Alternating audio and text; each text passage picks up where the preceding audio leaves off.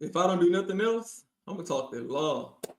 Let's talk about it. But before I begin, for those who may not know me, I'm a Texas trial attorney. Y'all see the law license on the wall signed by the 9 justices of the Supreme Court. I was minding my business and I was drinking my water.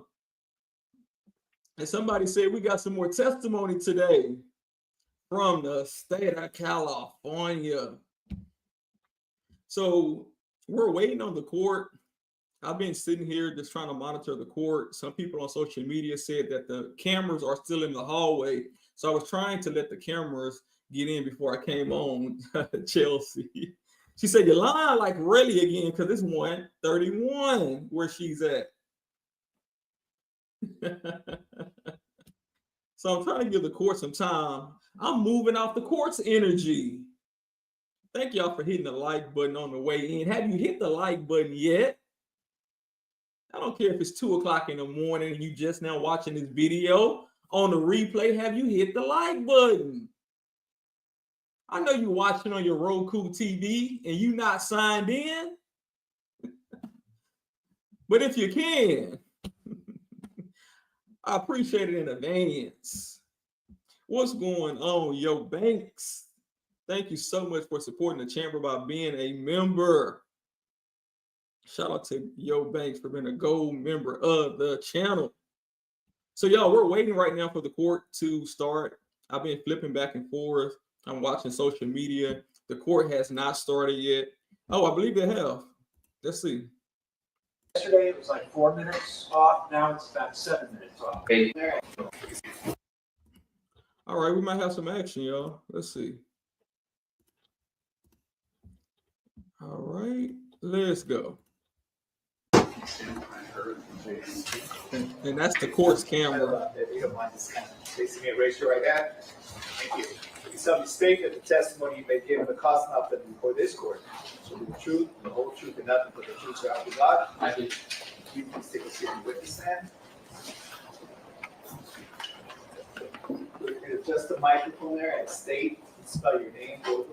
Kirk Anderson, KIRKANDERSON. Before you on, I forgot to mention this to you. The clock on the wall is getting worse. Yesterday it was like 4 minutes off. Now it's about 7 minutes off. So we're not going by that clock. I got a wristwatch. We'll go by the wristwatch. And I have 10 minutes before. About 5 more. What? Only about 5 more. It's still it's misleading. So we're going to go by, and I'm sure all your watches synchronize our watches. 10 minutes to 11.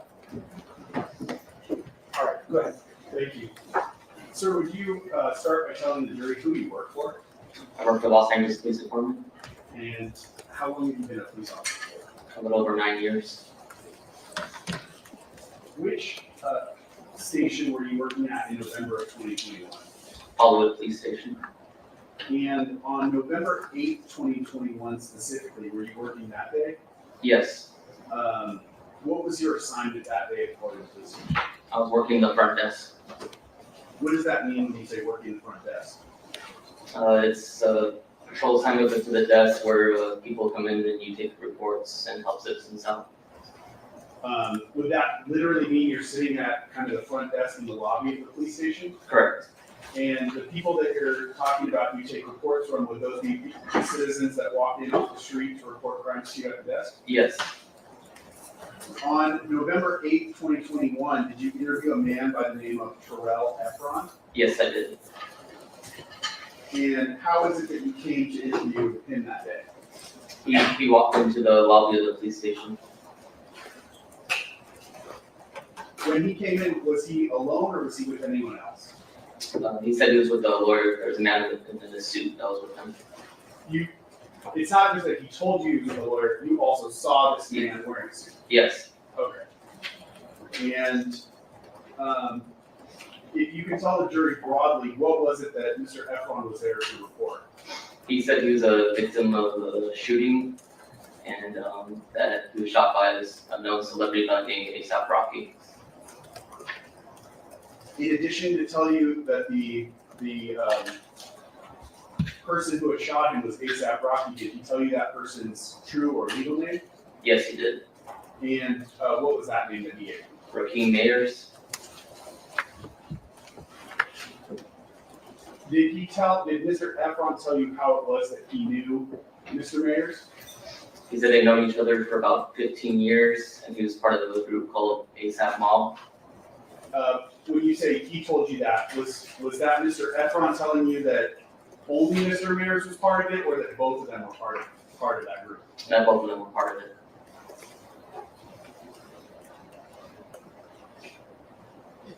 Before we get to the actual shooting that Mr. Ephron told you about, did Mr. Ephron tell you about anything that happened just prior to the shooting between him and Mr. Mayers? Ephron said that he heard that ASAP Rocky was talking bad about him over the cell phone, and that was the day prior to the shooting. Did Mr. Ephron tell you that he specifically heard the defendant talking bad about him, or that he heard about the defendant talking bad about him? He heard about the defendant talking about him. So did he tell you that he heard words coming out of the defendant's mouth? Objection to the leading, Your Honor. It's foundational. Repeat. Objection to the leading. It's foundational. I don't recall specifically. Did you document it in your report? I did. Would it refresh your memory to look at your report? Yes. Okay. Sorry, Your Honor. Almost bad habit. I'm gonna distract your attention.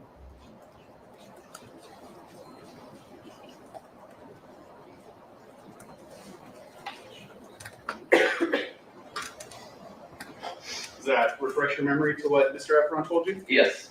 And did he tell you that he specifically heard Mr. Mayers talking bad about him, or that he heard about Mr. Mayers talking bad about him? He stated that he heard Mr. Mayers was talking bad about him. Okay.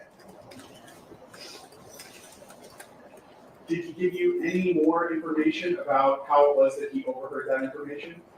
He did not. What did Mr. Ephron tell you that he did after he heard Mr. Mayers talking bad about him? He sent a text message to a friend that he said ASAP Rocky was being fake. And did Mr. Ephron tell you that that friend was a mutual friend of theirs, or just his own personal friend? I believe it was a mutual friend.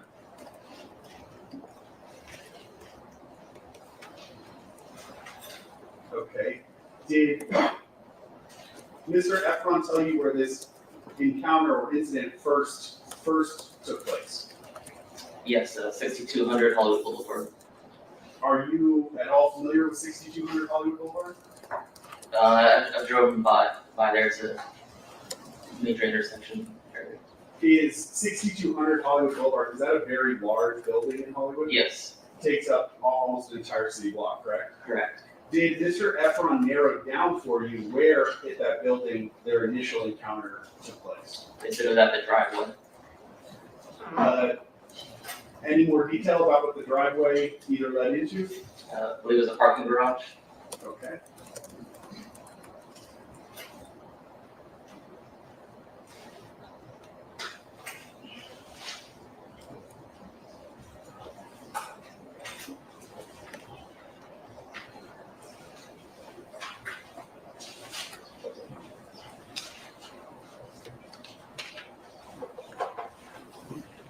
Did Mr. Ephron tell you when that meeting at the parking lot took place in reference to when the phone call was that he overheard where Mr. Mayers was talking bad about him? Yes, the following day on November 6th at 10 p.m. was when they met in the driveway. So, if I understand what you're saying correctly, Mr. Ephron said he overheard this phone call, then the very next day is when the driveway incident took place? Yes, All right. Did he give you any specific date, day, or time when that meeting at the parking lot took place? yes, 10 p.m. Do you remember the date? November 6th. And do you remember what day of the week that was? I know. Would you have documented it in your report? I don't believe the specific day is, Okay. But November 6th of 2021? Yes,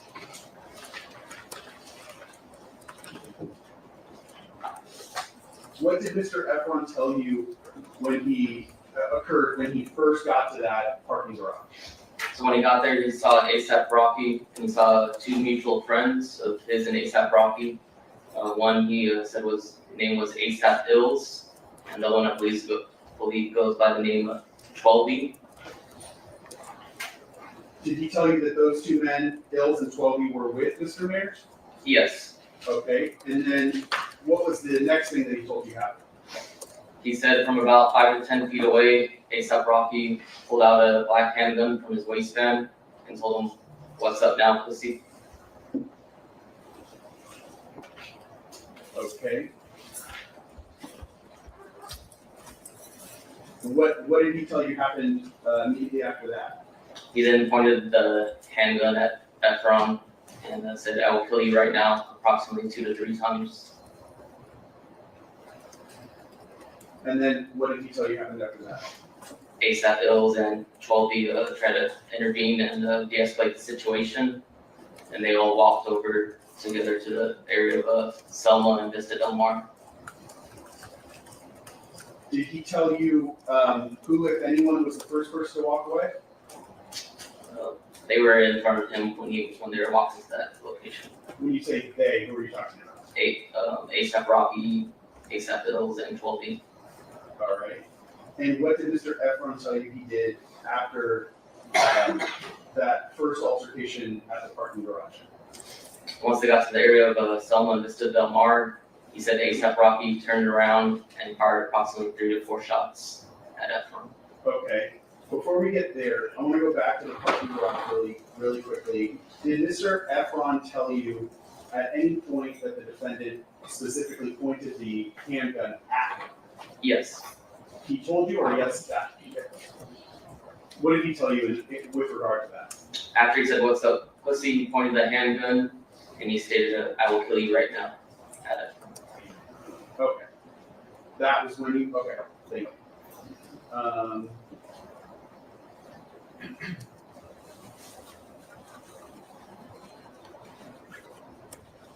Where again did he tell you that the rounds were fired? At the area of Selma and Vista Del Mar.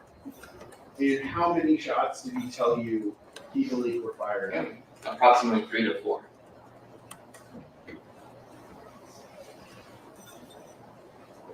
Did he tell you whether he was struck by any of the gunfire?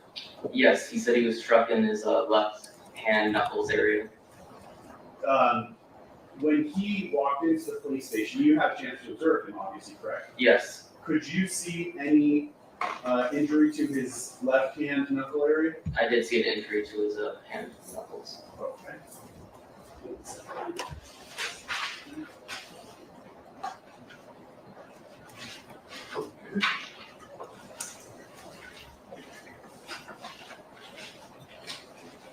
I'm going to show you what I previously marked as equals 17. You recognize what you see there? Yes, And does that appear consistent with the injuries that you saw to Mr. Ephron? it does. Number 8?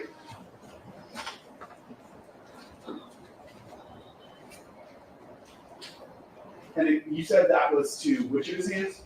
His left hand.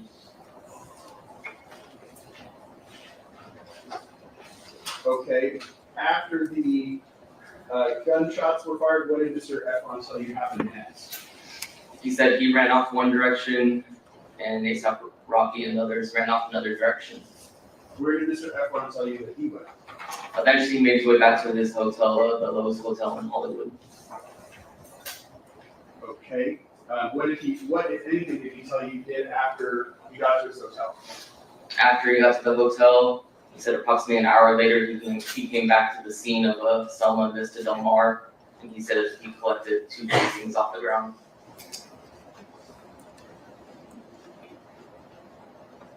Did he tell you at all about documenting where he observed those 2 cartridge casings? Yeah, he provided a photo of the casings on the street. Did he actually show you a photo? Yes. Okay.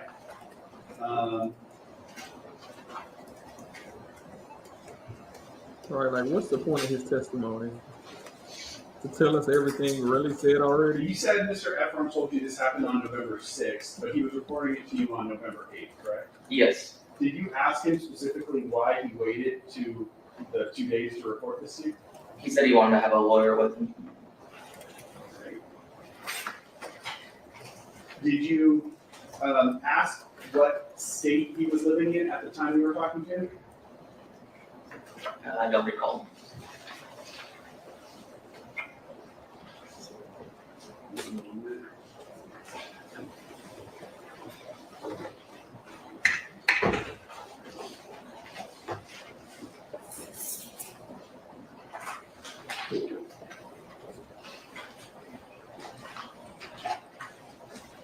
Direct you to the top cover page of your report if that assists you in refreshing your recollection. Yes. What state did he say he was living? New York?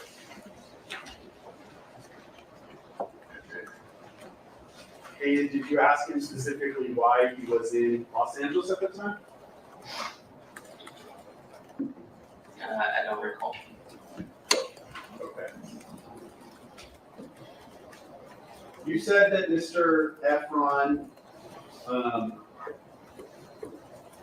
at the time he walked into the police station on November 8th, he had 2 fired cartridge cases with him, correct? Yes, he did. Can you describe that in more detail for the jury? It was 2 steel casings. It said 9mm Luger on each of them. How did he have It was in a black plastic bag. it? Okay. And did he physically give them to you? He gave me the plastic bag and I took them out of the plastic bag. What did you do with them after you received them? It was booked as evidence, so I put them inside of an evidence envelope, and then I sealed it and wrote the information on the envelope. When you say you booked it as evidence, what is that? Can you just describe for the jury what exactly that means? So it gets sealed up. I write my name on the envelope. I write the contents inside of the envelope. And it gets assigned a DR number, which is specific to this case. And then it goes inside of for at Hollywood Police Station, it goes inside of a closet where we store all the evidence. Did you seal it before you store it? Yes. Okay. I'm gonna mark my next exhibit, Your Honor, 32. If it can just be labeled as envelope and its contents. Yes.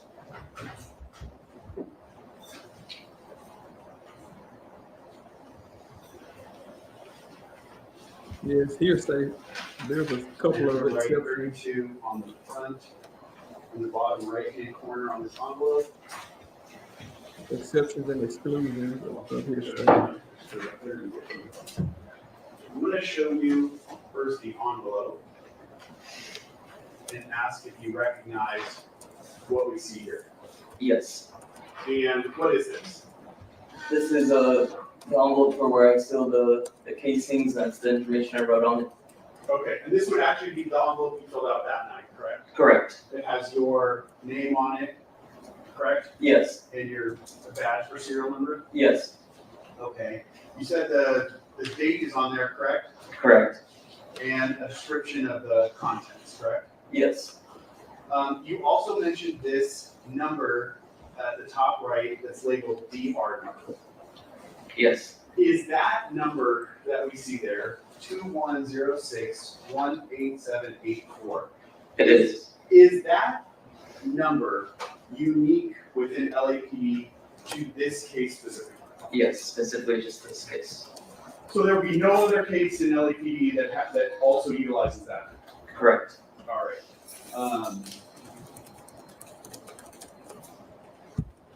Now, in addition to that number, the DR number that's unique to this case, do you also assign a separate number to the items that you are receiving? Like an item number? I don't understand. Sure. When you book something into evidence, let's take it more generally. In any case, would you agree with me that you or other people working on the case may, over the course of the case, book multiple items under one case number or DR number, correct? Correct. So let's say on the first day you collect one item and you book it, and on the second day you collect another item and you book that second item. would the first item that you collect be booked as item number 1 under that VR number? Yes, it would. And then on the next day, when you collect another item, would that be booked as item number 2 under this same DR number? Yes. Okay. When you did that in this case, what number did you assign to the casings that Mr. Ephron provided to you? Item number 1. So both casings would be item number 1, correct? Yes.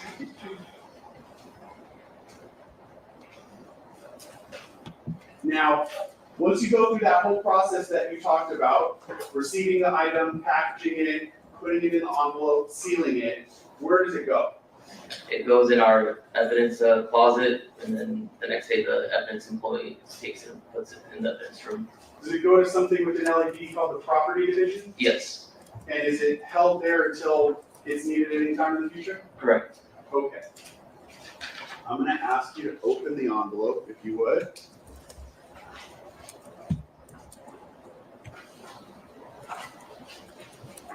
Do you have a knife or any way to open it? Underneath. I just might let us pull it up open. Use a knife. I want to get clean.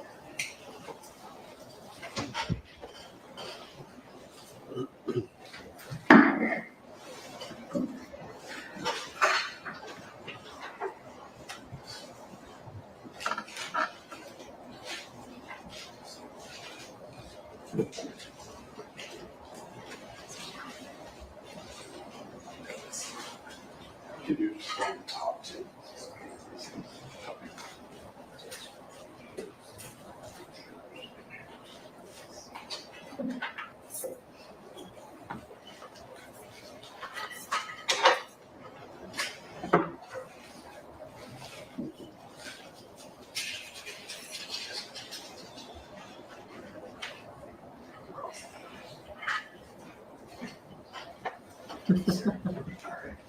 Not the pocket knife. Goodness.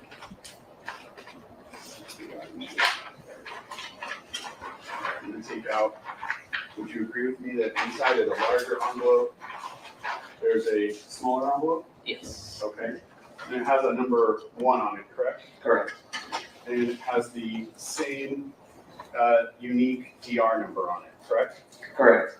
Okay.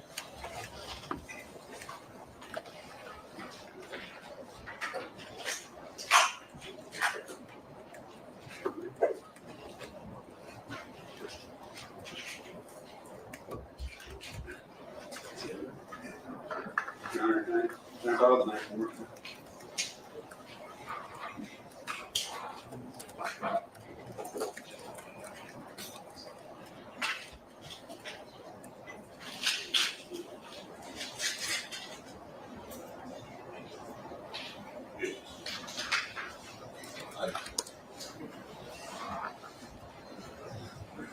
Okay.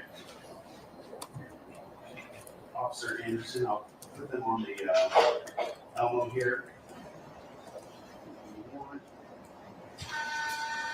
Zoom in.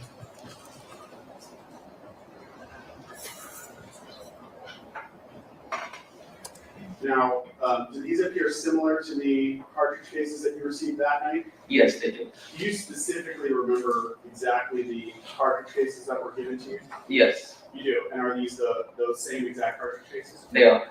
Okay. Are you familiar with what's called a head stamp on a cartridge case? I'm not. You're not. Are you familiar with kind of the words that are written on the back of the cartridge case? Yes. And in this case, what caliber of ammunition would these cartridge cases be? 9mm. 9mm Luger? Yes. Okay.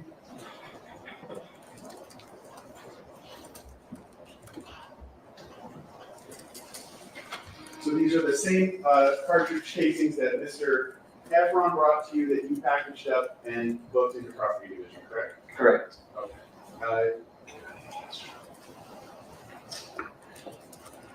I got nothing else, Your Honor. I'm gonna, just for the record, I'm gonna put them back in the smaller envelope, and then I'm gonna put the smaller envelope back. Waste of time. That was a waste. Who wants to, question officer? All right. Mr. Siegel, go ahead.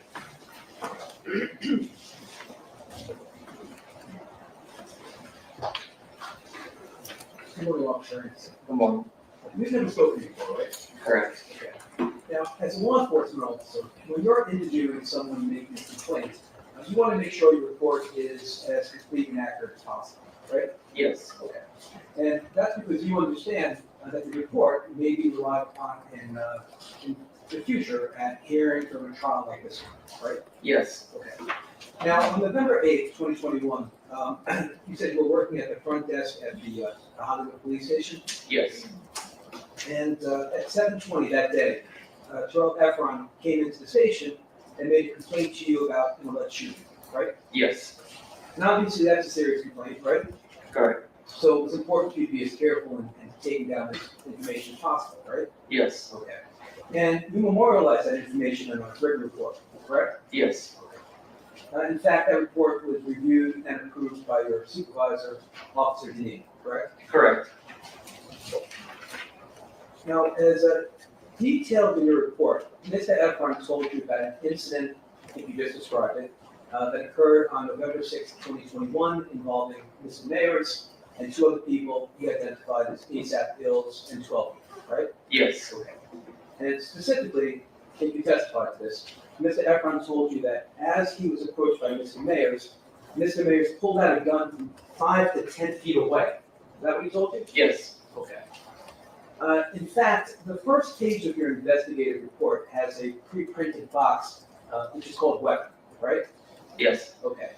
And that's for you to identify any weapon that a complainant reports to you, correct? Correct. Right. And you made a note in that report of a gun, right? Yes. Now, if a knife were involved in an incident, that's an important fact you would know, right? Yes. And you didn't make any note of the knife in this case, either in that pre-printed box or in the narrative portion of your report, correct? Correct. And that's obviously because Mr. Ephron, when reporting to you what happened, didn't tell you that 12 displayed a knife to him during the incident, right? He did not. Right. In fact, Mr. Ephron made no mention of a knife being involved in this incident, correct? Correct. To the contrary, rather than displaying a knife, Mr. Ephron told you that 12 actually attempted to de-escalate the situation. Is that right? Yes. And he told you that ASAP Ills also tried to de-escalate the situation, correct? Yes. Now, during your interview with Mr. Ephron, he also told you that he returned to the scene of the incident approximately an hour later. Yes. Is that right? And he gave you those 2 shell casings that he claimed to recover from the scene, the ones we just saw, right? Yes. I'm sorry. Sustained is the word claim. Okay. He gave you the 2 shell casings that he told you he recovered from the scene, right? Yes. Just so it's clear, Mr. Ephron told you he recovered those shell casings about an hour after the incident of November 6th, 2021, right? Yes. Okay. And he didn't give them to you until 2 days later, November 8th, 2021, right? Yes. Now, after you received the shell casings from Mr. Ephron, you requested that they be examined for latent prints. I did. And obviously, as an experienced law enforcement officer, you wouldn't have requested an examination that you knew would be useless. Am I correct? Correct. Right. So you requested that examination for latent prints because you understood that fingerprints can be lifted off shell cases, right? Yes. Right. Now, when speaking with Mr. Ephron on November 8th, 2021, he told you that he had a small scrape on his left hand from the incident, right? Yes. In fact, you saw a picture of it on the screen, right? Yes. Okay. And after him telling you about that small scrape and you seeing it, you clearly didn't see a need to get him an ambulance or some type of medical treatment, right? Right. In fact, at that time, on November 8th, 2021, you discussed with Mr. Ephron if any medical treatment, what if any medical treatment he already received for that small scrape. You asked him about that, right? Yes. And what he told you was, I just treated it myself on the day it occurred, right? Correct. Now, you were asked by Mr. President about the reported statements that Mr. Ephron made to you, right? Yes. Okay. And to be clear, when Mr. Ephron made all of his statements to you, he had a civil lawyer standing next to him, right? Yes. Now, you said, you asked Mr. Ephron why he waited 2 days to report the incident. And he told you it's because he wanted to have a lawyer present for him, right? Yes. Okay. Did Mr. Ephron tell you that another reason he waited to report the incident is because he was attempting to contact Mr. Mayor's quote-unquote people, including his manager, Mr. Mayor's manager, trying to get money before he even contacted a lawyer? Did he tell you that? No.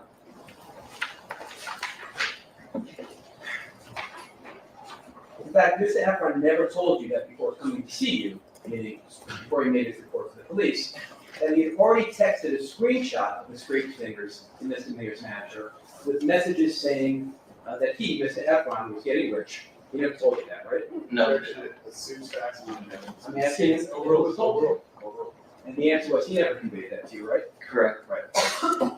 In fact, Mr. Ephron also did not tell you that before coming to the police, he had already sent a text message to his own business associate saying, quote, I want to get this N-word's money, referring to Mr. Mayos. He never told you that either, right? Right. And Mr. Ephron also did not tell you that before making his report to the police, before he came to you, Mr. Mayos texted him that Mr. Ephron was trying to extort him, that Mr. Ephron should stop calling Mr. Mayor's manager, and that Mr. Ephron should call the police. He never told you any of that, did he? He did not. Thank you very much. I don't have anything further. Thank you. Mr. Sullivan, how long did you estimate your interview of Mr. Ephron was? Approximately maybe 20 minutes. And included in that 20 minutes, some of that time has been you actually writing down or documenting things on your report? Yes. Is your report a verbatim transcript of what Mr. Ephron told you or a summary? A summary.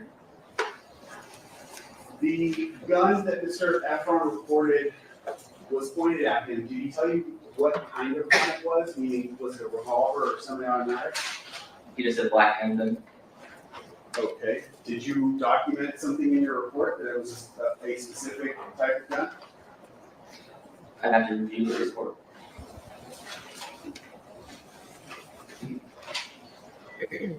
He would let him know he answered the question wrong. What did he tell you? Okay. It was a semi-automatic. Okay. You were asked about latent fingerprints. How many times are you aware of latent fingerprints being lifted off of cartridge cases? I wouldn't know the answer. I mean, have you ever received a latent print report documenting fingerprints on fire cartridge cases yourself first? No. Okay. I have nothing else. No, Your Honor. All right, thank you, Officer Anderson. Thank you. Next witness. My next witness is Detective Flores. A complete waste of time.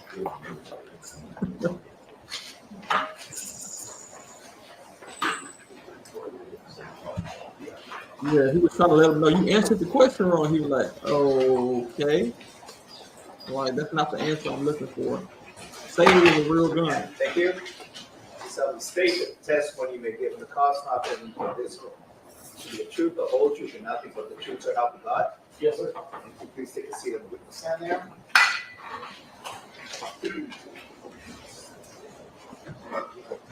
Again, please state. And spell your name. Yes, first name is Frank, F-R-A-N-K. Last name is Flores, F-L-O-R-E-S. Thank you. Thank you, Your Honor.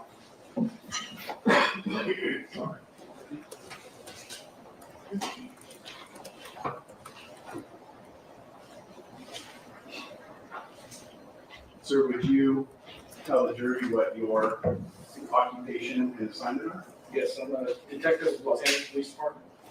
I'm assigned to a robbery homicide division. Were you also in that assignment in November of 2021? Yes, I was How long have you been a police officer for? just over 29 years now. Were you one of the assigned detectives on this case? Yes, I was. Who were your partners on this case? I was assigned along with Detective Carlos Camacho and Detective Donetta Benedict.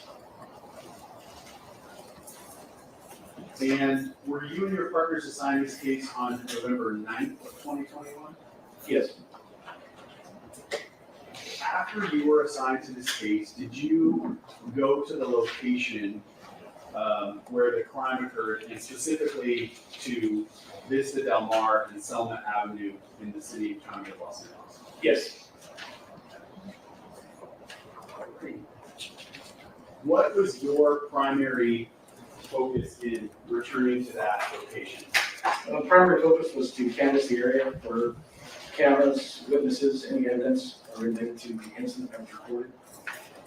And when you say cameras, would that be like surveillance video footage? Yes, I mean, anything private, public, anything that would capture events from that night. Okay, I'm gonna show you what I marked as one. Do you recognize the area that's depicted here? Yes. Okay. I can turn on the little screen for you too, if that makes it easier. It's not you have to back to this. Okay.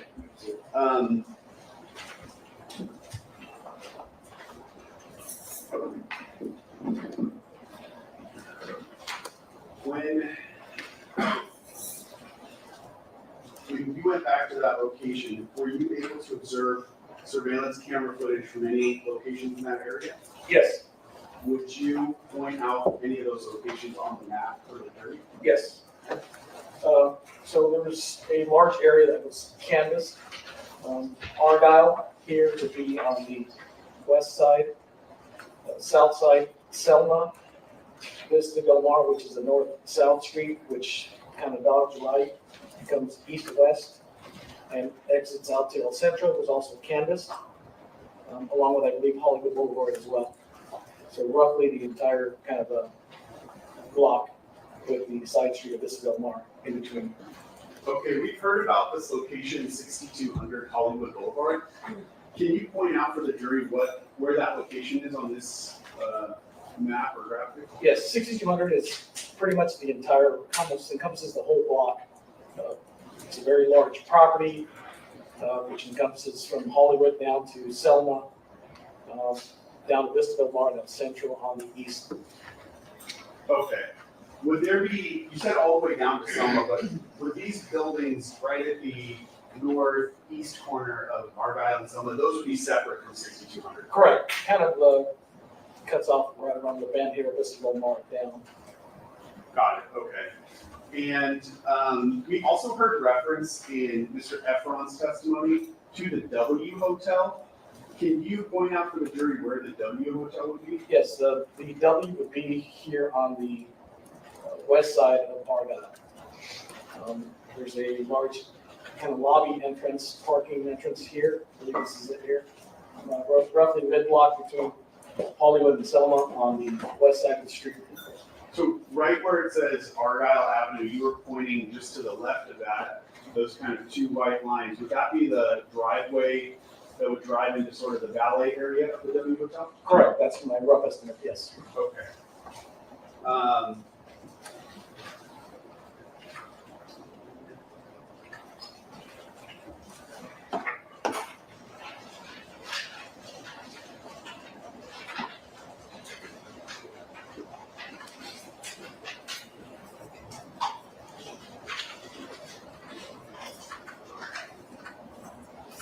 The locations where you observed surveillance video from, can you point out those locations? Yes. So the first point was the parking structure off Argyle, which is roughly just here on Argyle on the east side of the street, just north of Selma. The parking area where the first incident took place. As we continued the path south and then east, as we began northbound on Vista Del Mar, there were cameras here at, I believe it's a 1616 Vista Del Mar, which is a kind of privately owned building. And then beyond that, there were cameras attached to 6200 Hollywood Boulevard in the windows, roughly kind of on the bend here on the exterior of the base floor of 6200, kind of the rear end. As the street opened back up to North El Centro, there was an additional camera here at the, it's roughly described as a kind of a loading dock to the building, which is on El Centro, just north of Vista Del Mar. Okay, Your Honor, if I may mark my next exhibit equals 33. It's a single-page document with a photograph of that area of Vista Del Mar and Selma with annotations and markings on it.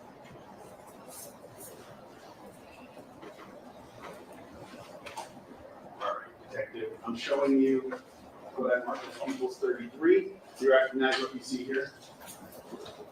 Yes, And you see the number of red boxes, the 1, 2, 3, 4. correct. Are those each locations where camera footage was retrieved from? Yes, Let's start with 1. Would that be the parking structure that we talked about? yes, All right, so just to the left of the 1, you see the green triangle with the green arrow in it. yes, I do. Can you describe for the jury what would be represented roughly by that green triangle and arrow? That would be roughly the angle of the camera, which was under the parking structure, kind of awning at the entrance. And the camera faces the northbound towards Hollywood Boulevard, which would be First Major Street up. Okay. And you observed video from that location, correct? Correct.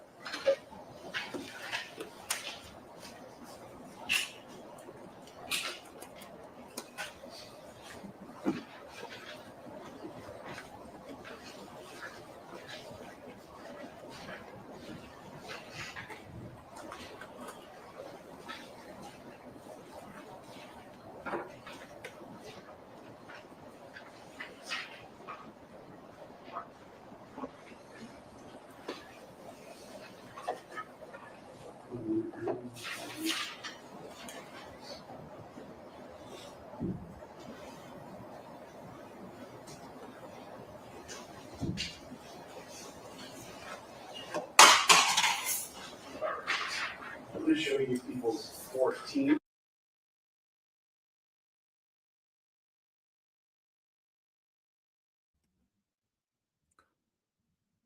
All right, that's weird. I don't know why we lost the sound.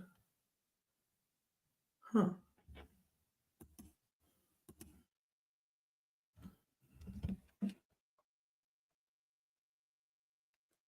Selma, which would be right where this intersection is on The course camera the bottom end of the page. So northbound view of the camera looking south. Okay. And when you were pointing out where the camera was, you were kind of pointing underneath the, kind of to the roof area underneath where that parking lot driveway is, correct? That's correct. And I think you were specifically closer to where, I think it says restricted entry. Yes, roughly there, that area. Okay.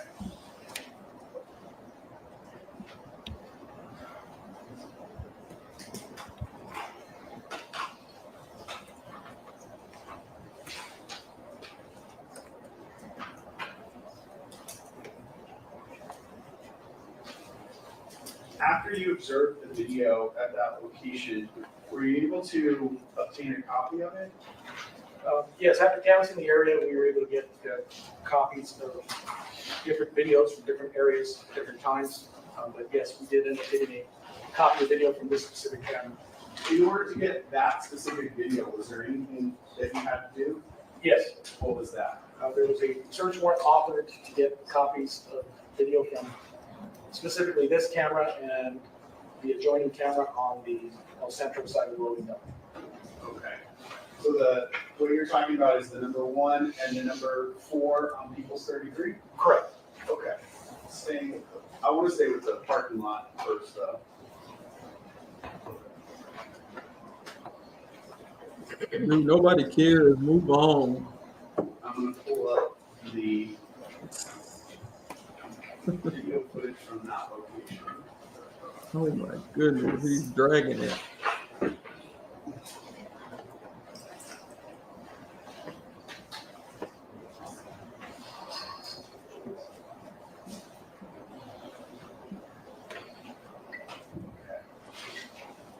Now, on People's Exhibit 15 here.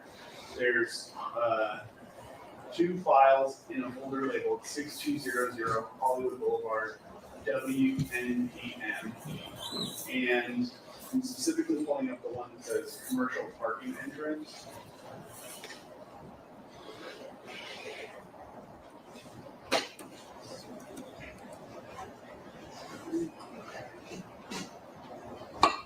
Now, one second. It's really hard to read from here. Where I have it paused right now is at 9 minutes and 42 seconds in this video. Do you agree with that? Yes. The entire amount of video that you collected from there was at 1 hour, 18 minutes, and 6 seconds long. Yes. And was there a specific time that you started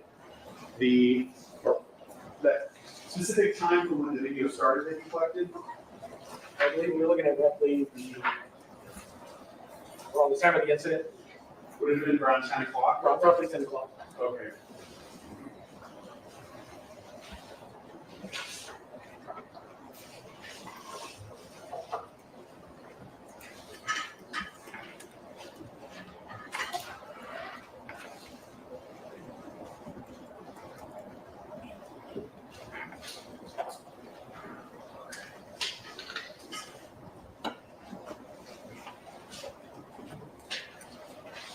And the video that we're seeing here, would this be the raw video footage that you received from that location? Yes. All right, I'm gonna just play it forward a few seconds.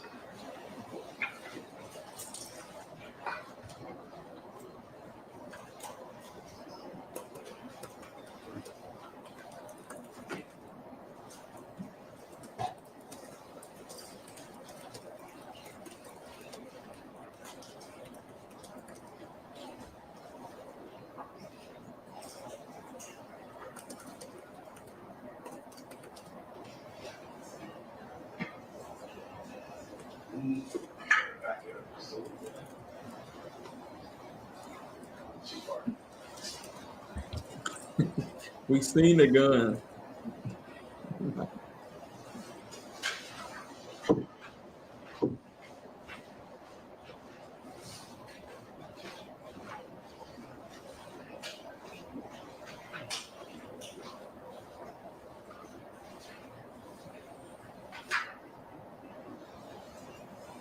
Okay. Detective, can you read the time that it's paused there at? Yes, it shows 10:15.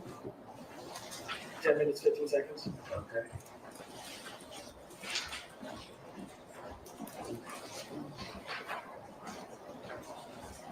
I'm gonna mark my next exhibit, Your Honor. 34. Yeah. It's a one-page document that has 3 still images from this parking lot video. They're individually labeled A, B, and C on the page.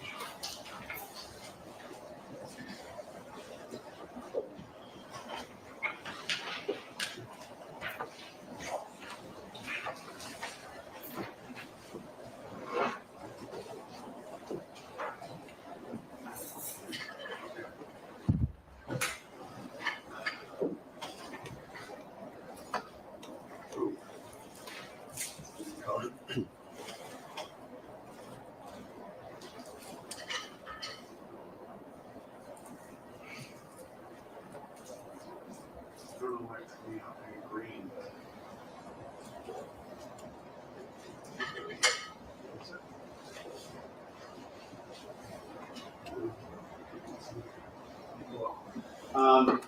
It's a kind of an odd color up there, Detective, but do you recognize where those 3 still images are captured from? Yes, And what would that be? that's from the camera that was recovered at the parking structure.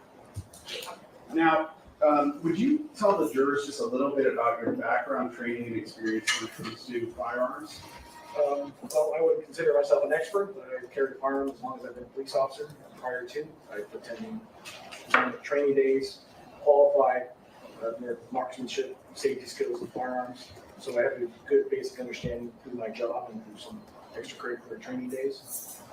Now, in the course of your 29 years of experience, have you had an opportunity to use both semi-automatic pistols and revolvers? Yes, I carry both. Are you generally familiar with the difference between those two types of firearms? Yes. And could you describe that to the jury? Yes, a revolver is kind of the older technology for firearm, the original firearm. It's a wheel gun. It's a wheel where the gun is manually loaded with the ammunition, and after you fire, you have to manually unload it. Meaning, there's a lot more handling of the weapon. When you shoot it, it doesn't eject casings like a semi-automatic handgun. So it's also generally a lower capacity weapon, meaning most revolvers are limited to 5 or 6 rounds capacity. A semi-automatic is more of a modern era weapon. It's a magazine and cartridge fed weapon, which can hold a large capacity of rounds. Anything from small semi-automatic can hold 5, 6 rounds up to 17, 18 rounds, depending on the size of the semi-automatic handgun. When you fire that gun, the difference is casings eject. Anytime you fire it, the casing will eject from the handgun to clear the way for the next round. Versus a revolver, when it fires, the wheel just spins to the next available chamber. So A big difference in what you can see in the two guns is that wheel that you're describing on the revolver, correct? yes, the revolver's fairly distinct. And when you watch this video or even observing the still images on the screen up there, based upon your background, training, and experience in law enforcement and handling both semi-automatics and revolvers, what is your opinion with regard to what type of gun that is, specifically between a revolver or a semi-automatic pistol? No doubt, semi-automatic. Okay.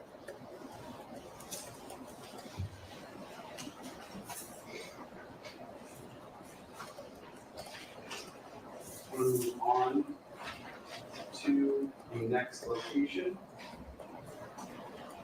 So equals 33 and focus in on location number 2.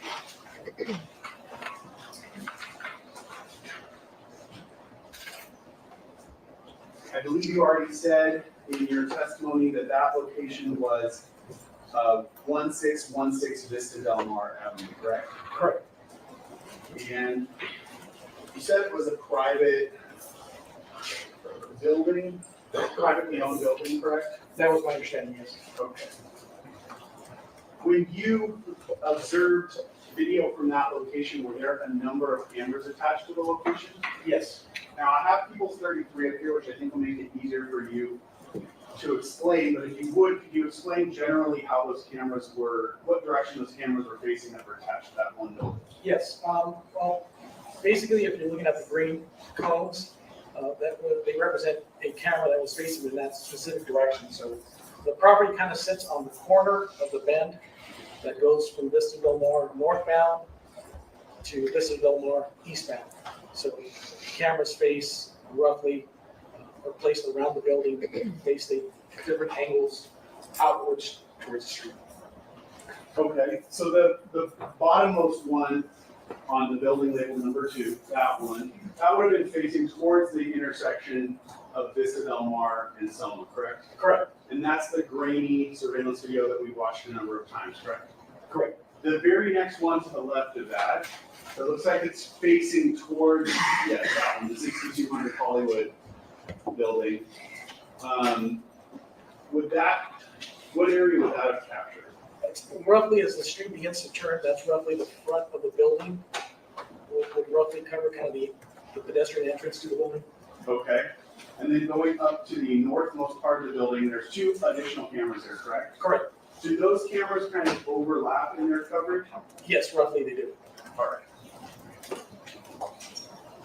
Go back to People's 15, the hard drive.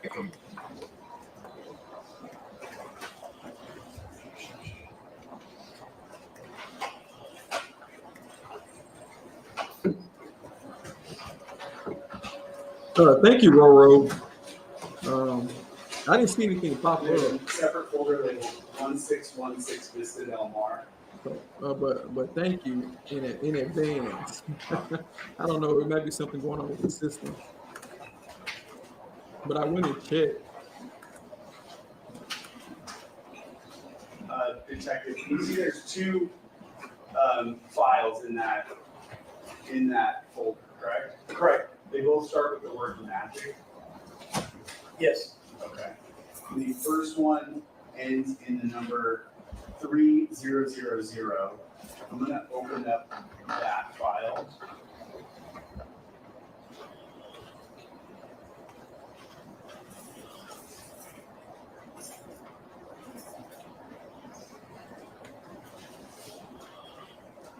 And I'm gonna make this bigger.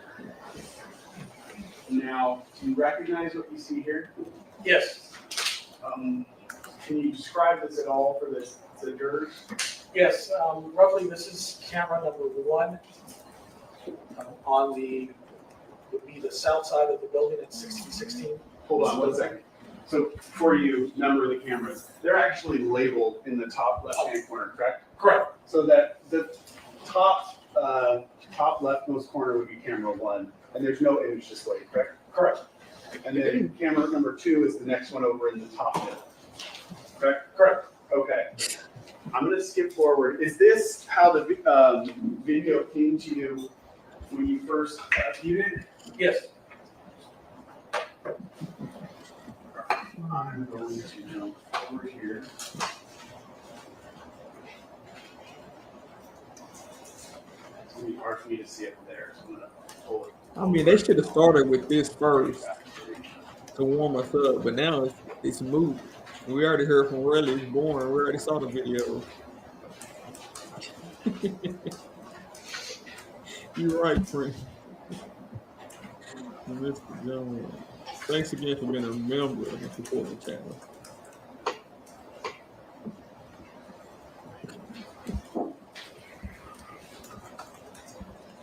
Oh my God.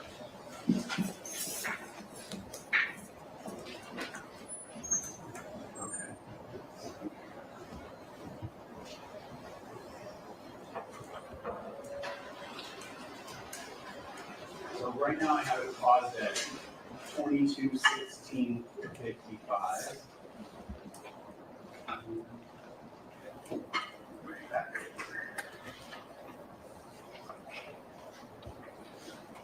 Okay, so from we have it paused here. There's 4 cameras that are displayed, correct? Correct. And each one of these represent cameras that we just talked about in that exhibit, People's 33. Yes. And if you double click on the cameras, it makes them individual screens, correct? Yes. All right. This would be that one that faces towards Vista Del Mar and Selma. Correct. Right. Go back out. Camera 3 would be that next camera to the left, which covers, you said, the front entrance of the building, correct? Correct. I'm gonna jump over to camera. Is that 5? I believe it's 5. Correct. All right. That area that we see in the top left of this camera, is that curve on Vista Del Mar that you were talking about? Yes, that camera will be facing roughly west and south. Towards the curve. Correct. And then the last one, camera 4. Which direction would that camera be facing? That will be facing east down towards Front Central. Got it. Okay. And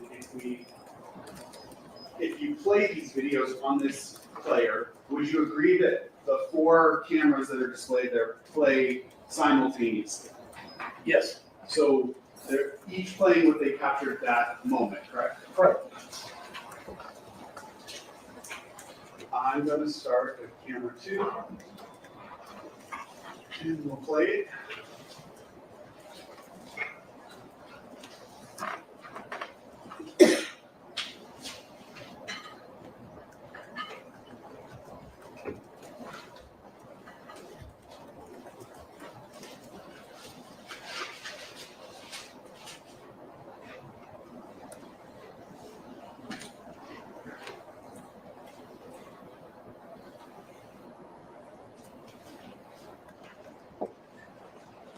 pause it, you could read the time at the bottom and switch screens, but the timestamp at the bottom left here.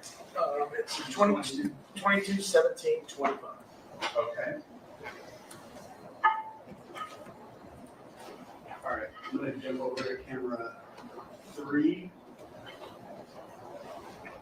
And I'll play at this portion. And pause it. The time. 22/17/29.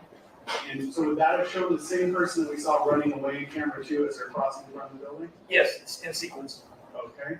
So jump over to number 5 that faces the curve. I might have passed already, but I'll keep playing it from here. Hello, Miss Bernadette. Thanks for popping in. It's not playing. It's not. Okay.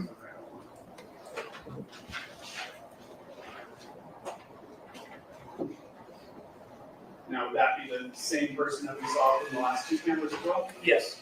Okay, and I'll jump to camera number 4. Is that individual now towards the top of the screen here? Yes.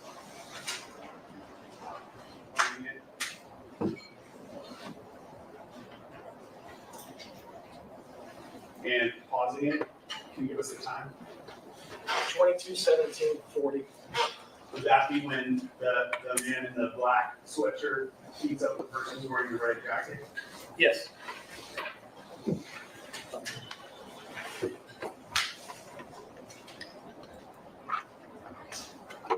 We go back in time a little bit. So you would agree that the sequence that we just played was sort of following the man in the black sweatshirt, correct? Correct. All right. Go back. I'm going to ask you to follow the other individuals.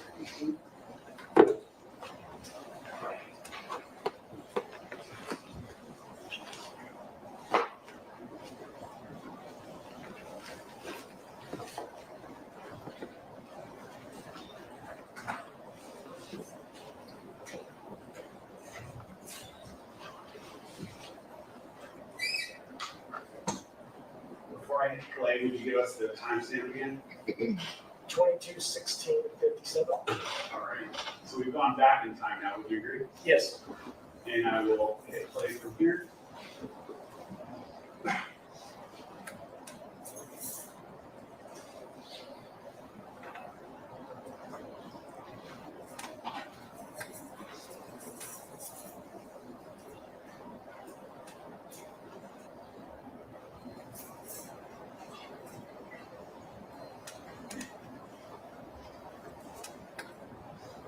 So after the man in the black sweatshirt runs away, what does the man in the red jacket do?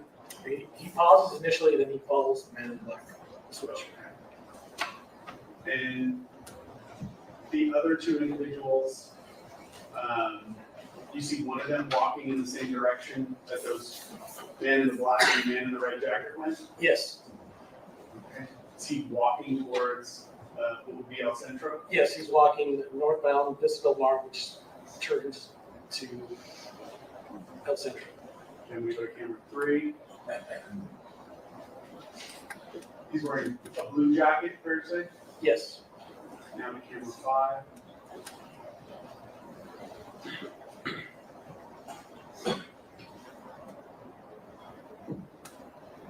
And then last thing, camera 4. Would you agree he walks up Vista Del Mar, makes that turn, and then walks towards El Centro? Correct. Okay.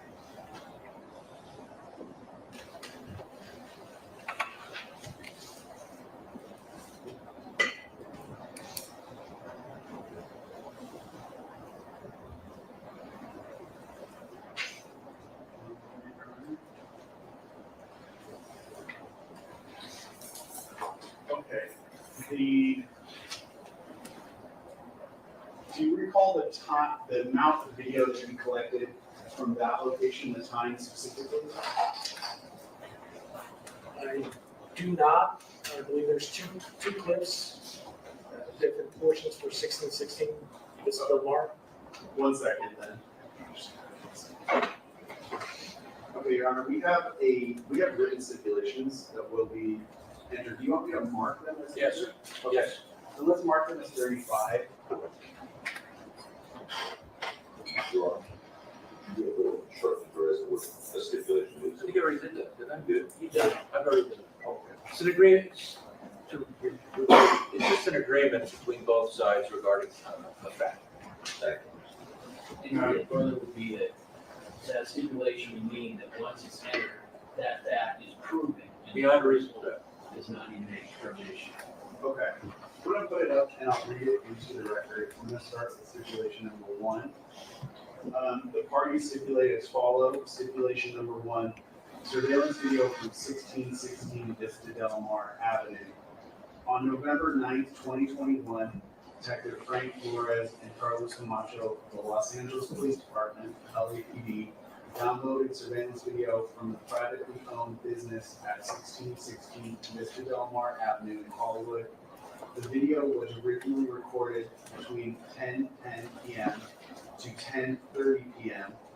and 11 p.m. to 11:20 p.m. on November 6, 2021. The surveillance video contained in People's Exhibit 15 is a true and correct copy of that video.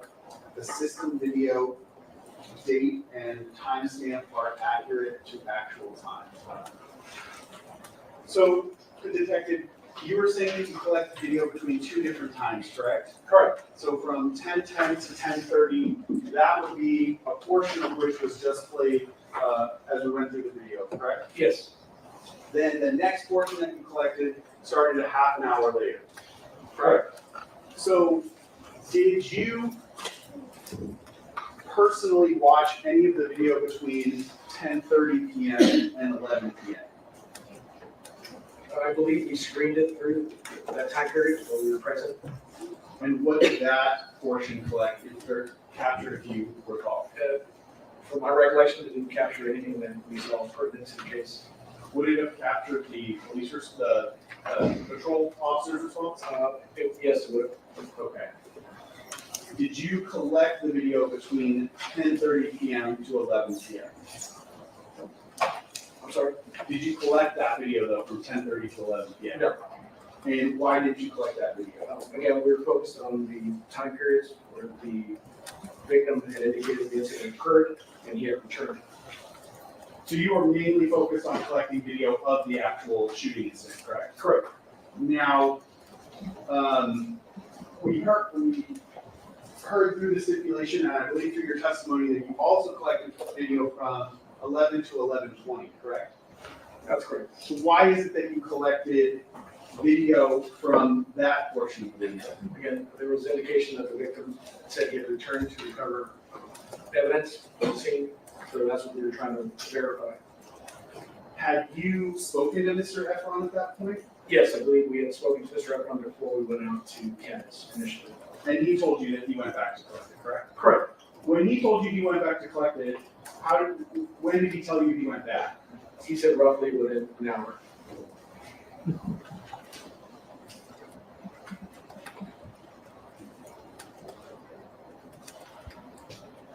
Okay, so let me go to that second video. So it's from the same system, correct? Correct. Go down to the second one. I know we're getting close to noon, Your Honor, if I could just cover this one topic and then we can break. All right, they don't have nothing. It's gonna be lunchtime. We didn't waste it the whole morning. Man.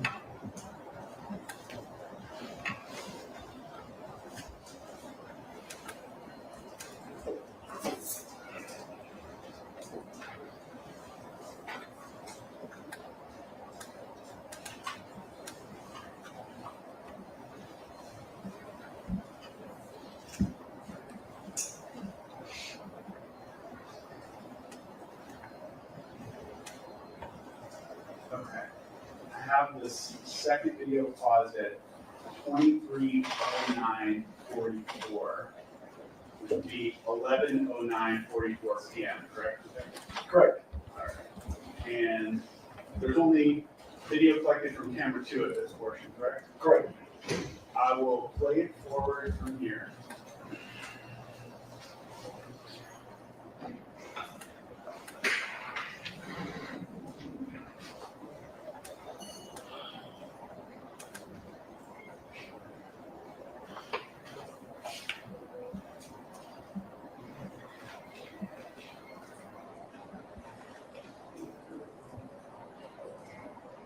you see an individual with, a light colored top and a dark colored bottom or pants walking around that area? Yes, I do.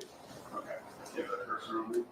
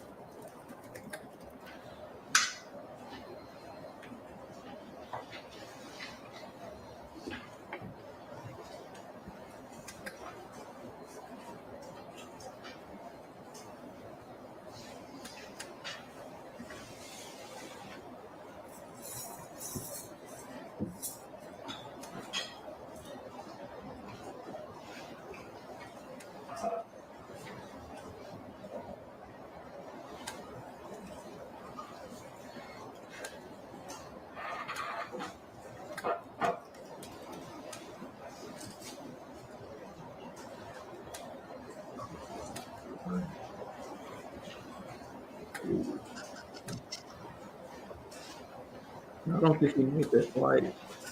I think he said the flight was at 8. Wally, and she's still in the state. Wally in Cali. I'm gonna pause it. A few questions for you. Can you read us the timestamp so we know what was played? That's roughly 23/11/39. Okay.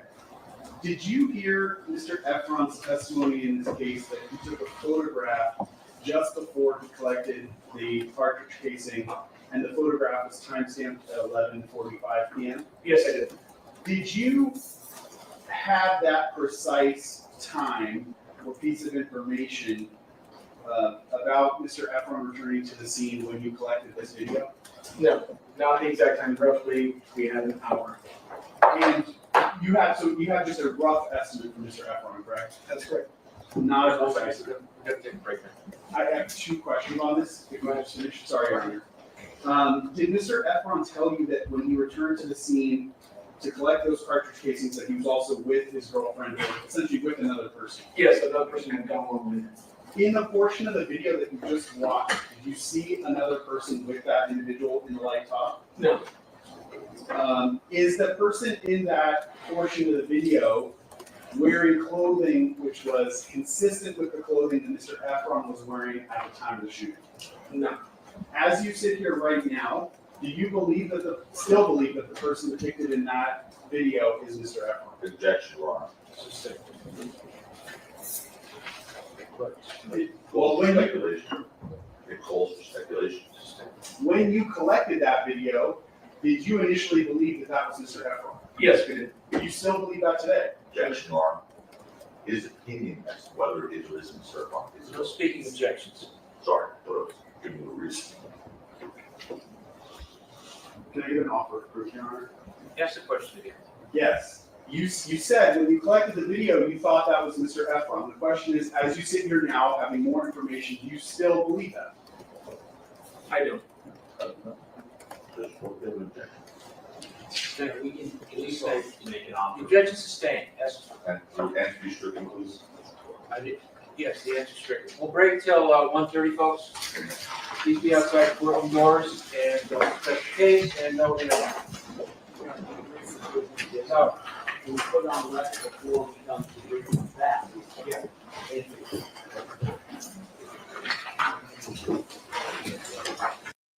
Yeah, Teo, the thing about the videos, I understand that the prosecution wants to show the videos to help their case, but we seen the videos. We seen it. We seen it. I mean, it's already in evidence. It was stipulated. It was agreed to by both sides. So it was played during the opening statements. So, we saw the video. They saying Rocky was the aggressor. People were saying Relli was the aggressor. We get it. We get it. Right, the judge is done. The judge is like, man, even if he's found guilty, I'm going to give him probation right now. Yeah, Rocky's lawyer should object more. Yeah, I think they should have started, because when the trial's starting off, you can warm them up with these officers and detectives, and then you can bring in Relli But I guess they thought really was incredible, so they tried to like squeeze him in the middle and then bring in these officers to clean up his testimony. But now it's like nobody cares. At least here in the chat,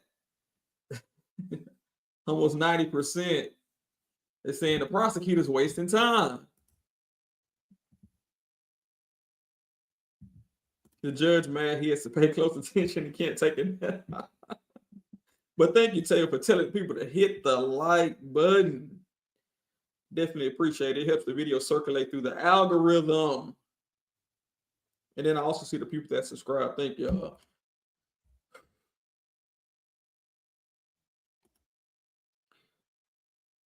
I guess before we break, anybody want to come up?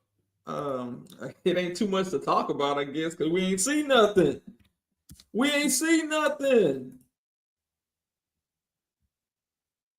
Sitting here wasting these folks' time. Tell you where you at, hit the link. So I feel like the jury hasn't seen every single angle. Law and crime chat is 50-50 on Rocky guilty. But let's take a look. Oh, well, I don't see a poll, so I don't know where that number came from. I don't see a poll, Teo. I doubt it's 50-50. I doubt it's 50-50. Oh, the judge was asleep yesterday and hopped up, look at the timeline. 25-47. We definitely have to go and look for sure. And thank you again, Roro. I'm not sure what happened. As far as I saw your message as far as the cash up, I'm not sure what happened. It wasn't showing anything to accept. I'm not sure what's going on with that. But I do thank you. What's going on, Mr. Jones? GTL, what's going on, man? I can't call it. What I you see, know? I see you guy. Oh man, I can't call. I see you got Teo on his shenanigans already this afternoon early. I want to tell you to hit the link and come up and explain, defend your position. You know, if you write a thesis or a dissertation in college, you got to defend your position. Defend your. Oh, okay. I got you. He said, hey, okay, I'm at work. Can't hit the link, chat, and listen only. Appreciate the platform. Okay, I got you. Yeah. It's all good. I know people are going to have different opinions, different sides. So, Teo, what you saying right now, Teo? Guilty or not guilty? Let me know right now. Guilty or not guilty? And if you say guilty, you won't be alone because Law Malcolm going to be in here in a second. So what you think about the witnesses today? As far as me, I was doing other stuff, so I had it on, but I was in the but yeah, I didn't have the volume up, so I really couldn't hear what he was saying, but I can only imagine that it's the same rhetorical stuff as the first officer, and really stuff that they can't really, what can they really testify to other than what Relli said, because there was no evidence at the scene. Hang on a second. I'm not sure who that is, Roro. And that's why I linked it at the bottom. I normally don't have it scrolling, but I believe some people were creating fake stuff and people were reaching out to me. So I always just try to have it scrolling at the bottom. So I'm not sure who this person is. You know, with that acronym listed on there. But if you do see something like that fake, just report it if you don't mind. And hopefully they let you counsel it. I'm not sure how that works. TTL. Oh, yes, sir. Go ahead. Do you have any mods, man? You got any moderators? No, we're not. It's not explosive enough for that right now. But as if the channel, you know, as it grows, then I possibly consider that. But not right now. I mean, I'm saying that because a lot of that stuff that comes in like that, if you had mods, they can get rid of all that stuff without, you know, you having to do the extra work. You can just keep it streaming. You see something like that, you can just tell one of your moderators to, you know, get rid of it. No. So the issue is someone created a fake cash app. So So yeah, it have to be reported on Cash App that it's somebody creating. If they use your name and your picture, then it's something that's fake. So that'll be something that'll have to be handled through them. Right. Okay. Yeah, but let me see. Your wife is a billionaire. You doing? Your wife is a billionaire, and you doing hood nickel show.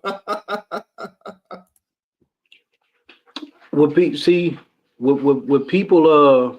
got to understand,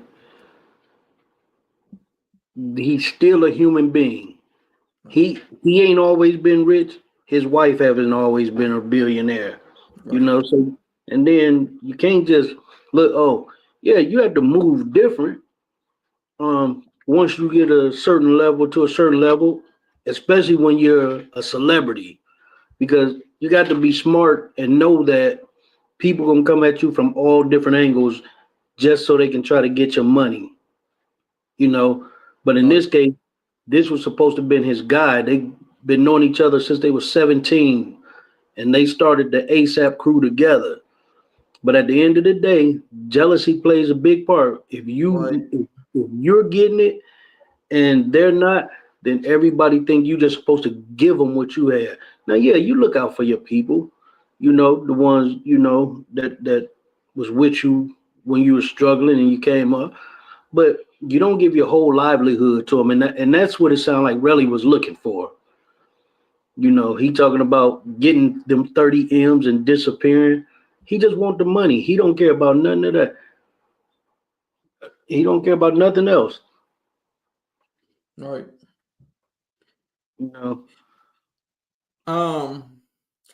I mean, so where do you think we're moving from here as far as the next witness? I'm thinking maybe the detective. I mean, not the detective, the firearms, maybe expert. But here's the thing. What can they testify to without a firearm?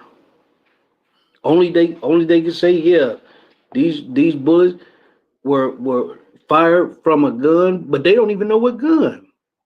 All they talking about is possibilities. Right. And possibilities don't get you nowhere. You got to have concrete evidence. And if you don't have the weapon to prove that the bullets came from a weapon that Rocky had, then you don't have nothing.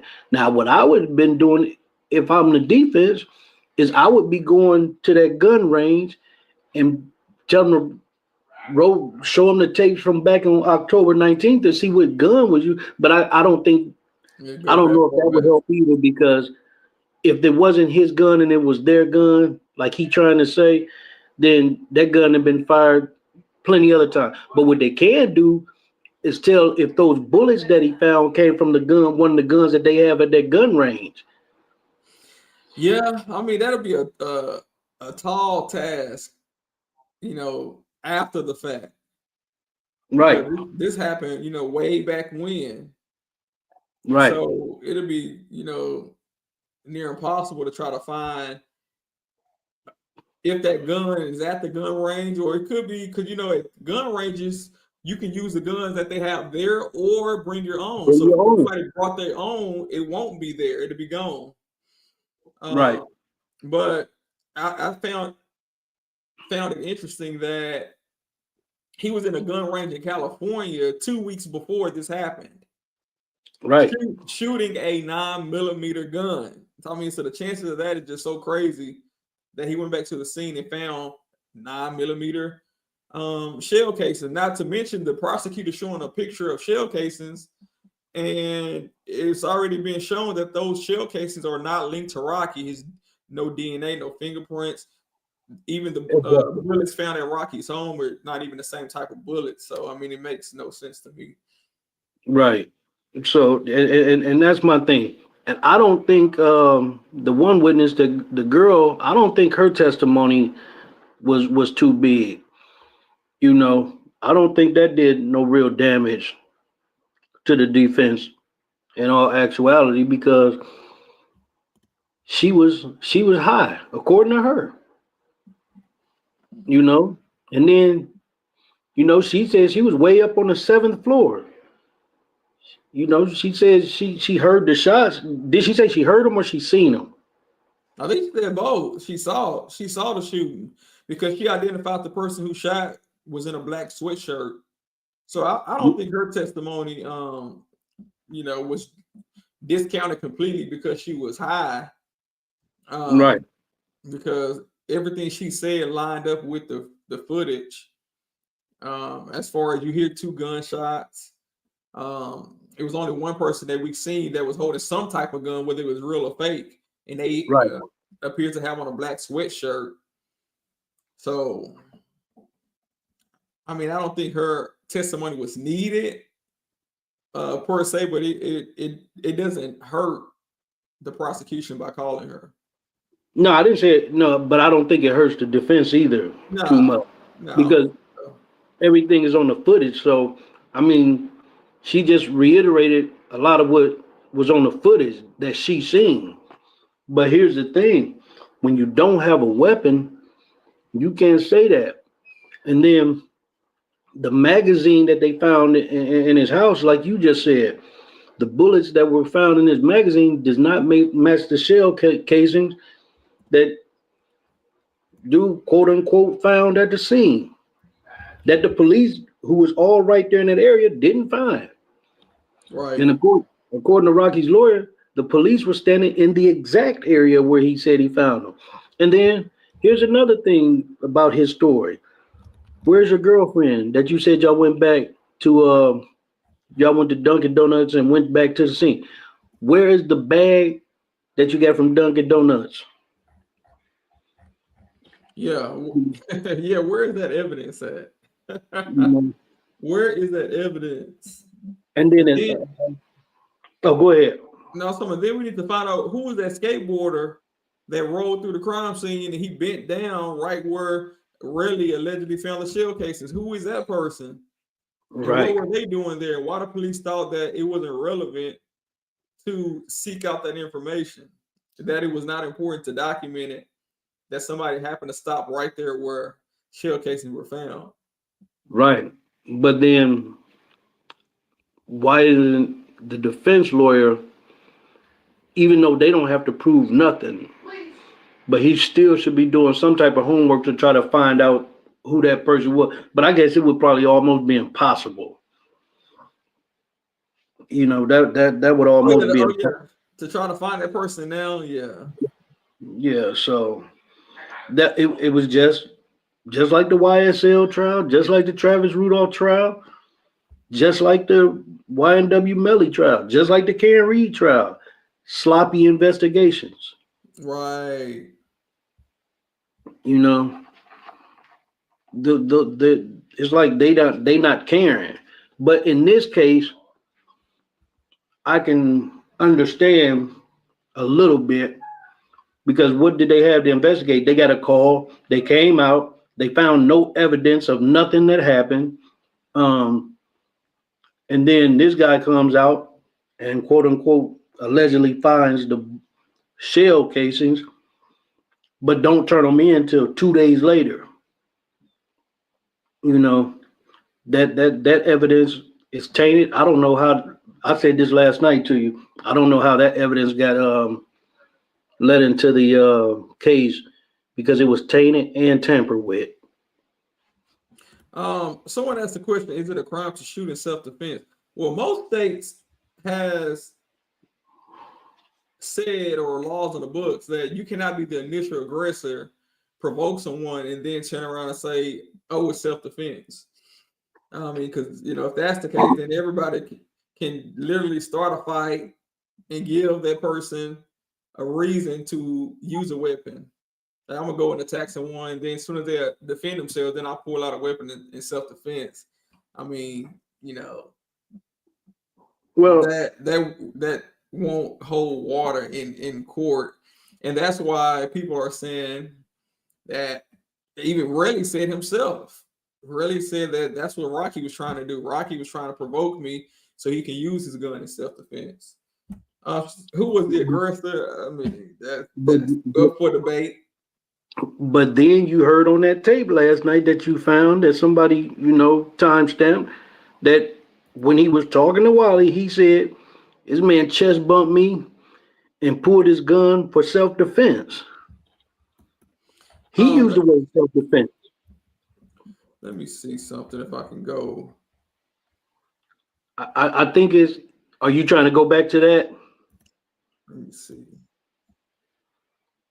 I think I've timestamped it at because sustained overruled was live, and I told her that you have found it. So I found the timestamp. I think it was at 7:30 and 15 seconds. Okay, let me see.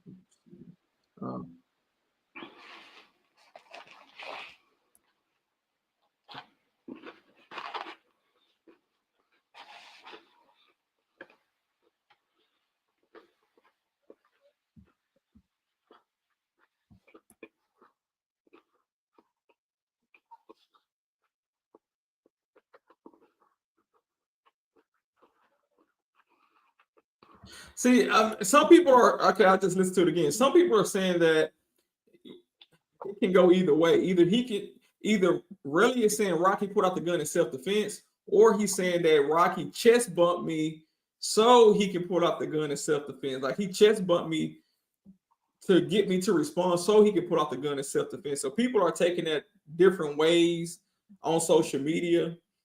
But I mean, Relli said those words. Right. So I mean, it's gonna be hard to ignore. Exactly. He was just saying that was his so-called alibi, self-defense, I believe. Okay, see, so Roro said the same thing. Some people were saying on social media. I saw last night they were saying the same thing. They're like, no, y'all gotta understand the full context. He was saying that Rocky chest bumped him so Rocky can have an excuse to pull out the gun. But if that's the case, when he walked up, if Rocky just wanted to pull a gun, he would have pulled it right away. Right. Why did he need to chest bump you? Yeah. You know? Then he lied and said he put the gun to his stomach. Yeah, he said the gun was touching him, and then in other reports he's saying that the gun was maybe 8 to 10 feet away. It's too much going on. Nothing is really clear. Oh, why isn't the woman in the video being called? Because she's a ghost. That we haven't seen a woman in the video. Right. He said it was a woman, but we're trying to see. I think was some questions that were asked. There was another question you had asked earlier. I have a burning question. Was Wally on the defense list, or did he surprisingly show up? Yes, he was on the list several days before trial, and it wasn't a surprise because they had to fly him in from Paris. So the prosecution knew that he was coming in, and that's why he was able to go in the middle of the prosecution's case. They were able to squeeze him in. So I don't think it was a surprise to the prosecutors. No, you can't do that. That's you can't come up with surprise witnesses like that. That's your job.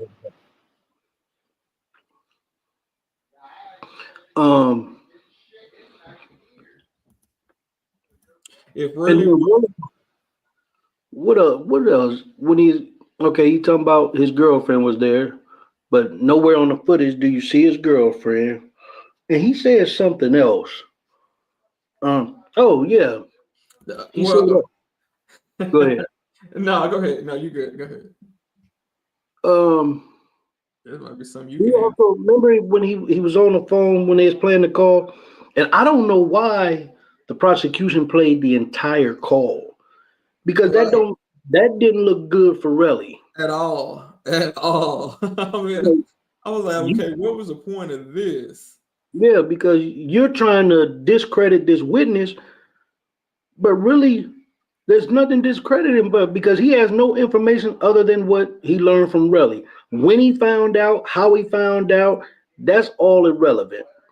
He wasn't there. He has no evidence. All he came to testify about was to verify or not if that was him and Relli on that call, if that call was fake. Yeah, yeah. The more he played it, he was trying to discredit the witness, but he was discrediting his own person he was advocating for, which is really his own witness.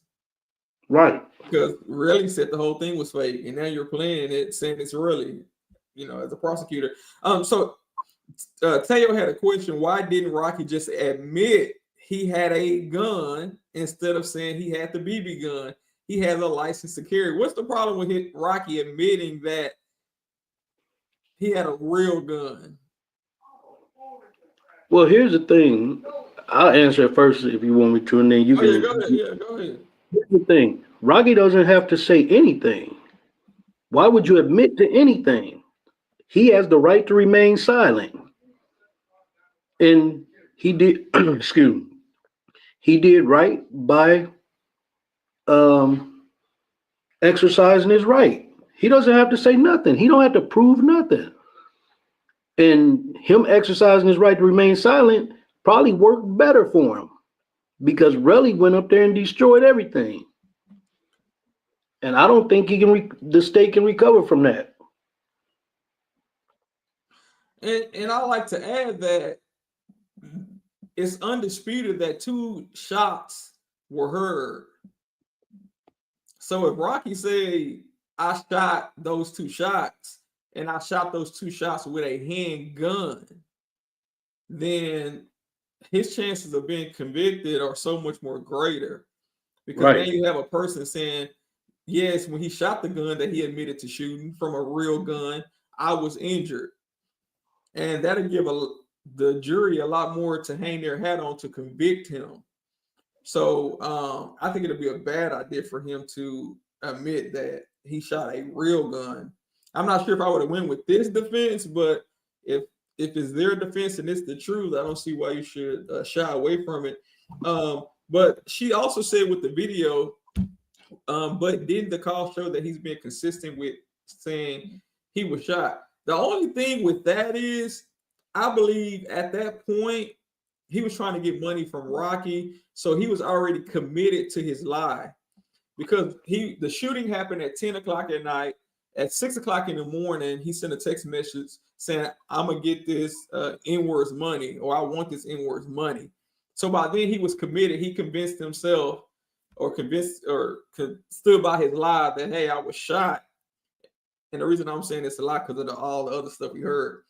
And then once he was calling people trying to get money from Rocky, he had to persuade them that, hey, Rocky shot at me. Because if he had told them the truth that, hey, Rocky really didn't shoot at me, I just want his money, then the person on the phone would likely say, right, well, if he didn't shoot at you, why are you trying to come after his money and stuff if you're admitting that he didn't shoot at you? So I think he was committed to his story at that time, and he wasn't going to tell people that his story was fake because that would hurt his chances of getting as much money as possible from Rocky.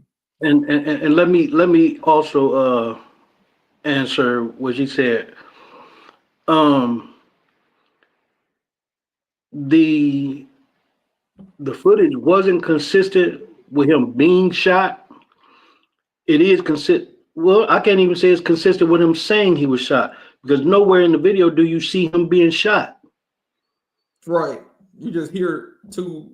You just hear 2 bangs. So right. Yeah. That's a problem for the prosecution. So Rocky's team is. Oh, go ahead. And also, and hopefully, the defense is going to put somebody on the stand. Excuse me, one second. Hopefully, they put somebody on the stand to say that those injuries on his knuckles are inconsistent with being shot or grazed by a bullet. If they don't do that, Rocky might be in trouble. They have to do that because the jury, unless you have jurors on that jury that knows how that works. But even just to get grazed, you're going to have some type of burn marks on your fingers from that hot bullet, even if it just grazed you. So the question was asked, so Rocky's team is going to play along knowing that the gun was fake and the bullets are fake. Well, the thing is, the gun is alleged to be a starter gun, like a gun if someone is at a track meet and they shoot the gun in the air so the runners can take off running, it won't have bullets. So there won't be any bullets. The shell casings are believed to be planted or alleged to be planted by the defense. They said it wasn't a real gun, so there's no bullets. Well, what did we find? We found shell casings. Well, those were planted by the quote unquote victim. He planted his own shell casings from the bullets because there was none to begin with. Right. And that's one of the biggest hurdles because you can't say Rocky took the shell case because nowhere in the footage do you ever see him bend down and pick nothing up. Him or nobody, the guys that was with him. Tell you, I won't go as far as to say a fake gun wouldn't get him arrested if it supposedly injured someone, because the statute in which Rocky is charged under, a requirement is the gun has to be a real gun. So it's not that you can't go to jail for using a fake gun to hurt someone. The requirement under the law in which he's charged, the law says it has to be a real semi-automatic gun. And if you cannot prove that it was a real semi-automatic gun, then he cannot be found guilty. So now let's say it was a fake gun. Let's say you had a fake gun or a toy gun and you hit someone aside the head with it and they are injured. Of course you can be arrested and face prosecution, just not arrested under the statute that Rocky is charged under. It might be a different statute of some type of assault, but not under the statute of assaulting someone with a semi-automatic handgun. And let me say this to you also, Teo. Not only do they have to prove that it was a real gun, they have to prove that it was operable.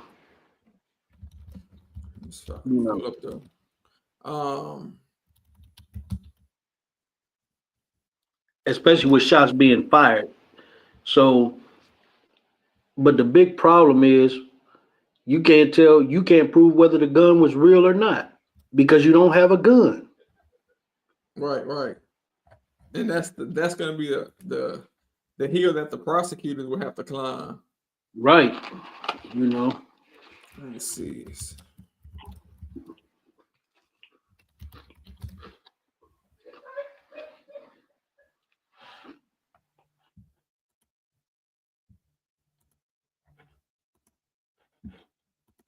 I'm gonna see if I can pull up the statute of the actual charge.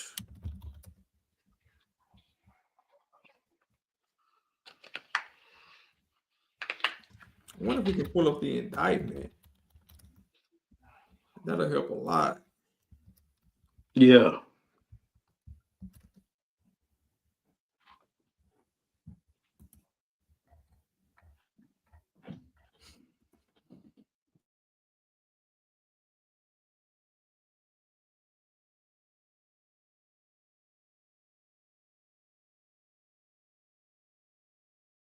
Yeah, do y'all think Relli's case is weak?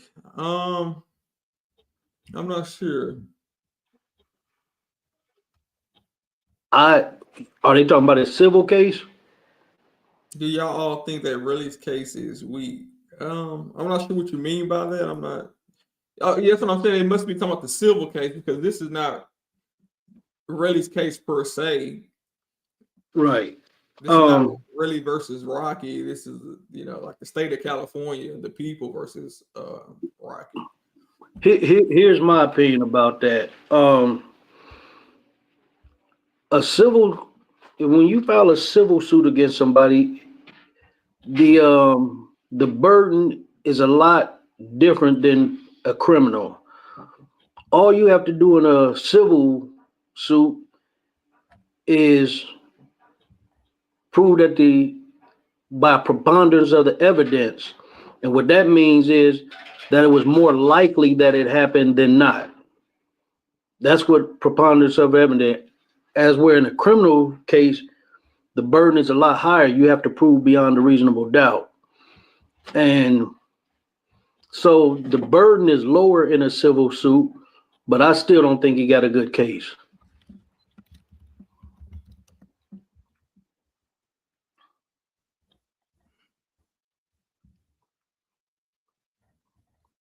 Because what's going to happen is they go to trial on that civil suit, and Relli's testimony, all the inconsistencies, all of his impeachment, his perjury, and all of that is going to come into play. I saw what somebody from.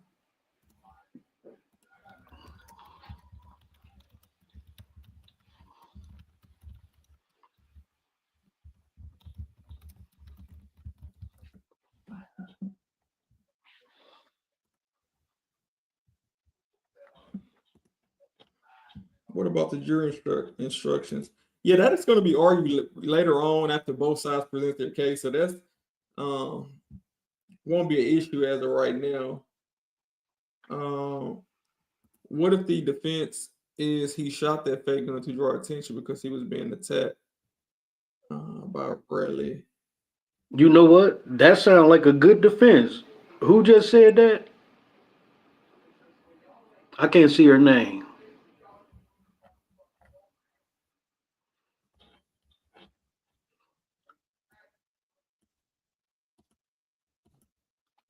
Yeah, that's a defense, you know? And I forget who said it earlier. Maybe it was Seven Streams that said it, that he's licensed to carry.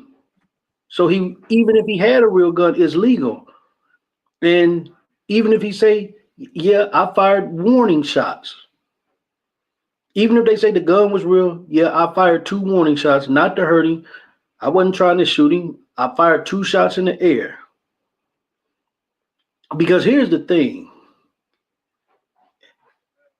How, if he's standing in front of him, it's not like Rocky was on the side of him. They was face to face. Now they was a little bit apart. So if Rocky's shooting that gun, aiming it at him, even if it grazed something, with his hand, where was his hands at when he's grazing? I mean, when he shot. You know, that's one question. And if he's standing right in front of him, that's not going to be a graze. That's going to be a direct hit somewhere on his body. Because I'm quite sure his hands wasn't on top of his head.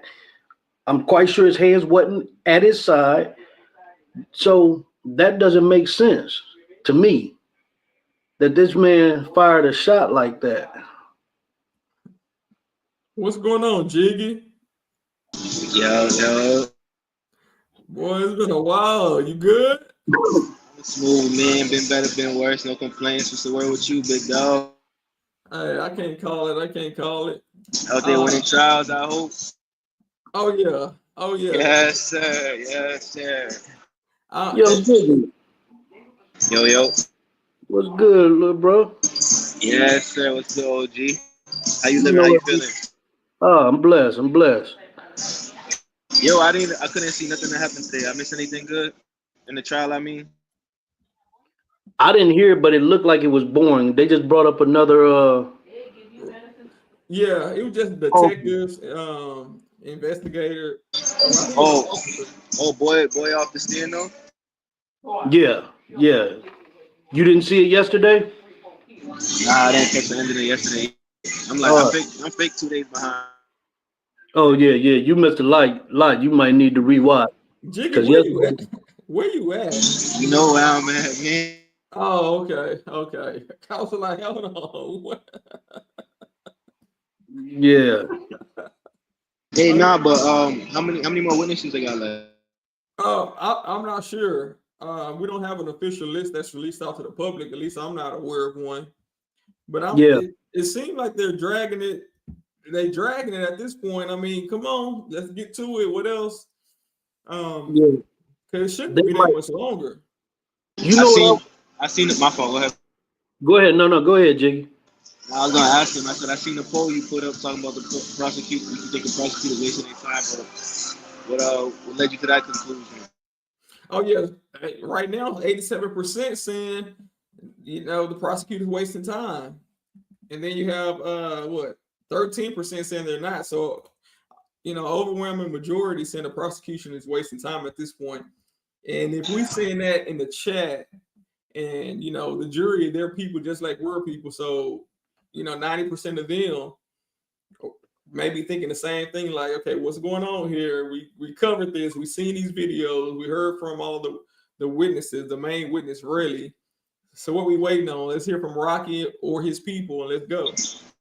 Now, I'm saying, was there a specific train of events that led you to that poll? No, I think he was just asking if he felt like this witness being a waste of time by the prosecution, because he really can't add nothing that haven't already been said. Right. Oh yeah, he can't add nothing. He wasn't there. All he's doing is repeating what Relli told him. And we already know what Relli talking about ain't 100% truthful. So I don't need you to come in here and repeat, have 3 officers, 4 officers, 5 officers repeat the same thing that Relli already said. We heard from Relli. So we don't need to know what he came and told y'all after the fact. I mean, Right. if they want to call these officers first to build it up and then call Relli, I think it would have been better. But now that we heard from Relli, now it feels as if it's a waste of time for the jury. And that's me. People may want to disagree with that, and that's all right.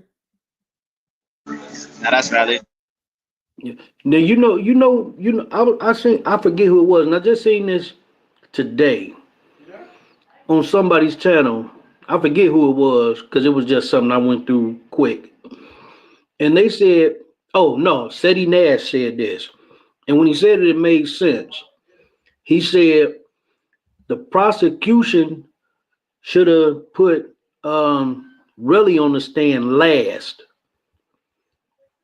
And I agree with that, because you get the people, you build up the credibility from the officers, the girl, and whoever else they putting on the stand. And then when you get to him, I mean, which it was going to crumble, but I kind of agree with Seti Nash. But there's a flip side to that. Do you want him to be the last person in your presentation that the jury hear with all of the lies and inconsistencies? And that's what I was thinking. That's probably why they wanted to sandwich him in the middle, because they knew that he wasn't credible. Them prosecutors, they're not crazy. They know their case is weak and it's rocky. So they want to squeeze him in the middle of the sandwich, hoping that the jury would not notice all the lies and inconsistencies. I mean, it can be said, it's not like I'm calling this man a liar personally. We heard his testimony change on the stand several different times. So many times he lied. He said it wasn't AI. The recordings were AI. It wasn't him. And then the prosecutor get up there and say, okay, it is Relli. So clearly you lied under oath. You said you wasn't at a gun range. You was at a gun range. You said you didn't go to fight Rocky, but in fact you did, because you deleted the text messages showing that's the reason you were going. So it's so many things that Relli did on the stand to it's so crazy, because everything he lied about, like, it wouldn't have changed anything about the fact that he actually shot him. Like, that's the crazy part. Right. It's not like everything he lied about would have made it automatically, oh no, he didn't shoot me. He could have told the truth about all of that shit, and he still could have shot him. Right. And I think that's what TTL said.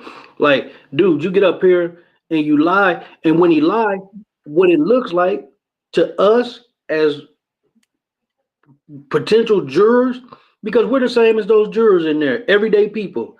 Well, all of us except you, TTL, because you're an attorney, but you know it too, being an attorney. Right. It don't take rocket science. Yeah. Right.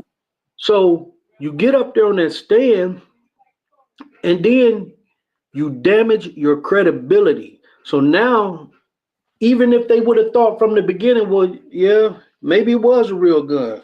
You know, you get up on the stand and you destroy, you and the prosecutors destroy the state's whole case.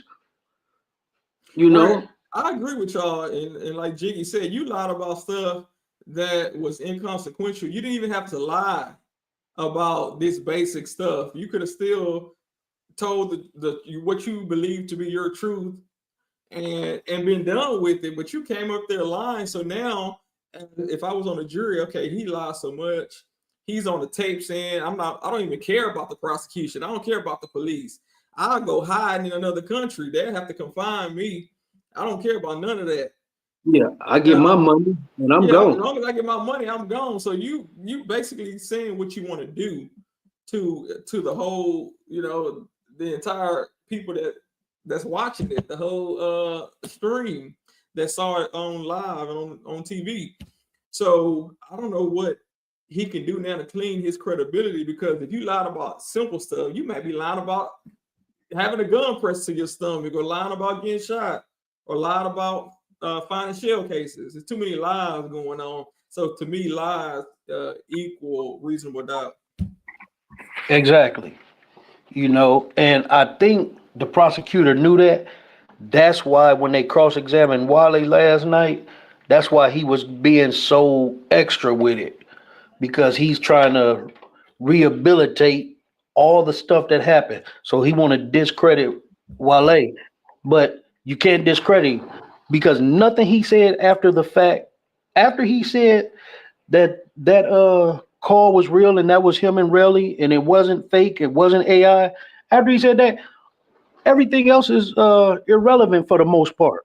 Now the prosecutor did make some good points on his cross-examination, you know, but it wasn't enough to move the needle.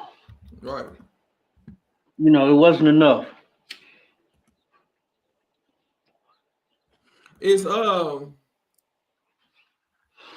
Wally on social media? I don't know. I mean, I was just wondering what he was thinking about this whole process after the fact. But somebody, I think he started watching it when after Thursday when Relli called him during the lunch break. And remember, Relli said he called him at night, about 9 o'clock at night. And Wally said, yeah, it was like 9 o'clock at night in Paris. He said, but it was about noon in LA. So during his testimony, he went, that's witness tampering. Yeah, I mean, that's crazy because why did you call Wally? I think he called Wally to confront Wally because you're my friend, supposedly Wally, and you're recording our conversation because it was just brought up. I heard it in court. So I think he was calling Wally to confront him. And I mean, I get it. It is kind of strange that one of your friends will be recording your call unless they had some type of ulterior motive to turn that call over to the other person, perhaps Rocky. Well, you remember what Wally said on the stand. He said he had about 10 missed calls in 2 minutes from him. So he said he called him back. So I guess he said he was trying to protect himself, which that really didn't make a lot of sense. Right. If somebody called me 10 times 2 minutes, I'm not gonna say, I better record the call to protect myself, especially knowing you did nothing wrong. I mean, what did you do wrong? That was one of the good points that the prosecution made. However, I don't think that's enough. Well, someone asked you that. Teo said to you specifically, if you don't mind, what were the good points from the prosecutor? Bringing up that point right there, I think that was the main one. Why would you record a call? And his reason really didn't make sense. Why would you automatically record a call when he called? And his reason was, well, I had 10 missed calls in 2 minutes. So like somebody called me that many times, I'm thinking it's an emergency. I'm not gonna automatically start recording. You know, if I didn't miss, you didn't call that many times and I didn't answer. Well, when I call you back, you know, first thing I'm gonna say is, "What's going on? Everything all right?"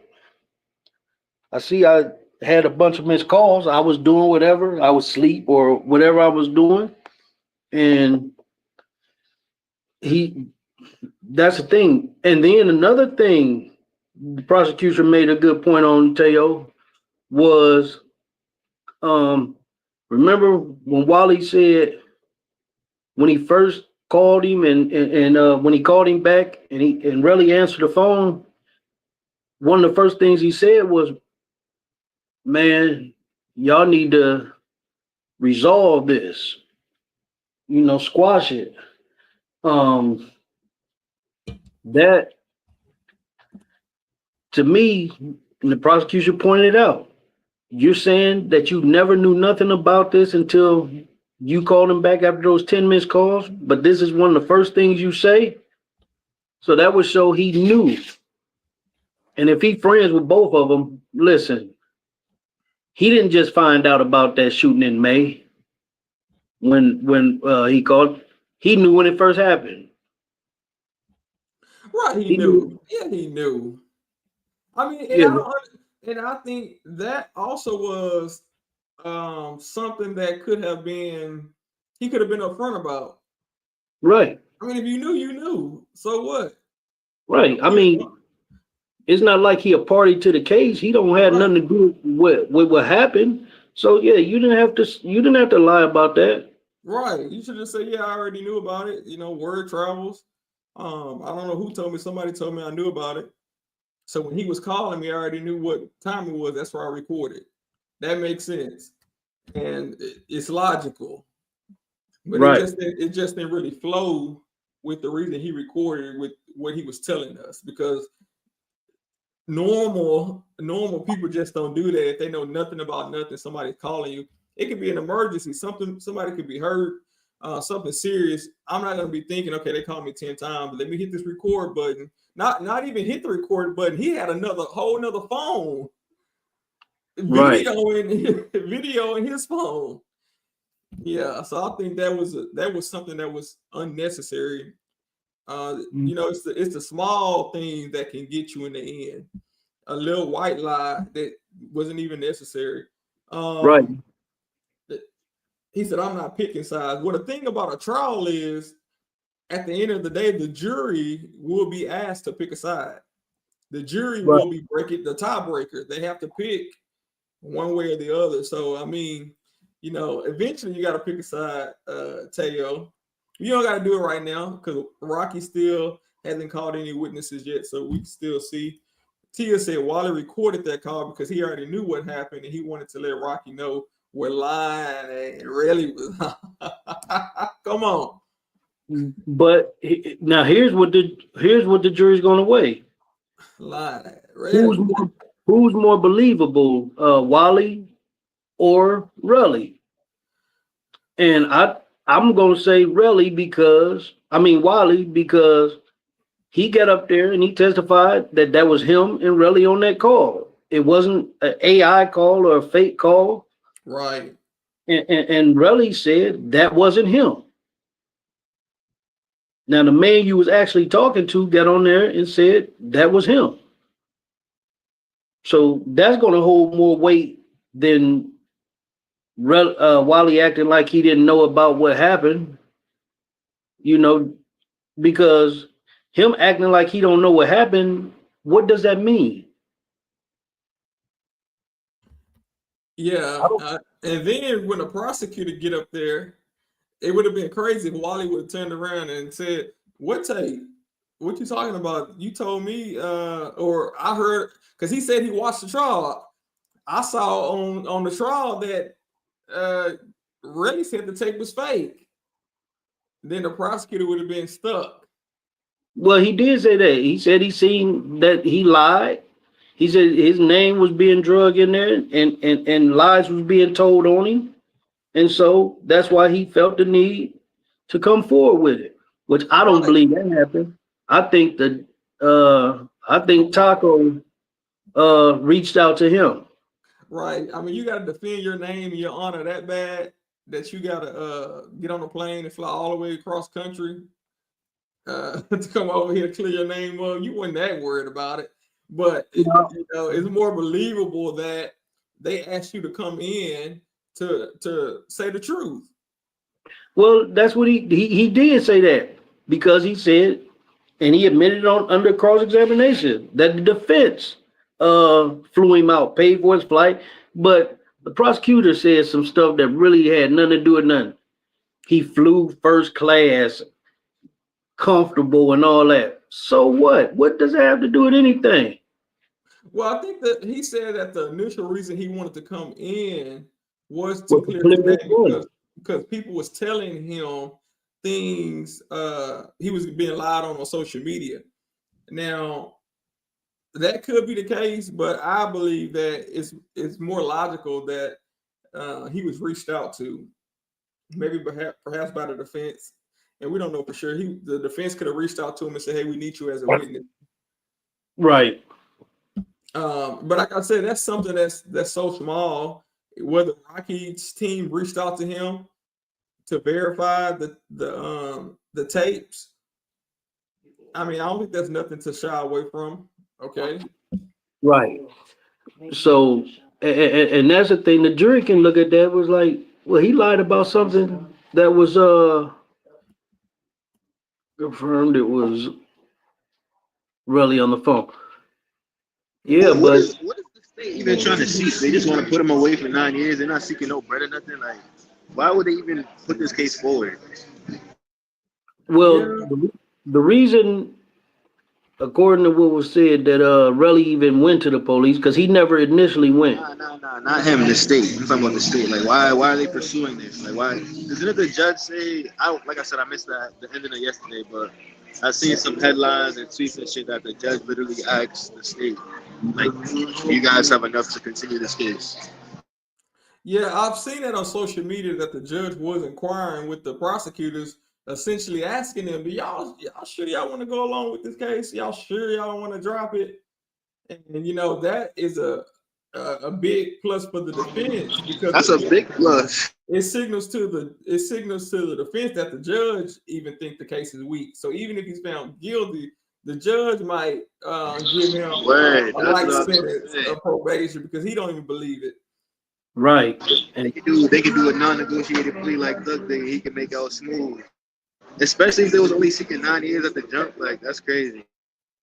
But I'll say this though, Jiggy. Hey, will you put that last comment up? I think it was from Tia. Oh, no, she just said what we talked about. The prosecutors even confirmed it was really on the phone. Right, that it wasn't AI. The only thing that scares me though is this for one is there's no black jurors, correct? You got somebody on the stand, regardless if he lied about some shit. It don't matter what he lied about. He said this man shot him, like to the kinfolk that ain't skinfolk, that could mean something for real. Well, I'll say this, Jiggy. These days, especially we've seen a lot of the trials that's going on now in the last couple of years. These days, I don't think that really mattered too much. Now, you say 10 years ago, yeah, it probably would have mattered. But these days, because my fault for cutting you off, but I was having this debate with one of my friends. Is like the defense's job is supposed to make him seem like a liar. Like, that's their job. So for the people, the jurors I'm talking about, them seeing the defense attorney do all that, like they don't have the same outlook on it as we do. They're there for quote unquote justice. So for him to be under oath, yes, he lied about some shit, they proved it. But for him to be under oath and say this man shot him, and there's a video of Rocky with a gun in his hand, that could be bad. That's why I think Rocky got to take the stand though. If he take the stand and kind of just rebuttal everything he said, that's his best bet at this point. Yeah, but we got. Oh, go ahead. Here's why I say he shouldn't take the stand, because what's going to come up on cross-examination is the gun. What did you do with the gun? I got rid of it, my boy. After all this, I was scared of that fake gun. That's easy. That's easy. No, it's not that easy, and TTL can tell you that. You want to jump in, Miss Lady VJ? What's going on? Hey, my voice is kind of raggedy today. I was driving, I was listening, I've been in and out.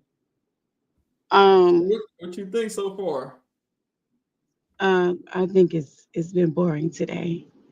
Oh yeah. And I think that was it your poll about wasting time today? Oh yes. Where we at? Yeah. Well, About and I think the prosecution on yesterday, all of that was just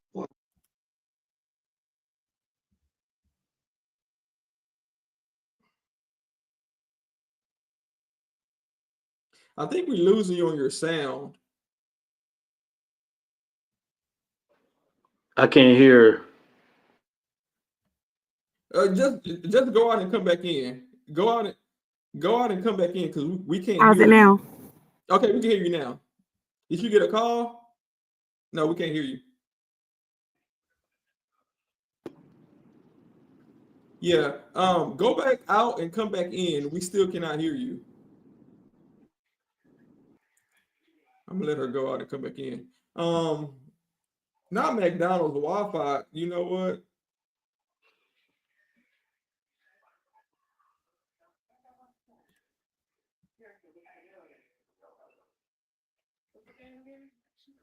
But yeah, I think Rocky got to take the stand, man. No funny shit.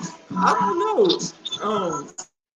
I don't know yet, Jiggy, because we got to remember there's two other witnesses that were there that night that can testify and say anything Rocky needs them to say. So say that again. There's two other witnesses that were there that night, and they can say anything that Rocky needs them to say. So if they want to get up there and say, I was with Rocky that night, I know that gun was fake. I saw the fake gun. Nothing came out of that gun. They can say that, and Rocky would never have to take the stand. Who are the witnesses you're referring to? 12 and is? Yeah. Right. They on the witness list? Yeah, but I was going to ask you that question. Are they on the defense witness list or are they on prosecution's witness list? No, I think they're with Rocky. Wait, right. We know they're winning, but you know the prosecutors, they can call them as their own witnesses. Yeah, but they wouldn't do that though, because that wouldn't be beneficial. I mean, you'll be calling somebody that the defense may not even call, so you'll be taking a chance. I'm not going to call one of your witnesses for you, and you may not even call them. So I've just really set myself up. And especially if that witness is going to say stuff that's favorable to Rocky and against the prosecutors. And obviously they're with Rocky. I mean, they were with him that night. Right. So it's not like it was a secret whose side they're on. The ASAP. Oh, you want to try it now? Try it now, Miss Lady VJ. Hey. Okay, there we go. Yeah, I was just saying, I think yesterday was I don't know, maybe they flew him in too early or something. I don't know. He was. I thought it was good that Wally was there to confirm that that was him on the line. Right. So that scratched that lie that Cotton Relli was telling about, AI and fake and all that. So I think that was a good part about Wally testifying. The prosecution, I think they had a couple of high points with Wally, but not that much.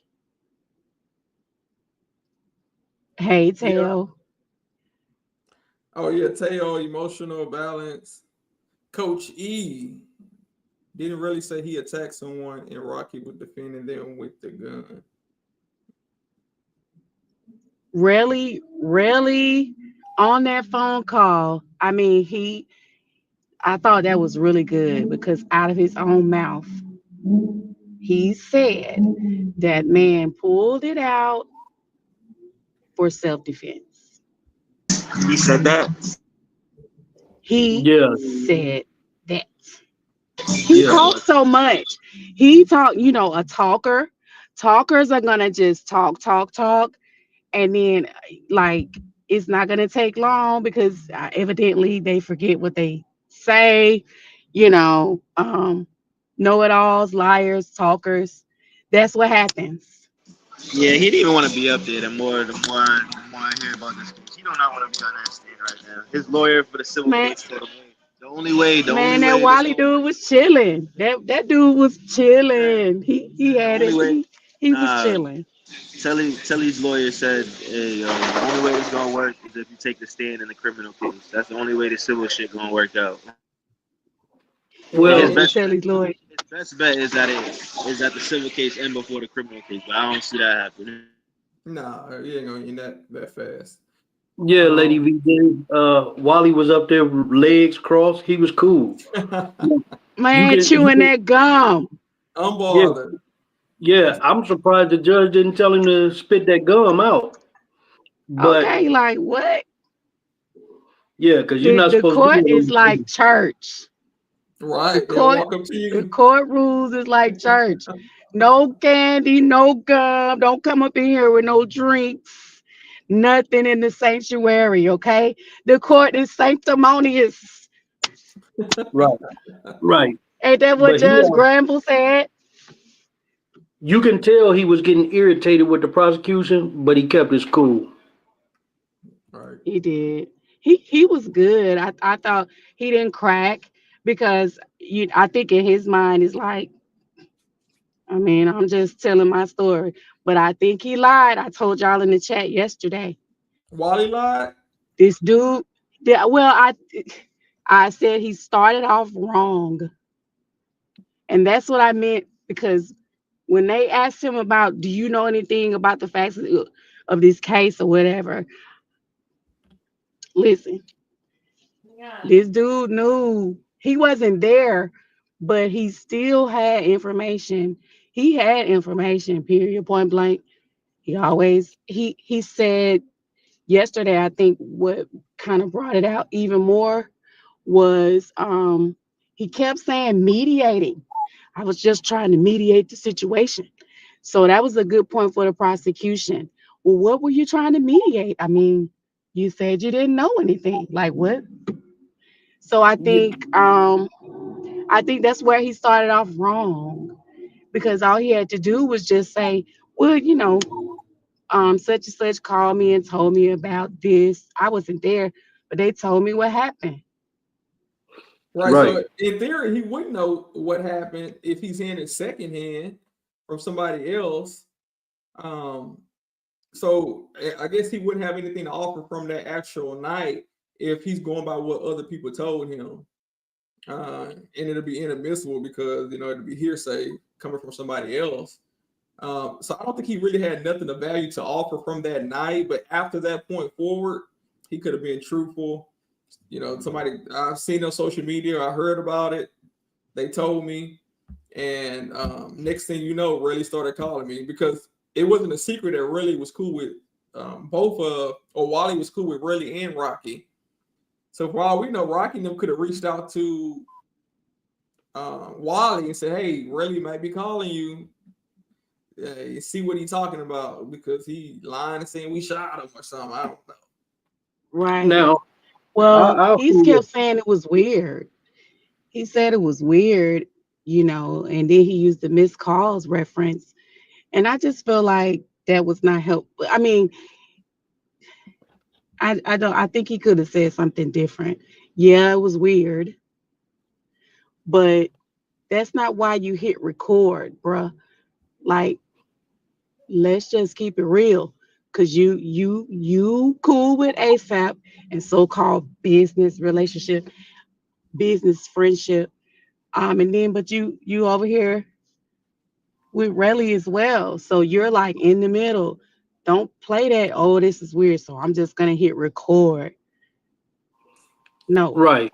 He didn't have to say that. But at the end of the day, what really matters is he got on the stand and testified that the call was real. That was him and Relly on the phone. Everything beyond that is just filler. It's a bunch of filler, you know. So what? I said I Null did. and void. So what? I said I didn't, which he didn't have. And when he asked him, he didn't mess up from the beginning because when Joe Taco asked him when he first got up there, do you have any personal knowledge of the events that occurred on the night of November? And he said no, and he wasn't lying because he wasn't there. He So wasn't everything there. he's getting is secondhand. It's secondhand information, and he's only from what we heard. Now we know he talked to Rocky, and Rocky told him what. Excuse me, and Rocky told him what happened.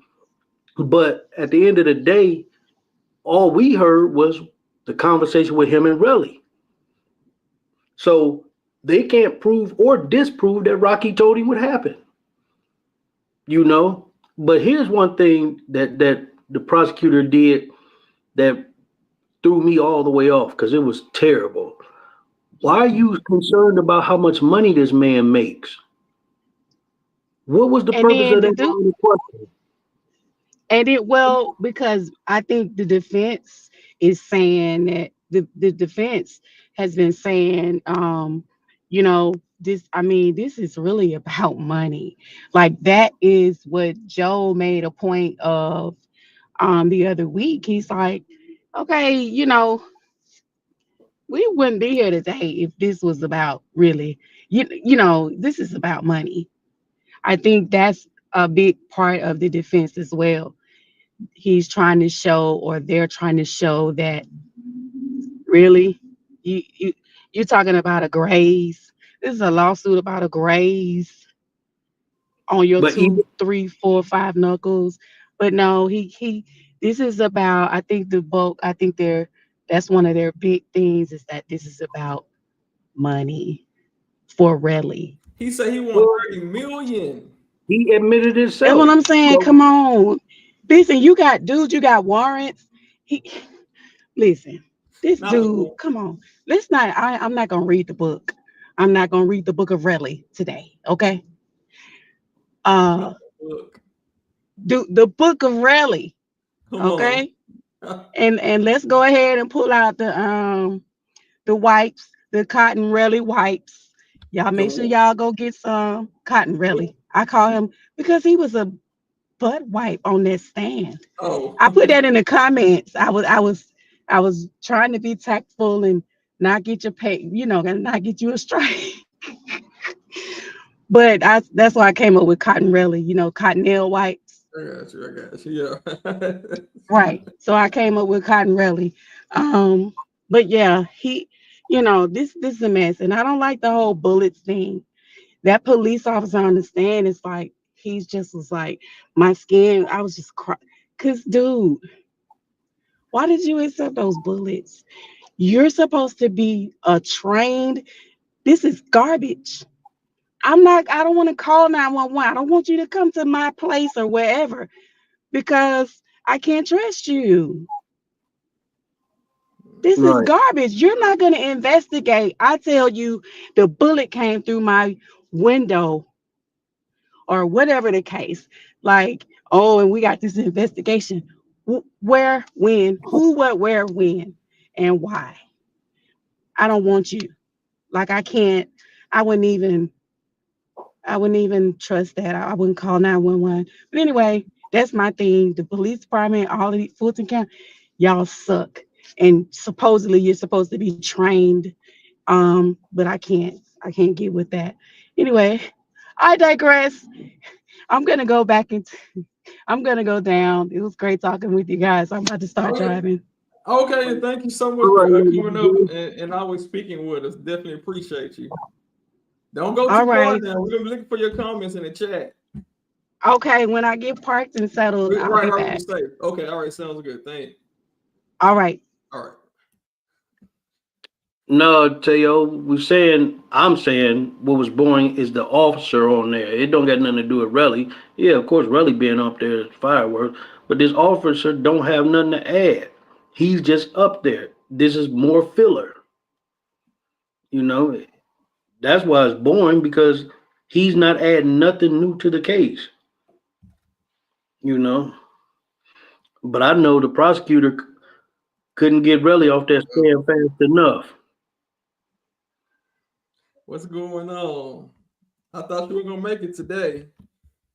Hey, hold up, I'm here. I'm here. Hold on 1 second. Oh yeah, go ahead. I don't know where Jiggy ended up going to.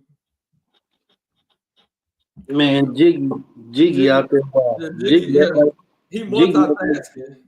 He come in like he in the nightclub somewhere. I think he had his job. Yeah, might be in and out. I'm gonna just pull him there until he come back, and then I'll pull him back up. Oh yeah, he at work. He probably just can't get in. Right. Yeah, in and out when he get a break. But yeah, court should be starting in about 15 minutes. Thank you for liking the video. Appreciate you. That was my second grade with this homework. It sounded like really. So was the prosecutor done with direct with this detective? Was he done? I don't know if he was done. I think he said he had 2 more questions, but I wasn't sure if that was 2 more questions before the lunch break or until cross-examination. But we get it. We see maps. They showing us Google Maps and pictures and streets and names. Where the cameras was located. How you get the tape? Did you climb on a ladder? Did you get a warrant and download it from the office? How did you get that tape? Yeah, but all that to me is irrelevant because the footage is what it is. Now, how they got it, if they didn't get a warrant for it, or I don't think they would have to get a warrant as long as they got the owner's consent and the owner gave it to them. I don't think they would have to have a warrant. Right. The officer got a warrant. I'm not sure why. I don't know if the business didn't cooperate with him, but he said they had got a warrant. Okay. But even that, I mean, it's good you got the footage. Right. Because, and like I said, to me, it showed, well, those deleted text messages, number one. And then you also, the footage shows Relly walking up. And I keep saying this, when he's walking up towards Rocky now, his hands was in his pocket. Soon as he got close, you seen his left hand come out his pocket and reach up. So it looks like he walked up to Rocky, and you can tell how he was walking up there. He was walking with a purpose. You never seen Rocky walk towards him where they meet each other. He walked straight up to Rocky. See, and when I looked at it, I guess it just depends on how you look at it. Because when I seen Relly's hand go up, it almost looked like his hand was going up in reaction to what was about to come towards him. So, somebody's coming towards you and you lift your hand up in anticipation to try to stop them before they get to you. That's what it almost looked like to me. That's why Relly's hand went up as a reaction to what was coming his way. Now, I'm not sure if that was Rocky or one of the other guys, but that's why I thought his hand went up. Maybe we can find it because I don't even know how long ago that was.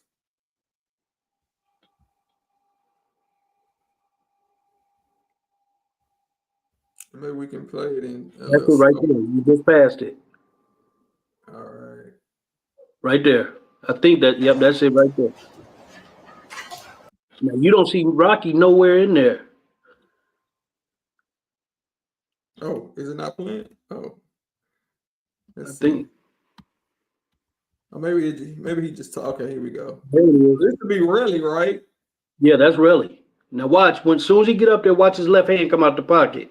Right, but I think his left hand came out in anticipation. Let's do it in slow motion. Playback speed 0.5. Let's see.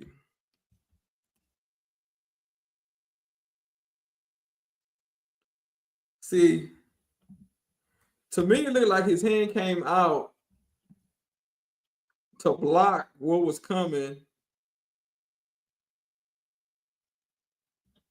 Oh no! Look, you see.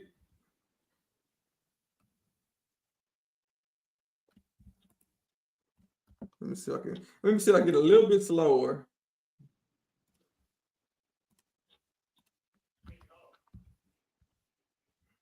Okay, hand, slow.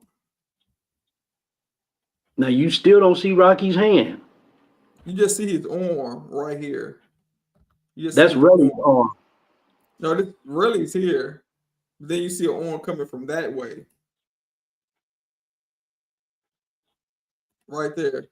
The arm is coming up. The arm is there. But that could also. It kind of look like they locked up it could be at the same time. I mean, they Yeah, locked up. They walking up on each other, so they both lifted their hands. I mean, so I don't really think that really showed, who was the aggressor one way or the other.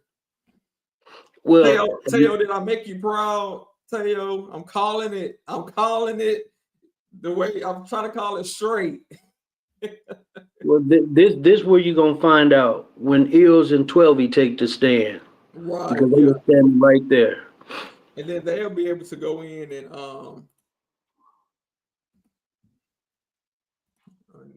so I can hear when it come on. Yeah, they'll be able to go in and say for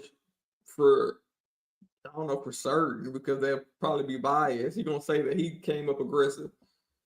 But it seemed like Relli was walking up kind of slow. I mean, you walking up his hand behind his back, he walking up like, like what's up, trying to see what's going on. But when he saw that, what type of time it was on, then he, turned it up a little bit. Maybe, but to me it looked like he was walking with a purpose. I mean, when you play it in real speed, he walking up, and I'm not saying he wasn't running or nothing like that, but he was walking up with a purpose. It looked like. Now, as far as Rocky pulling the gun, he can say the man was walking up on me with his hands in his pocket. So I didn't know if he had a gun. And then, but it'll all come out when Ills and 12 take the stand, because remember he said 12 had the knife on the stand, but then he said either in an interview or that Ills had the knife. Well, the police officer also said that a knife was never mentioned to him when he was writing his report when Relli went in. And that's why on cross-examination, one of Rocky's attorney, his other attorney, questioned him and said, well, there's no mention of a knife. So he, it was inferred that Relli made that up. It was, it was never a knife. And also, I agree with what you said. Somebody walking up on you with their hand behind their back, you don't know what they got. Was his hand behind his back or in his pocket? It looked like it was in his pocket to me. I think it was behind his back. I don't think it was in his pocket at no time. I don't even know what the time is. Yeah, I think it was behind his back.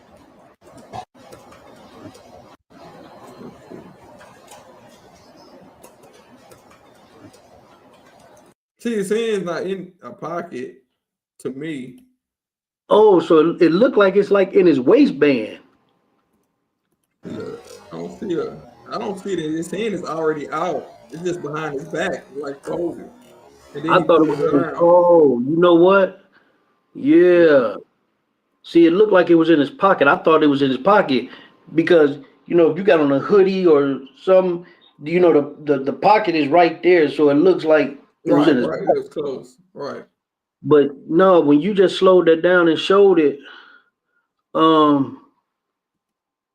when you just it did look like it came from like his back left side in his waistband though. Like to make it look like he was carrying something, like he had a weapon. Good, right. And that alone could have been a reason to, for someone to say that to defend themselves. They didn't know what you had going on. Right. And Yo Bank said maybe he threw the shell casing out when he took his hands out of his pocket. No, that was a different area. Yeah, he was shot. The shots was in a different area. That all happened. Yeah, right. After the fact. Yeah, this was the first initial contact between them. Right. It was two, and that's why it's two separate charges. This is the incident that the first charge alleges, and the second charge, the second count, is the supposed shooting that happened after the fact. So what Rocky's defense should have been, I mean, even if you say it's a prop gun, your main defense should have been, and that showed it, what you just showed, the footage. This man walked up to me with his hands behind his back, looked like they was in his waistband, like he had something on him. So Rocky should have pulled the gun right then. Right, but he didn't. And at that point, both of Relli's hands were visible because they were grabbing each other. So I guess Rocky would have known, or it could be argued that he didn't have a gun at that point, or at least not in his hands, because his hands were wrapped around, both of your arms wrestling with you. But I think it should be a not guilty, for the simple fact that Relli said he's not even worried about this case. Relli want the money. He said he was put up to do this case because his civil attorney said it'll make his civil case much stronger. His chances of winning money. He don't care about this case. So if you don't care about it as a juror, why I care about it? So right. So that would just go to say, okay, this wasn't about you wanting justice. This was just about you wanting money. If I'm a juror, I would be questioning everything on top of what his testimony is. My thing would be like, now I believe you were the aggressor. This man was defending himself, even had he shot him. My thing is, he was defending himself, and obviously you're allowed to, because he's legally allowed to carry a gun in California.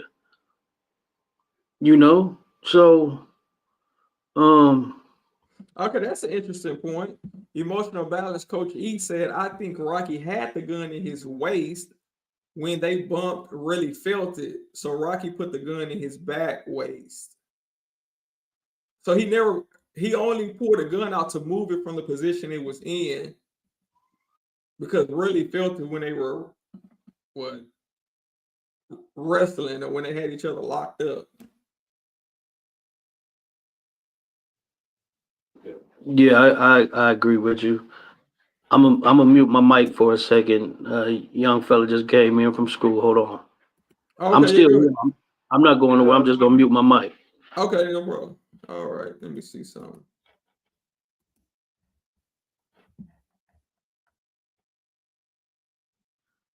That's a good point, emotional balance, Coach E. That's a good point.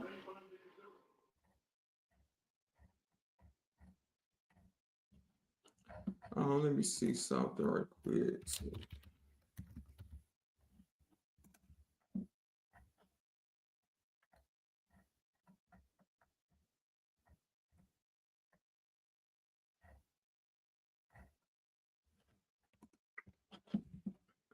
Not guilty.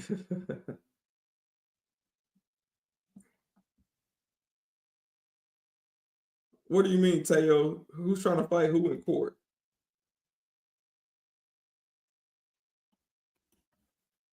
We are keeping. Really said that in one of the police reports. I mean, I don't know. I haven't seen anything on social media about them fighting. I know.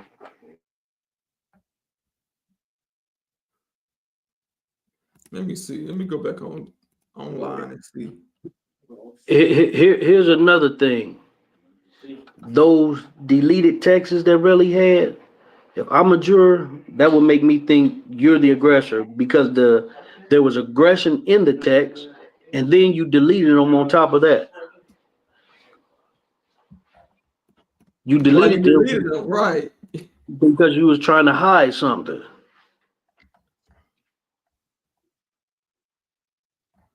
Yeah, don't follow. Let me see.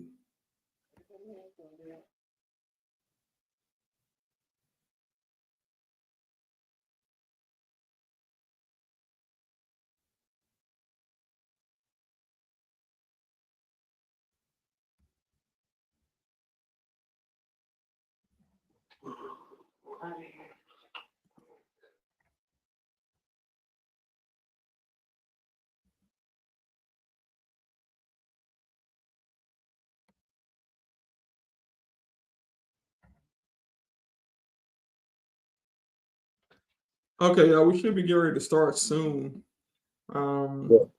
You know they always 10, 15 minutes late. Come on. You know, this Judge Glanville all over again. I mean, and it's crazy because they have the shortest court hours known to man. You start court at 10:30. You go into 12, and But Judge, then you have an hour and a half lunch break. You come back at 1:30, and then you done at 4. right. And not only that, you haven't even been starting at 10:30. You starting around 11, so it's 11 to 12. Right.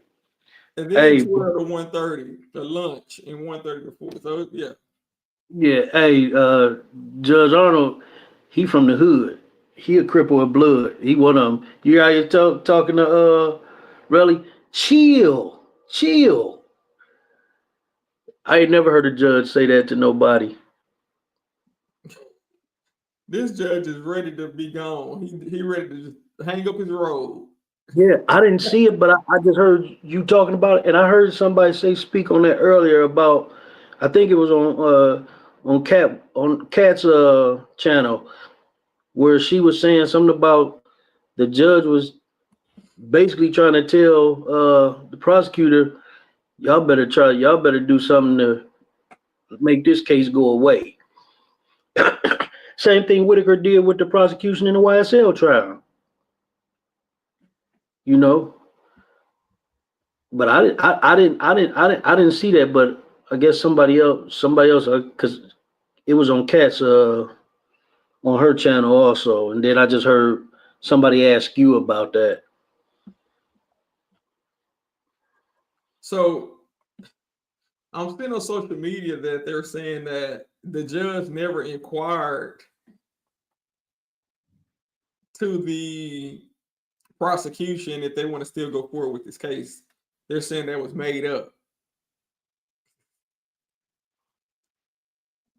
Yeah, I think they said the judge himself said it was made up. Oh wow. Let me see. But why would the judge be talking? Right. Even if the judge said it was made up, which it could be made up. People will make up a story and run with it.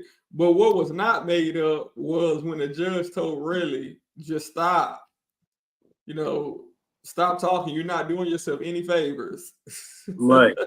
Now that wasn't made up, and that really showed what the judge thought about Relli in his testimony. Just stop talking. You already look bad enough. Right. Yeah. I mean, no, you can't recover from that if you're the prosecution, because even after he told him that, he still did it.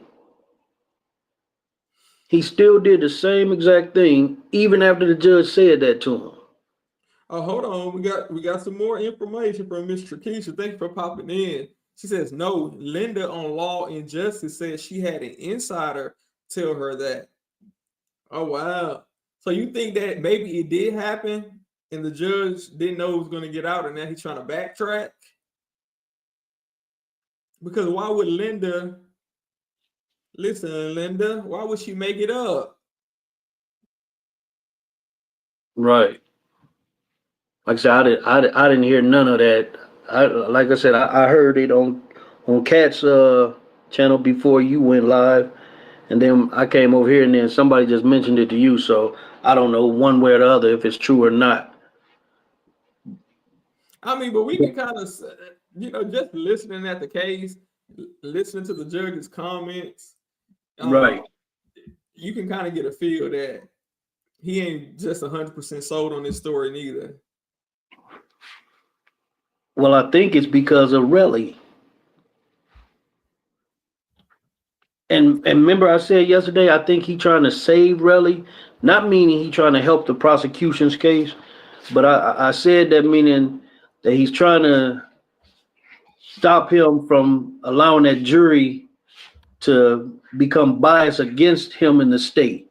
Because if I'm on the jury and I see the state's witness doing that, or the defense witness, I'm going to automatically be like, nah, guilty or not guilty. And the prosecutors in this y'all case, I'm gonna be like, no, this dude, he's lying, he's disrespecting the attorney, he's cursing.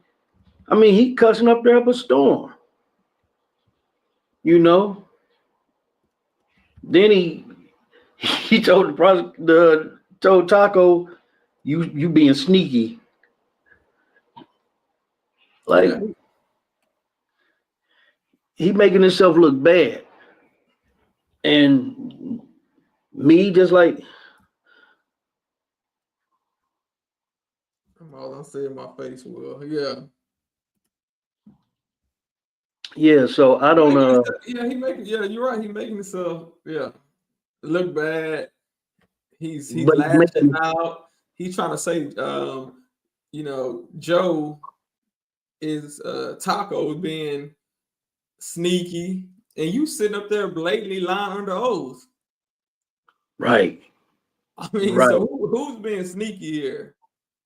And every lie he tells, every single lie he tells, Taco got receipts. They kept the files. They kept the files. And that's why the judge said, you're not doing yourself any favors. just stop talking. So with all that being said, like I said, I didn't see it, but I could believe the judge would say that something along them lines to the prosecutor. Man, basically what he's saying, your case shot. If he said that, what he telling them is, your case shot. This jury is not going to convict. Because you got to remember, we're not in the courtroom. But that judge is looking directly at them jurors.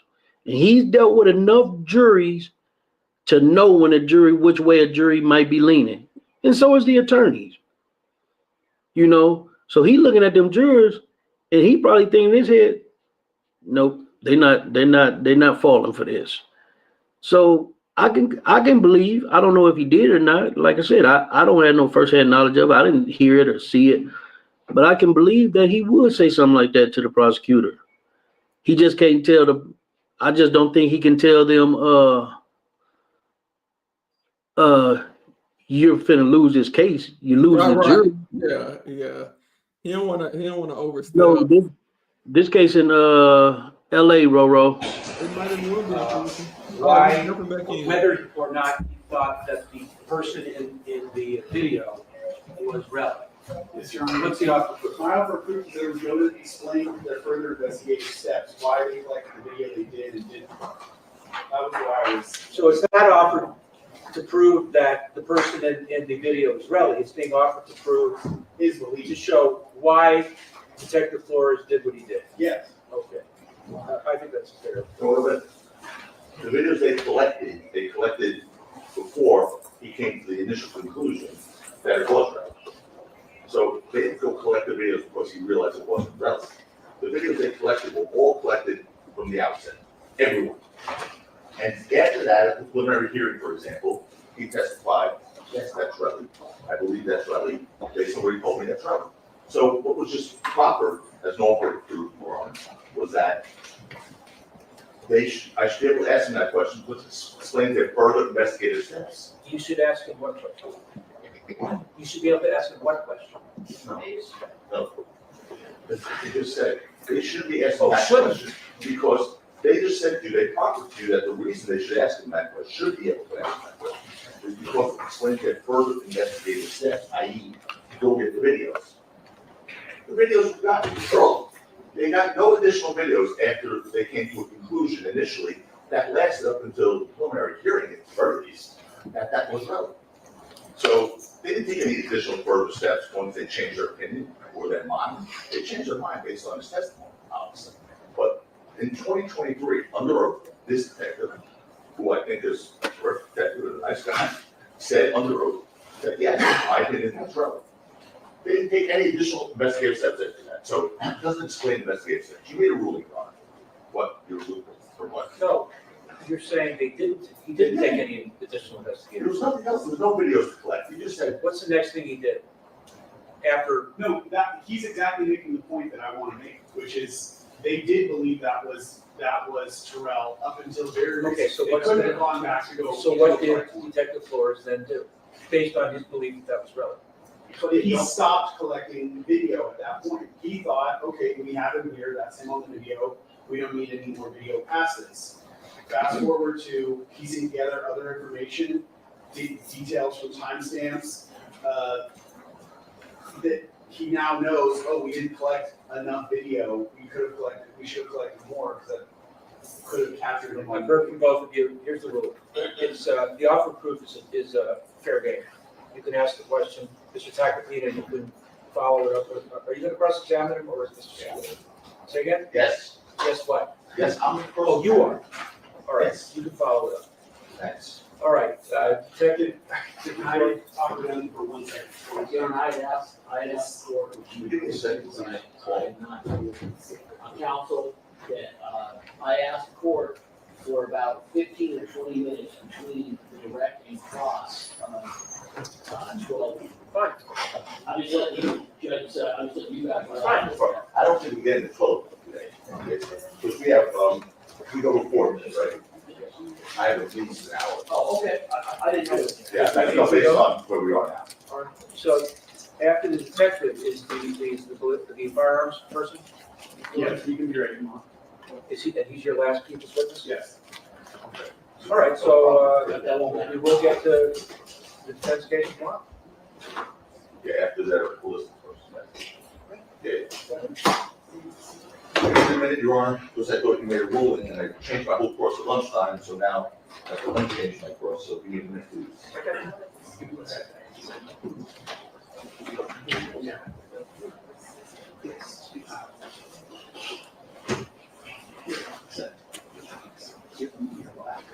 Yeah, so I gotta figure out what's going on. Let me know when you're ready for this.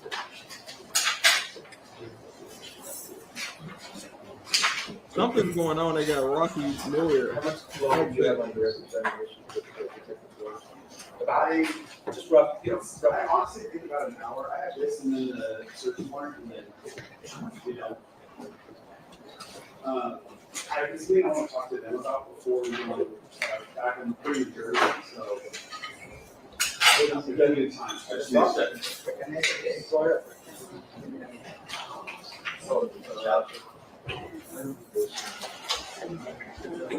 This is, understood the, involves. Really small funnel to, This has, so, I'm gonna suggest that you open it up and we're able to go to him and he opens it. Your Honor, can I borrow your knife? Just what you keys? Oh, well, by the way, why do you have that? I thought it's crazy much. Never mind, I fucked it up. it was a gift.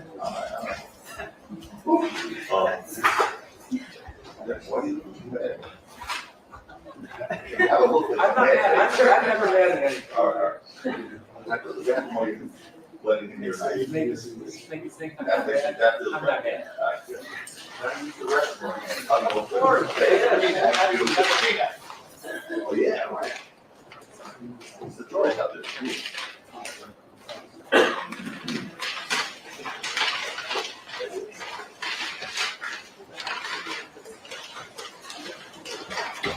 Let me find out what's going on.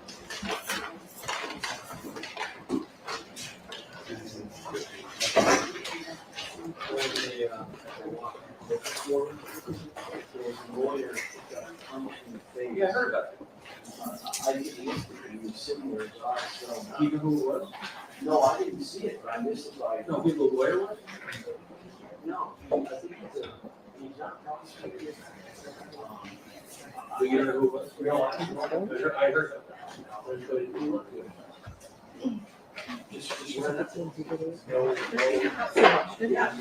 interactions, no ran out of punch.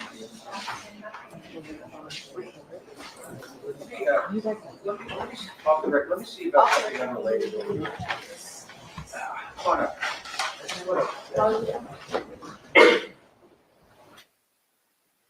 So apparently something happened. It appears to be that the detective in the preliminary hearing about a year ago said that he thought somebody was really under oath, but now he's saying he don't think he was really. So we got to figure out exactly what's going on. They're not using mics in the court system, and something's going on with the closed captioning. I don't know. It's really faint, the font color, so I'm not sure what's going on with that. But they're not using the mics. Chelsea say go back. Yeah, we're on break right now. We're probably going to be on break for a little minute. Let's go back and see if we can hear what the confusion is about, because whatever it is, it got Rocky's lawyer completely upset. Let's see if we can hear.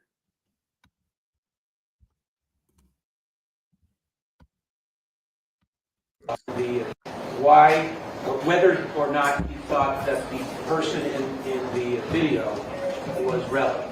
Yes, Your Honor. What's the offer proof? My offer proof is they were going to explain their further investigative steps, why they collected the video they did and didn't. That was why I was. So it's not offered to prove that the person in the video is relevant. It's being offered to prove His belief. to show why Detective Flores did what he did. Yes. Okay.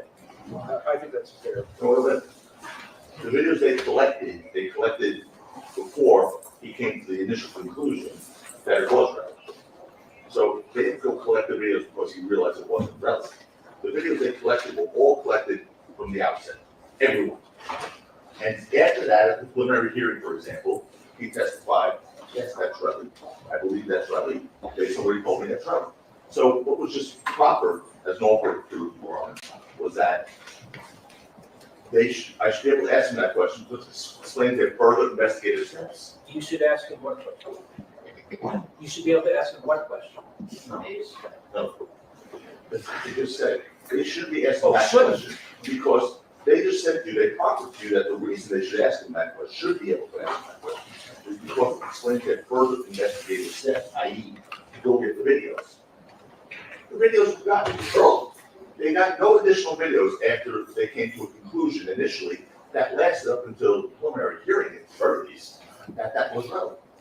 So they didn't take any additional further steps once they changed their opinion or their mind. They changed their mind based on his testimony, obviously. But in 2023, under oath, this detective, who I think is a perfect detective, a nice guy, said under oath that yes, my opinion is relevant.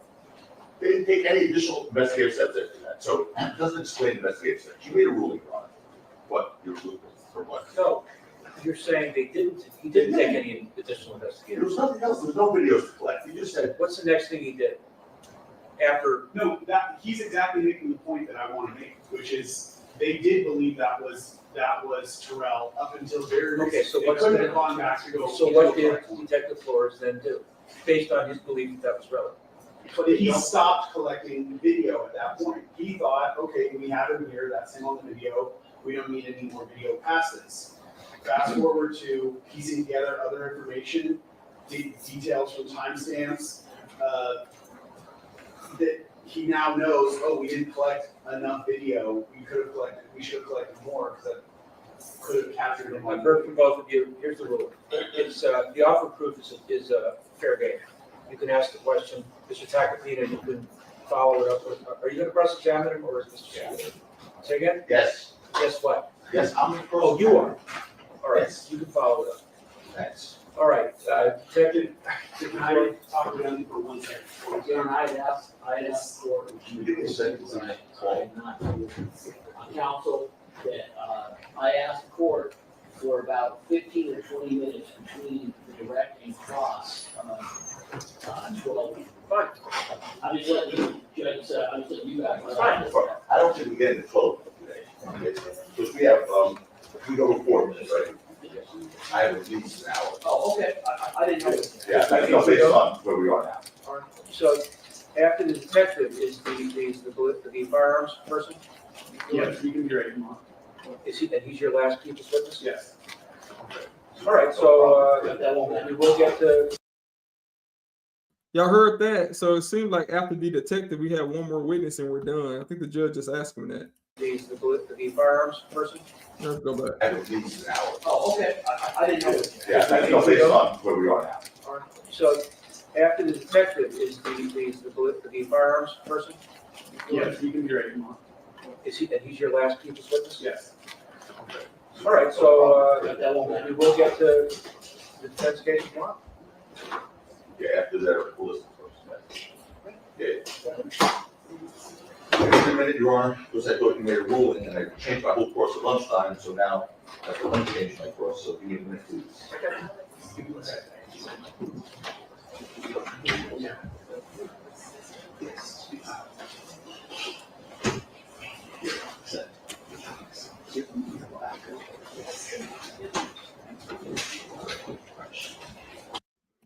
All right. So apparently, some shady stuff going on. The lawyer saying, Rocky's lawyer is saying that the detective said one thing under oath a year ago, and he's saying something different today. But nothing changed since a year ago to today to make him change his mind. The only reason he's changing his mind is because of what Relli said on the stand when Relli testified. So now Rocky's lawyer said, based on this new information, based on the ruling from the judge, because the judge said that he's allowed to change his mind, Rocky's lawyer, you can cross-examine him and get to the bottom of what made him change his mind. Rocky's lawyer is saying, I have to change my whole cross-examination up because of the ruling the judge made. Which is, I don't know why, because he should have had 2 cross-examination line of questioning prepared, because you don't know which way the judge might go. So I don't know why he only did prepare his cross-examination, banking on the judge was going to rule in his favor. And maybe that's not the case. That's the way I understood it to be. So now the judge is giving Rocky's lawyer time to reorganize his questioning of this witness. But I don't know what video that they're arguing about. Supposedly it was Relli and now it's not Relli. I mean, what video and what's the significance of it? Oh, there you go, Mr. John. I didn't know you had came back. What's going on? So what happened was they, from what they were saying, they gathered all the video prior to the preliminary hearing. And then at the preliminary hearing, the detective said, yes, I believe that's Relli. And then once Relli testified, now he's changing it to, oh, I don't believe that was Relli. And they went back and got more footage. But they shouldn't be allowed to do that. Judge shouldn't let them do that. How are you going? Because that's unfair to the defendant. But it seems as if Rocky's attorney was saying that they already had all of the videos at that point. There was nothing else new to make him change his mind. The only thing that could have made him change his mind randomly out of nowhere is the testimony of Relli himself that happened this past couple of days. Right, but did you hear what the prosecutor was saying? What the prosecutor said when he said he even admitted, he said he just changed his mind recently. After he said after Joe said they only came up with this different idea that is not him after Relli testified. And then the prosecutor admitted, yeah, he just changed his mind recently. Right. So which would verify what Taco said. We might be a little behind. Let me see, because I see movement on my other feed right here. I don't want to go too far ahead. I want to get for a second. Yeah, That's dirty work.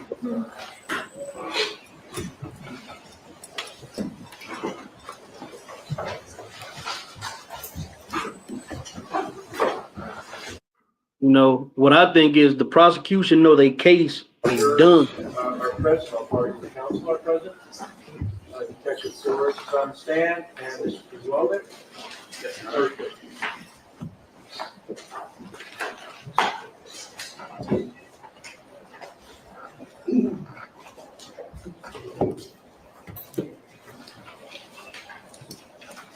So right before the break, I played you the video of an individual returning to that intersection at Vista Del Mar and Selma after the shooting. And we talked about up until, when you collected that video, you initially believed that that was Mr. Ephron, correct? Correct. And the last question posed to you was, as you sit here today with the information that you know from his text messages, comparing his clothing, the timestamp on the text message, on the photograph, are you still of the opinion, or do you still believe that that is Mr. Ephron? I do. Okay. What made you change your mind? There was a video clip played while Mr. Ephron was testifying, which was a portion of an interview that you conducted with him in, I believe it was, I want to get the date wrong.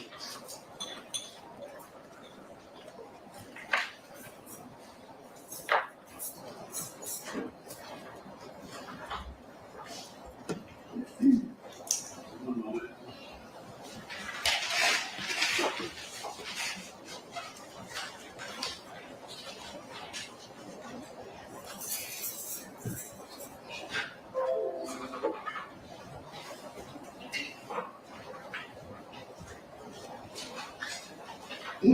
So, it's from your interview with him on December 17th, 2021.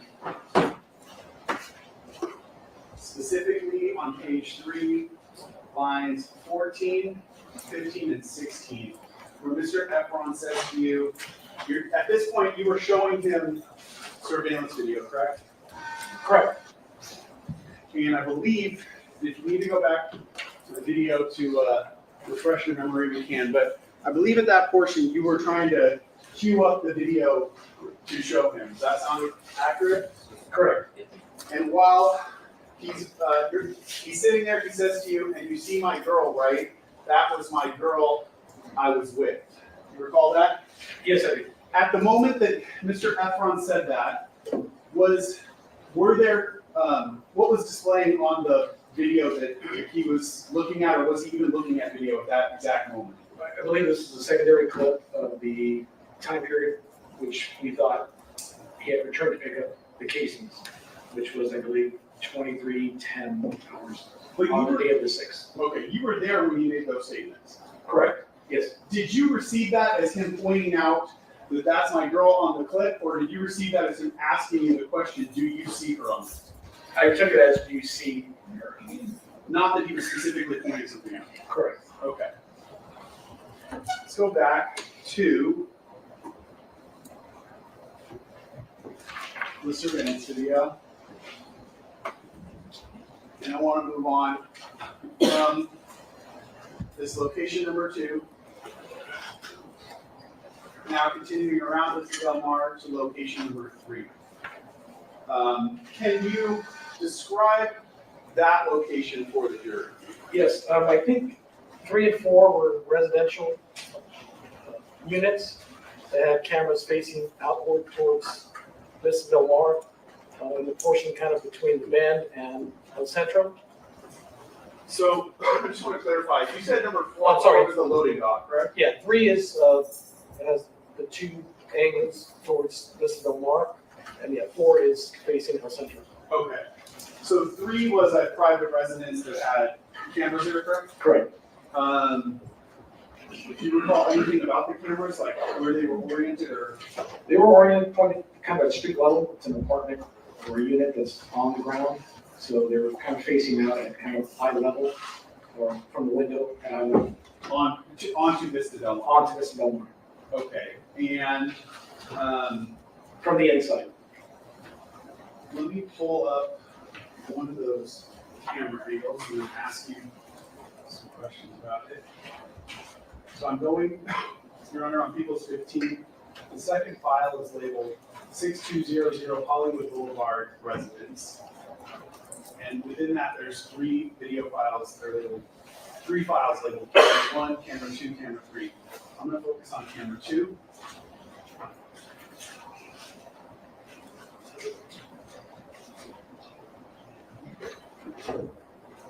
The first video file in that folder is labeled 1A220214.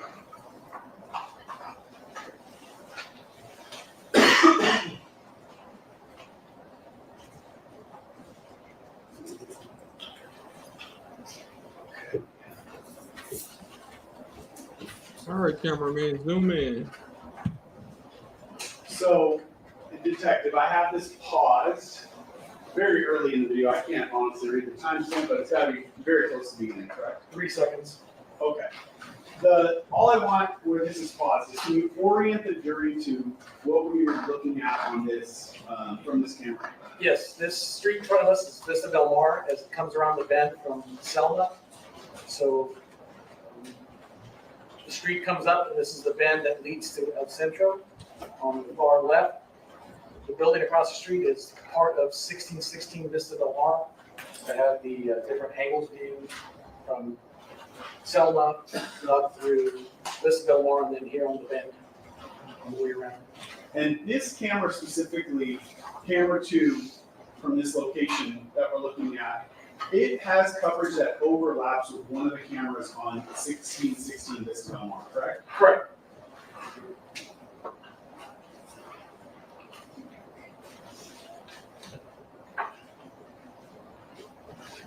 Okay. Last feature I want to ask, a couple features I want to ask about this. This camera, did it only capture video or did it also capture audio?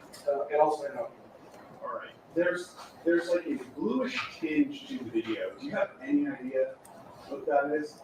I believe there were some lights that the owner or occupant had on the inside that were kind of reflecting off the glass. Okay.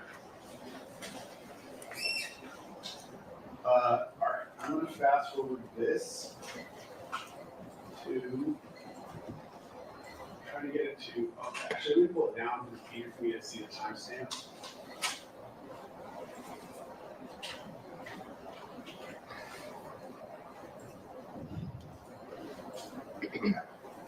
We'll start it at 14:30 on the video player. And Your Honor, I believe with this video player, when it gets to the end of the clip, it will automatically start playing the next clip, which is 1A221716. If that makes sense. All right, I'm going to start playing from here.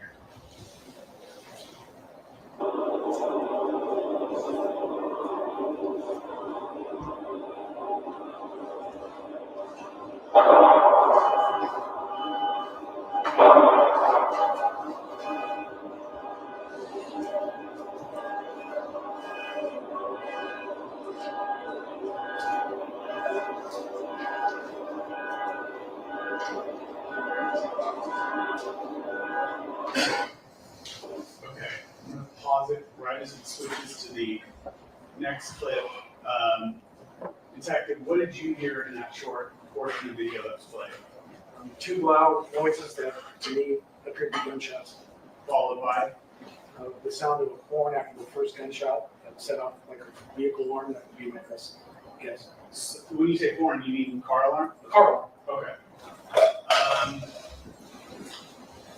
Up to this point in the video, have you seen any people or any movement on the video itself?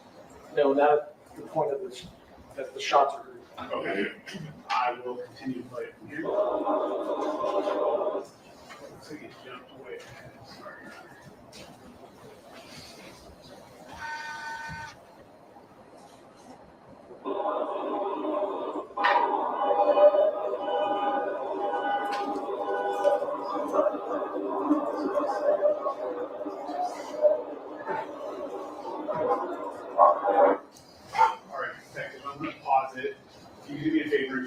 timestamp? The time in is 15 seconds. Okay. And what have you seen on the video up to this point? The sound of the appeared to be gunfire, followed by two individuals coming from the area just south of this, which is coming up from Selma and coming around the corner here in front of the camera, seconds after. And would you agree with me there's two people that are depicted on the screen right now? Yes, one after the other. And which one's the first one that appeared? The one in the black hoodie. And then the second person? The second one appeared to have a red jacket. And were those individuals consistent with the individuals you saw from the 1616 Vista Del Mar address? Yes. All right. And they're, which direction are they walking towards? They are walking north to east towards El Centro. Towards El Centro. Correct. All right. All right.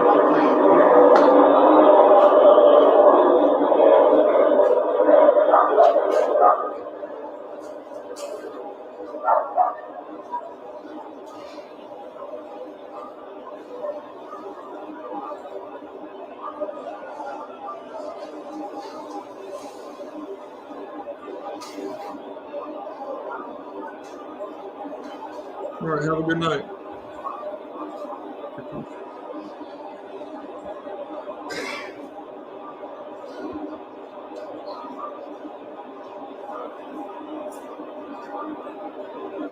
right, let's pause it there. Can you tell us the time on the video quick? Sure. It's 55 seconds in. Okay, and that that last individual or the individual that we see on the screen where it's paused here, can you describe that individual? Yes, it appears to be the last individual from the prior video off of Vista Del Mar. The individual wearing a blue jacket and a blue hat. Okay. And also walking towards which street? Again, he's walking northbound Vista Del Mar to eastbound Vista Del Mar towards El Centro. Okay. All right, I'm going to read the second stipulation. Stipulation number 2, video surveillance from 6200 Hollywood Boulevard at private residence. LAPD Detective James King downloaded surveillance video with audio emailed from the homeowner of a residence at 6200 Hollywood Boulevard in Hollywood. The residence was located on Vista Del Mar Avenue, west of El Centro Avenue. The video and audio were originally recorded between 10 p.m. and 11 p.m. on November 6, 2021. The surveillance video contained in People's Exhibit 15 is a true and correct copy of that video. The video, date, and timestamp are accurate as to actual time. Can I stipulate for that?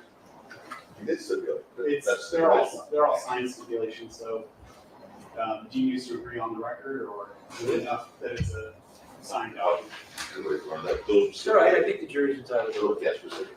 Both sides stipulate for that. Yes. Okay.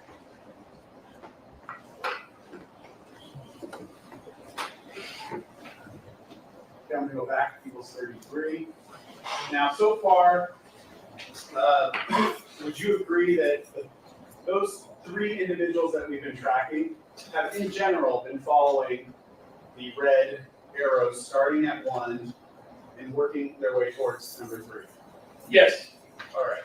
And then if they continued on that path on Vista Del Mar, they would get to El Centro, correct? That's correct. All right. And I want to go to location number 4. So that was, you said earlier, was a loading dock? Correct.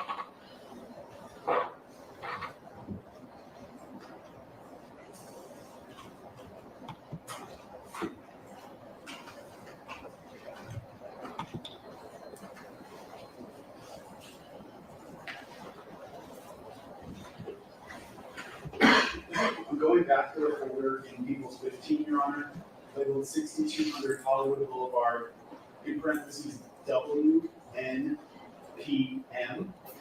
I'm playing the video file that starts with .ext loading dock. Come on here, Rocky, with the glasses. Okay, see you.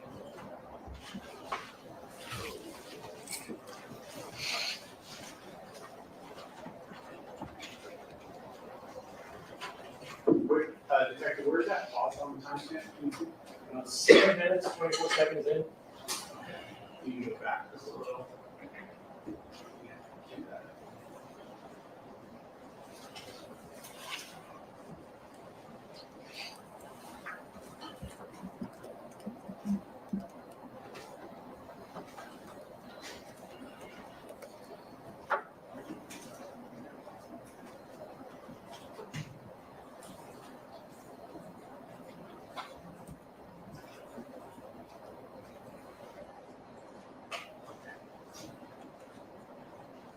Did you read the timestamp for it?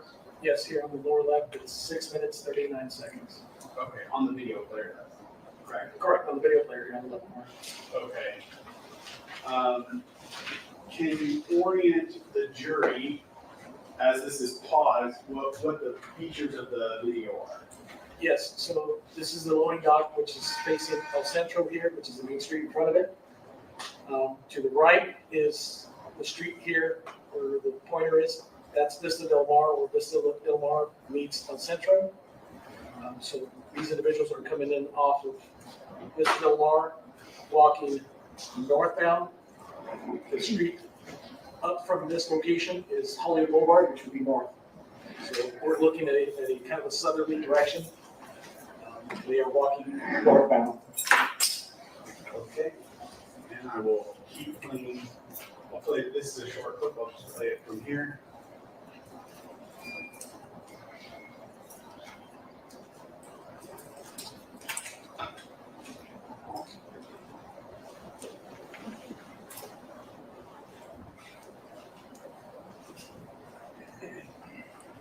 All right.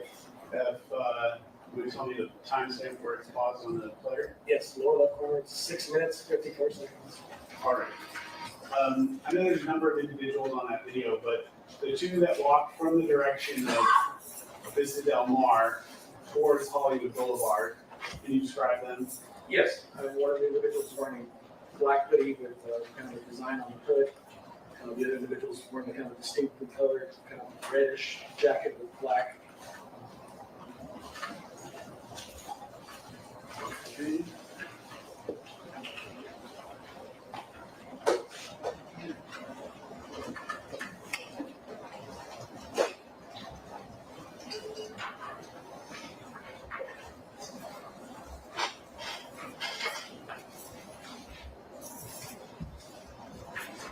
Let's start with the man that you described with the black hoodie. I'll mark my next exhibit here. 36.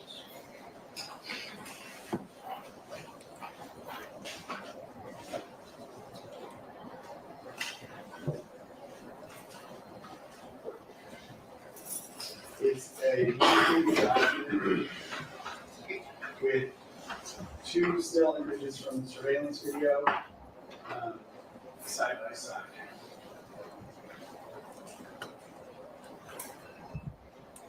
Detective showing you these two still images. Do you recognize what you see here? Yes. Can you describe them for the jury? Yes, the photo on the left is a still from the parking surveillance camera or the incident. Hold on. Do you have water? Yes, it You want a, He coughing again.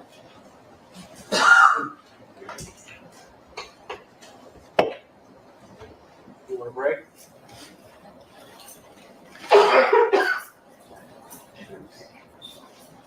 I'm okay.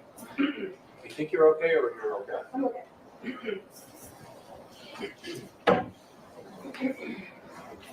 May you continue with the answer?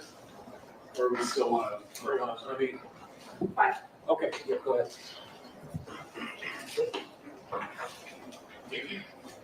Yeah. Here's your number one. You're all right. Yeah, the photo on the left is a still from the first surveillance camera located at the parking kind of lot entrance. And the second is off still off the camera from the loading dock on El Centro. So one on Argyle, one on El Centro, kind of the start and the end of where we kind of started capturing video, kind of the last point where we captured video. Okay. And Your Honor, I'm gonna make 36, if I can go back, make it a 2-page document. So I'll make this first page that we just talked about, that I was referring to as 36, I'll make that 36A, and the second page will be 36B. With the court's permission. Yes. 36B, I would describe it for the record as similar to 36A. It's two still images from the surveillance video side by side, just displaying different features of the clothing on the left-hand side photograph. All right, Detective, do you recognize what you see here? Yes, I Can you describe it for the viewers? Again, the first photograph is from the still from the parking entrance on Argyle, where the incident began. The second one is from the loading dock off of Central. Just looking at the similarities from my point of view, where obviously the design, specific design on the sweater, specifically the chest area between the first camera on Argyle and the second camera off the Central.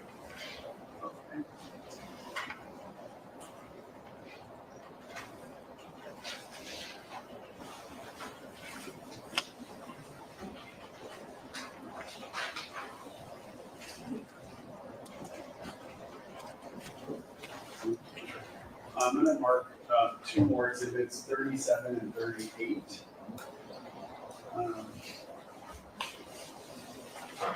They are similar to 36, Your Honor, but 37 has side-by-side photographs depicting the man in the red jacket, and 38 has side-by-side photographs depicting the man in the blue jacket. All right, Detective, showing you equals 37. Do you recognize what you see here? Yeah, yes. Can you describe, we'll just describe it for the jury if you would. Again, one's a screen capture from the surveillance camera off the Argyle, the parking lot entrance. The second one is a screen capture image from the loading dock entrance off of El Centro. Specifically looking at the red box that's outlined, there is a kind of the right shoulder area of an individual wearing a jacket that is consistent with the individual off the second image off of Central.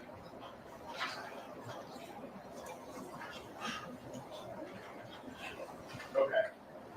And lastly, equals 38. Do you recognize what you see there? Yes. And what's that? Again, one photograph is from the camera off the parking lot entrance off Argyle. The second screen capture is off of one of the cameras off Vista Del Mar. I believe this is right off the turn, headed towards El Centro.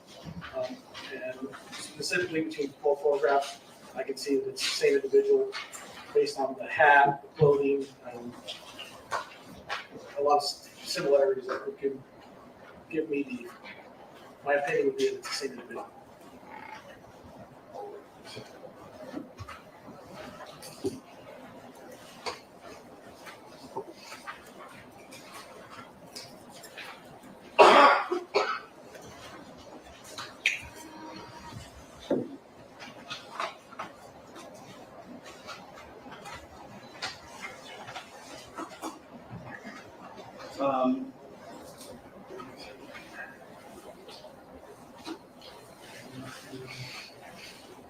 As the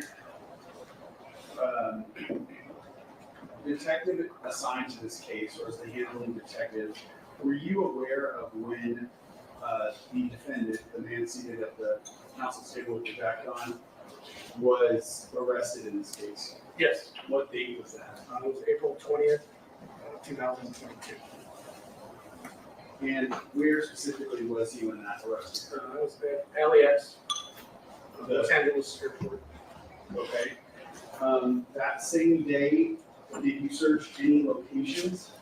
Yes, we conducted a search pursuant to a search warrant of his residence.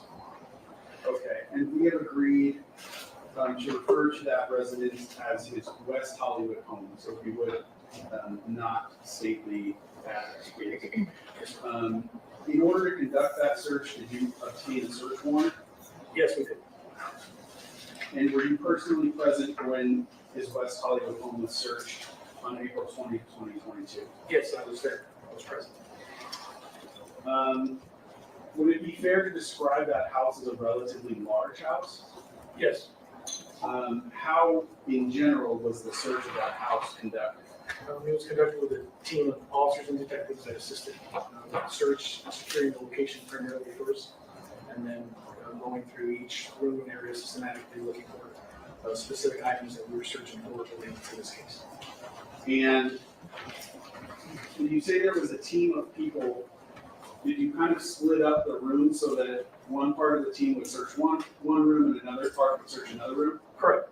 When anything of significance was located, what would be your involvement in that? I was called over and the item was pointed out, and I was given information as far as what condition it was in or where it was originally seen. During the search of his residence, were you alerted to multiple firearm-related items that were found in his house? Yes, including things we were looking for and other things that we weren't, anything substantial that they wanted me to look at. I went there and looked at. It wasn't necessarily everything that we seized. But would it have been everything firearm-related? Yes.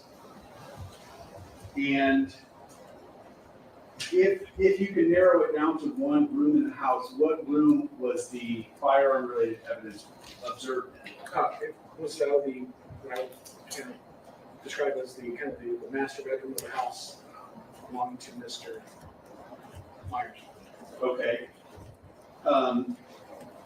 Did you observe any firearm-related evidence in any other rooms in the house? No. Let's start with the actual firearms. Did you observe any actual guns in this house? Yes. How many? 3. And if you can describe for the jury, can you distinguish between the 3 of them or describe them each in a unique way? Yes. One I would describe as a rifle, another as a shotgun, another as a handgun.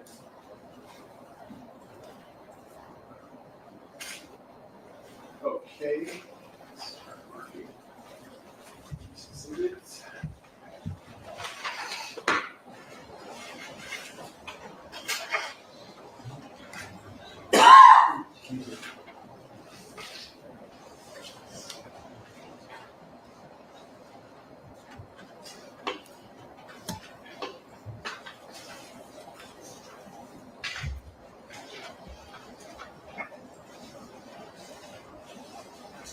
I have 6 pages.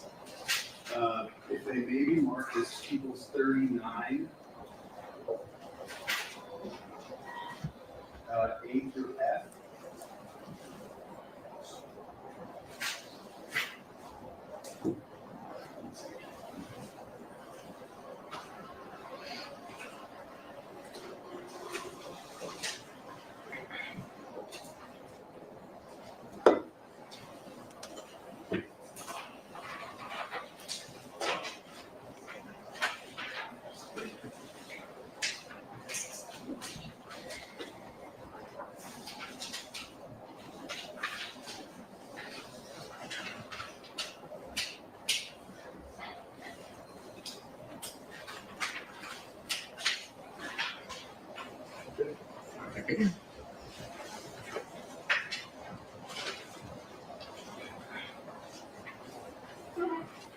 Let's start with People's 39A.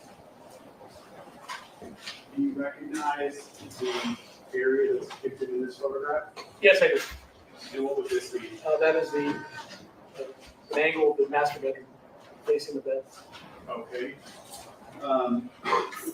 Would you agree with this be the same room that you've been talking about where the firearms were specifically located?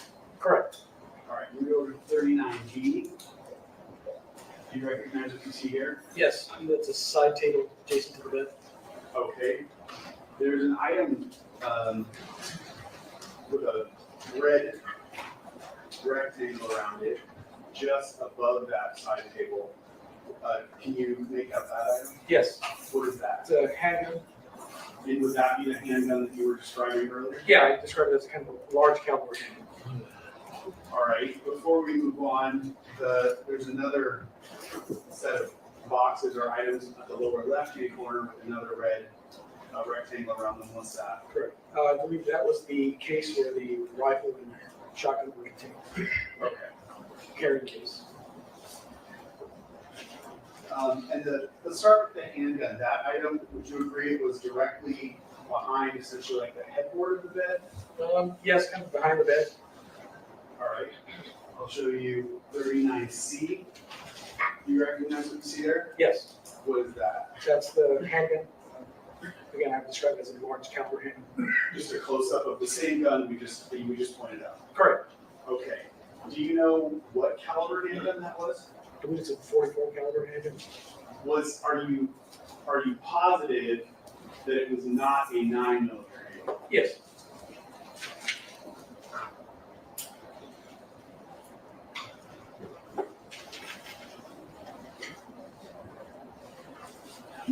Did you inspect the gun? I saw it where it was, and as the detectives that found it located, it came to me. I don't recall picking it up and handling it myself. Did you inspect it enough to determine whether or not it was a real gun? Yes. Was it a real gun? Yes. Do you know whether or not it was loaded? I do not know. Is that a revolver or a semi-automatic? That's a semi-automatic. And is there a magazine for that handgun? Yes. Is it loaded? Is it shoved up inside of the grip? From this angle, it looks like there is a magazine seated in the weapon. Okay. All right. I'm going to move back over to People's 39D and focus on the items at the bottom left-hand corner. And for that, I'm going to display People's 39D. Do you recognize what you see there? Yes. Just a better angle of the same outside boxes, correct? Correct. Okay. Go to 39E. What do you see there? Yes, that's where you see the one case that's been opened. You can see inside, I believe that is the rifle. And when you say that item, it's closer to the bottom of the page, because there's two boxes here, correct? Correct, 2 boxes. So I'm looking at the lower box here, specifically, it's kind of cracked open and you can see the inside. I can see the bottom end of what I believe is the rifle. Oh yeah, I'm gonna jump in and say this. So Rocky did own guns. They found guns in his homes, but none of the guns could have fired a 9mm that was found at the scene. So he's just showing these pictures to inflame the jury. But yeah, that's a picture of a rifle. And did you inspect that gun close enough to know if it was a real gun or a fake gun? Correct, yes. And what was it? It's a real gun. And does that gun fire 9mm ammunition? It does. Okay. And then lastly, 39F. Do you recognize what you see there? Yes, here on the right. So both cases are now open. The case on the right specifically, I can see the outline of the shotgun, also in addition to the shotgun shells in the carrier of the stock. Let's see if I can get the glare off there. Thank you. Definitely a glare. The shotgun you described as being on the right-hand side, correct? Correct. Shotgun's here on the right, the rifle's on the left, and that's 2 separate cases. Got it. Okay. And with the shotgun specifically, did you inspect it close enough to tell if it was a real gun or a fake gun? Yes. And what was it? It's a real gun. Okay. Will that gun shoot 9mm ammunition, the shotgun? No.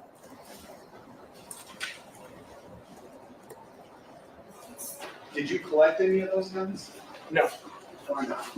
They weren't part of what we were looking for pursuant to the search warrant. And was that specifically 9mm caliber handgun? 9mm caliber weapons or the evidence of possession, purchase, anything related to a 9mm, specifically 9mm handgun. Okay. Those 3 guns in that location, would that be where they were when you first observed them? Yes. In close proximity to the bed in the master bedroom? Yes.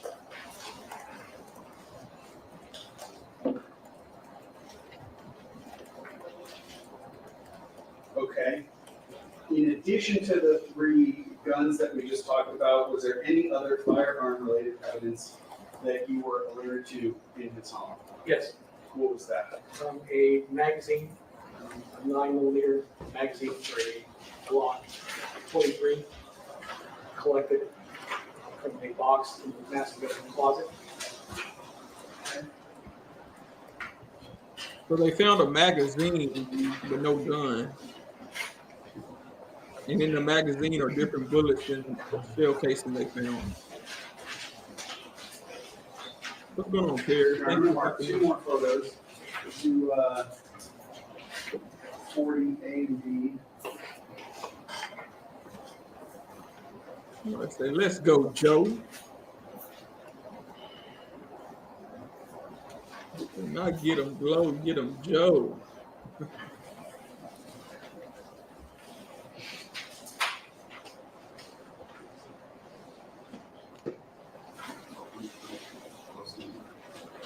Alright, I'm gonna show you, start with people's 40A. Do you recognize what you see there? Yes, And just to orient the jurors, this white object on the left lower right corner, would that be the bed? yes, this is from the headboard view, the headboard looking towards the foot of the bed. On the right is the kind of walk-in closet. On the left is the kind of walk-in master suite bathroom.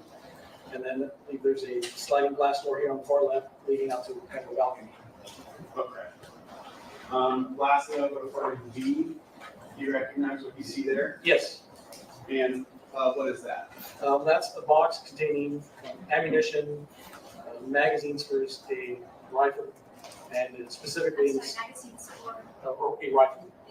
Sorry. And in the center here, there's the magazine that was recovered containing live ammunition, specifically 9mm ammunition.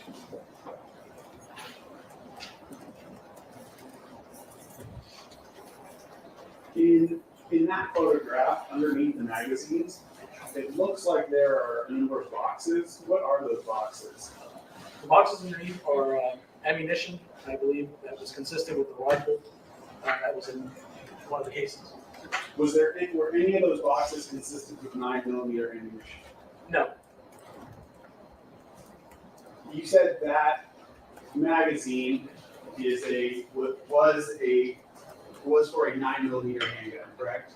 Correct. A smaller one? yes, I believe it's a Glock 23. Okay.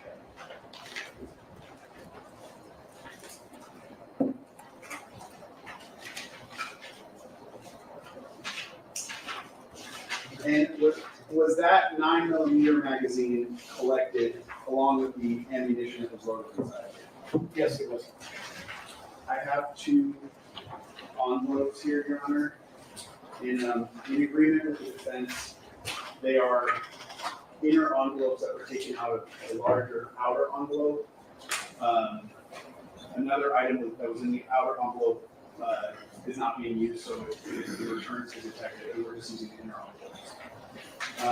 So that's part of 32? Or do you want to mark it separately? I think I want to mark it separately, Your Honor, and I'll mark each of the envelopes separately, just so we don't get them confused. This one's gonna be 41. I'll mark the magazines 41.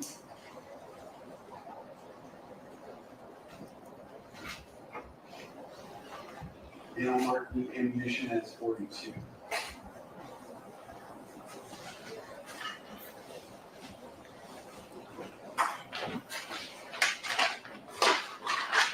These envelopes were open as the jurors will walk through, Your Honor, so they are previously open.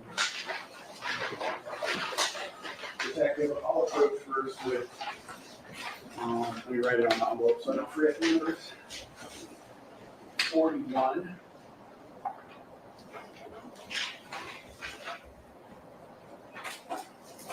Come on, God, move it along.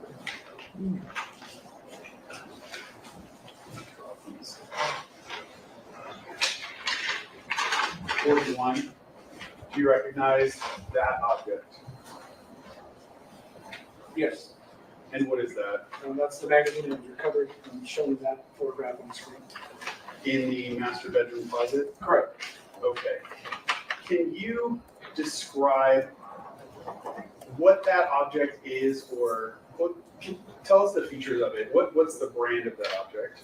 It's a Glock brand magazine, which has a capacity of 6 rounds that can be loaded.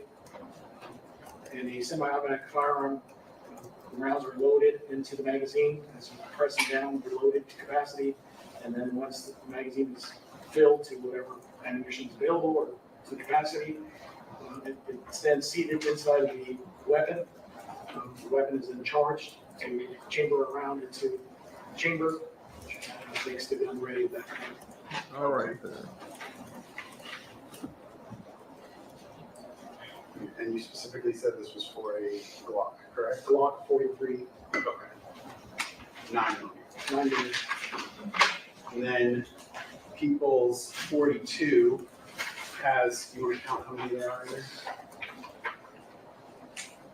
There's 6 live rounds of ammunition for all 9mm.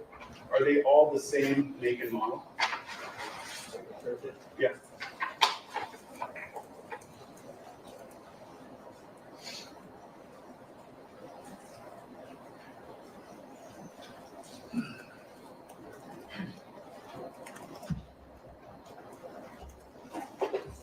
Yes. And what caliber are they? 9mm. And what's the brand? Sig Luger. SIG, S-I-G, Luger, L-U-G-E-R. Okay. I'll put one of these on the screen. You know, those the same type of bullets found at the scene. That's all we want to know. First time I put up People's 41, that's the magazine, correct? Correct. Okay. And then next to it, I'll put one of the items from People's 42. That's the unfired bullet, correct? Correct. That's a live round of 9mm. Okay. And then on the bottom is where it says SIG 9mm Luger, correct? Correct. I'm gonna put that back in envelope number 42, and I'll put the magazine back in envelope 41. But they don't match. So what's the point? I don't understand where he's going with this. Absolutely nowhere. Right. Nowhere. He's literally wasting time.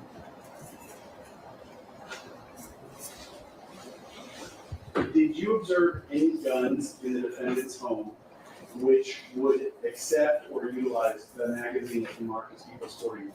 No. None that I found, none that were pointed out to me or identified by anybody else in the search team. In your experience owning firearms, specifically with semi-automatic firearms, is it common that if you own a gun, you may possess multiple magazines for that firearm? Yes. My experience, anytime I purchased a gun, semi-automatic specifically, it's come with more than just one magazine.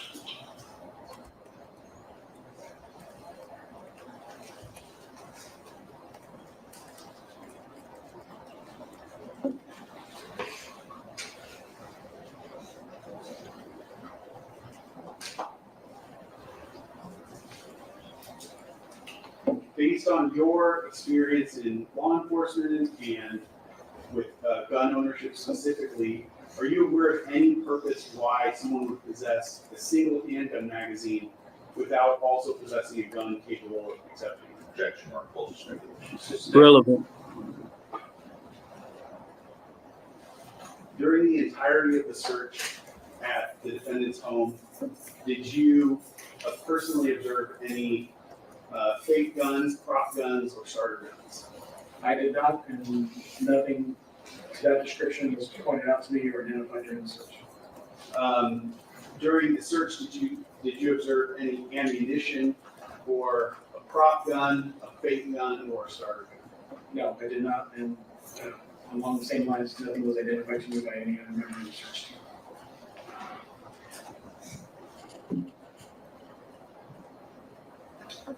Dude, you done. You ain't got no more questions. Stop it. Stop it.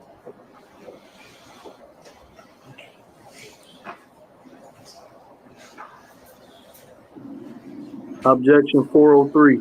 Right. When it related to this case, were you first made aware that there was an allegation that the gun used at the scene was a prop gun, a fake gun, or a starter pistol? Objection. Hold on. He was made aware. Overall, You can answer, Detective. So when related to this investigation was the first time that you were made aware the allegation that the gun used at the scene was a prop gun, a fake gun, or a starter pistol? I believe it was last Monday, which was the 20, I have to look at my calendar. But it was Monday when you called to let me know, and I was made aware that that was what was. Okay, when you say the Monday, would it have been around when jury selection started in this case, or was there already evidence being presented? That was when, right during jury selection. Okay, around the 20th, would that sound about right? Yes. Of January? Right. And we're talking about 2025. 2025. I don't have anything else to do. this would probably be a good time to take a break. All right, folks, the clock has been adjusted, so the clock is now accurate. So let's break until 5 minutes to 3, at which time we will resume. Please don't discuss the case amongst yourselves.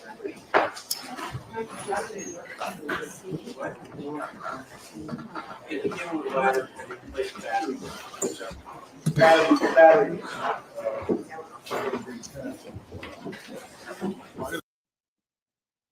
Not 5 minutes to 3. How many breaks do y'all need in Cali? What's really going on? All right, well, we can speed up now. I think we're just a few minutes delayed. Now we're back. Okay. Yeah, what y'all thinking? Thank you so much, C-Mac, for supporting the stream and the channel. C-Mac said, thank you, TTL. Great cat and commentary. Thank you so much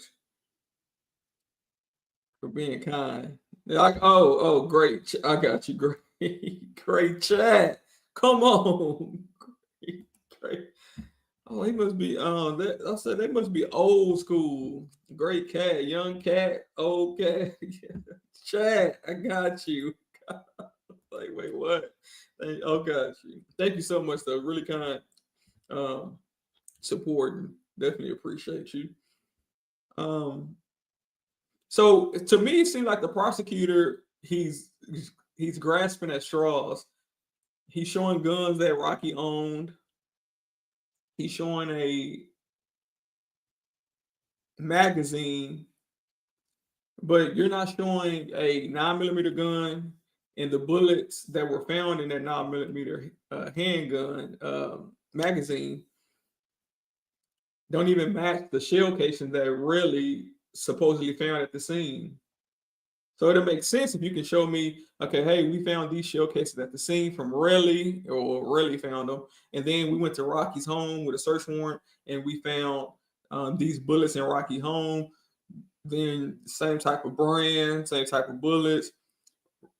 The magazine holds 8. It's missing 2, and guess how many Relli found? He found 2. Then you'll have a more stronger circumstantial case. But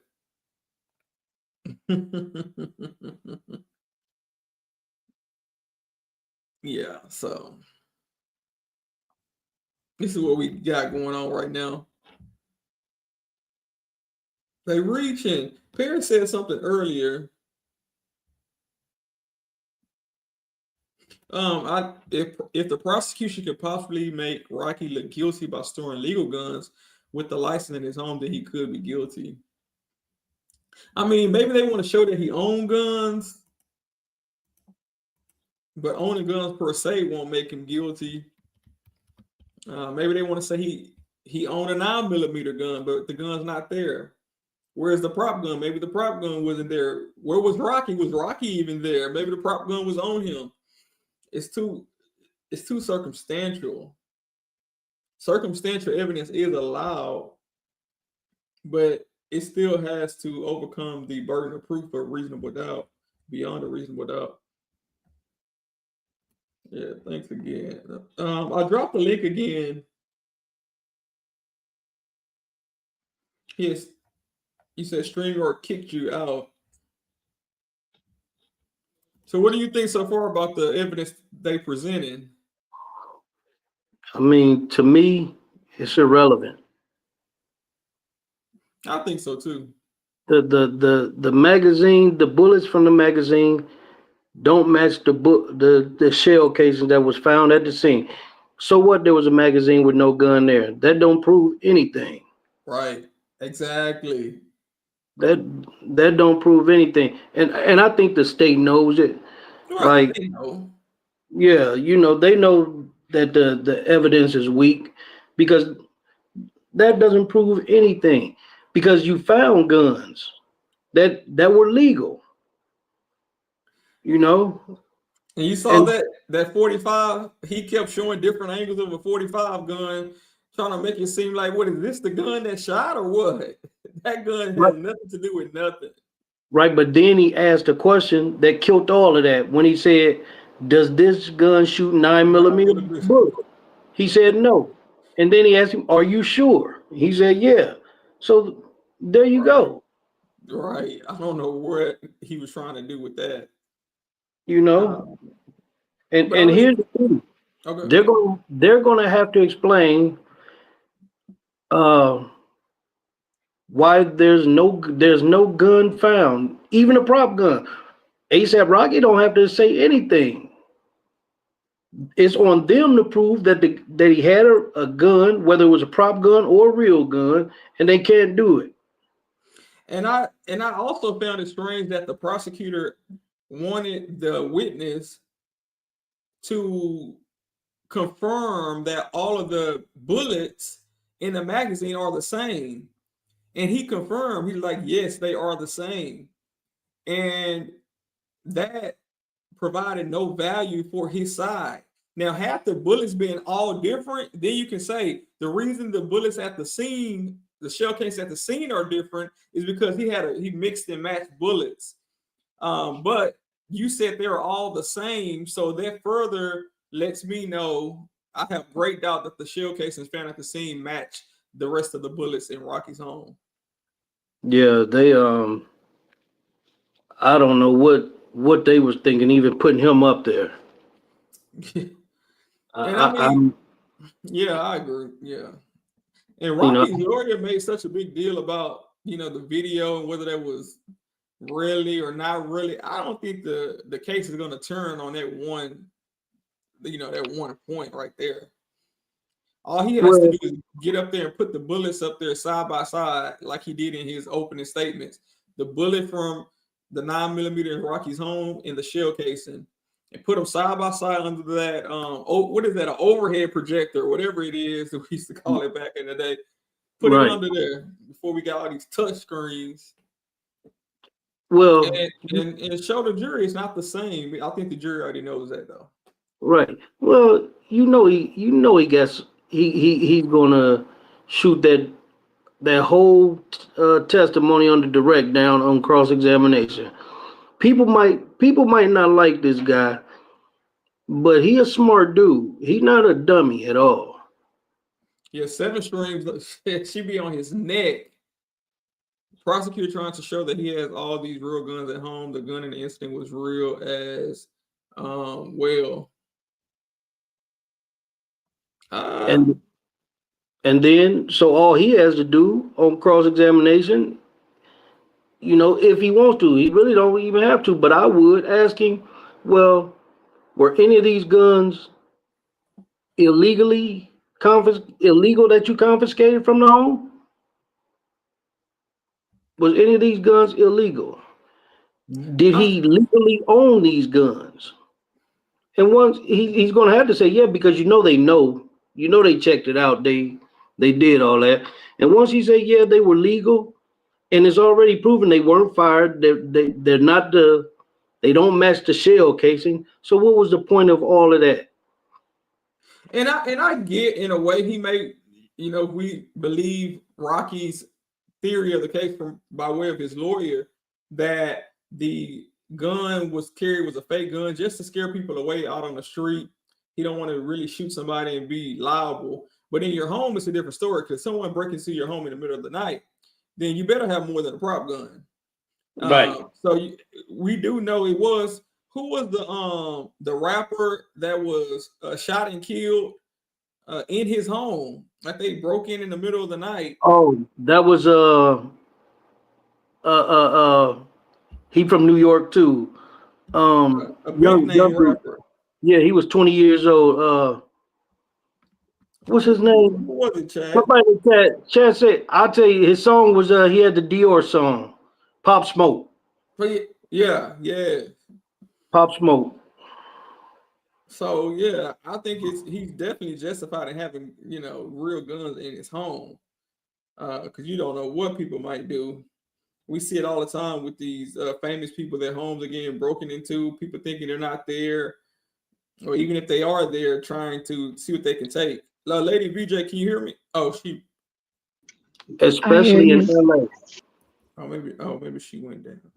No, she must have dropped out. But especially in LA. Her thing. Maybe she's gonna come back. But yeah. Yeah, especially, you can't trust people like that. I mean, you had that gang culture, they do, and you got to look at all of Nipsey Hussle. What's the guy name that got killed out there about 2 years ago from at the Roscoe's Chicken and Waffle from Philadelphia? In the restaurant, him and his girlfriend was in the restaurant. The dude sent his son in there to rob him, and he ended up killing him. Yeah, I remember that. Who was that? Yeah, P&B Rock. Thank you, P&B Rock. Yeah, P&B Rock. Then you got Pop Smoke. So yeah, I mean, who was the other guy that was he was trying to buy a car at a car dealership? I don't know who that is. I don't know. I don't know if I heard about that one. XXX. There you go. Thank you, Roll. Oh. He was buying at a car dealership, and they came in. Oh, he got killed in LA? I don't know if it was LA, but he's the rapper that was, Yeah, he was from Florida. I think he was from like somewhere around Miami.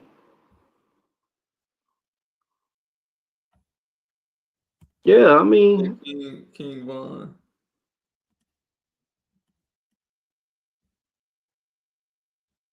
No, you haven't missed anything. We're on a break right now. We're getting ready for cross-examination. Well, Rocky's lawyer will cross-examine the lead detective. And the lead detective will tell us whether he can hold up to the strength of Taco Joe. Here's the thing that get me, because even before they came back, when they first came back, they asked the judge if they could get a 15-minute break after direct. So that tells me they're just trying to go out and coaching because they know what's about to come. That is strange. You heard that as well, that they wanted a break in between the time he was done testifying before cross-examination begun, but that's weird. I mean, that'd be one of my questions if I'm Rocky's attorney. When was the last time you spoke to prosecutors? Did you speak with them on a break? Did they coach you and tell you what to say? Well, you know he's not going to admit it. Well, you know he won't. But it's a fair question because now it puts it in the jury's mind. Hey, why did y'all want to? Why take a break? Why can't we keep going? We trying to get this over. Y'all keep prolonging it. We're gonna put it in their mind, and we're gonna give him a chance to lie under oath like his quote unquote victim. Right. Hold on. Give me 1 second. Oh yeah, go ahead. Had to take a cut out Mr. Robbie, but thought it took place in L.A. Oh, this is about to be interesting. Oh, let me see what this is. Oh, private. Okay, I'm here. I'll be back. Okay. All right. Let me know when you're back. All right. Well, I guess they ain't gonna let me know when they're back. They're not gonna be able to hear what I'm saying now. But yeah. So I think it's gonna be good.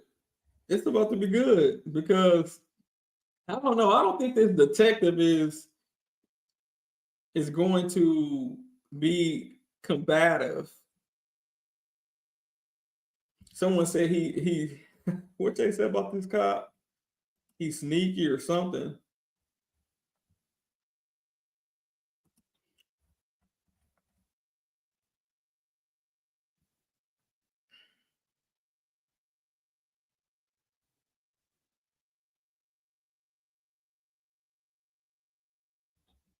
Yes, I heard that very unusual request. Yeah, shady for sure. Like what?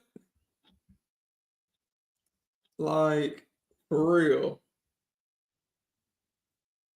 I want to figure out like what's going on in this break. Why you need a break? Are you talking to a sworn witness? And if so, what did y'all discuss? Yeah, just ask. But I don't know what the break is for. Now maybe, you know, it may be to handle something else off the record that we don't know about. But I'm sure the defense, you know, they in the courtroom, so they'll know if he's meeting with the prosecutors. I mean, why y'all needed a break?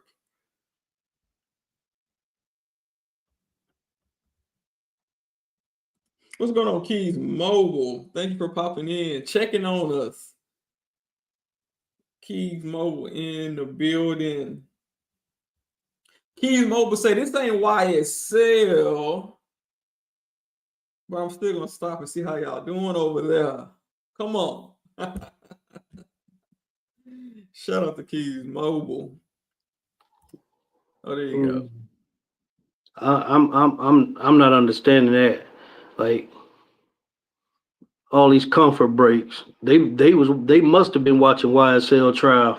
Must have been. Must have been. Because I mean, a break after y'all decided he had this long lunch break. Started court late. Maybe the judge got a weak bladder and he got to take restroom breaks all the time. That could be the case, but the prosecutor specifically asked for this. So right. Now we got. So where we at in LA time? 250. What is it? 257. Going to be 3. So what? We got another hour. Right. And I believe after this witness, we have one more, the ballistics expert. They got the firearms expert. He's gonna come in there and say who knows what. But what can he say? They don't have a gun to even run tests on. Right. I don't even know if he can speak to the injury. Because even if they try to ask him, could a firearm, you know, cause an injury to the hand, that would almost need to be a medical expert. Right. And I think firearms expert. I think the defense is going to bring a medical expert in to testify to that. If they smart, they would. If they smart, they'll bring a medical expert in, and I'm willing to bet he's going to say even in a graze, if you were graze, there will be some type of burn marks on those knuckles where the bullet grazed them. Maybe we'll see. Sometimes judges may say based on his years and experience and with firearms training and safety courses, he has enough knowledge, skill, and expertise to say whether a bullet can cause that type of injury. So we'll see. I mean, we seen it all. We saw an expert get qualified.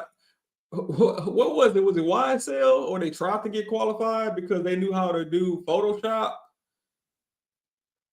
They knew how to work. what was the software they had? They knew how to work. I think it was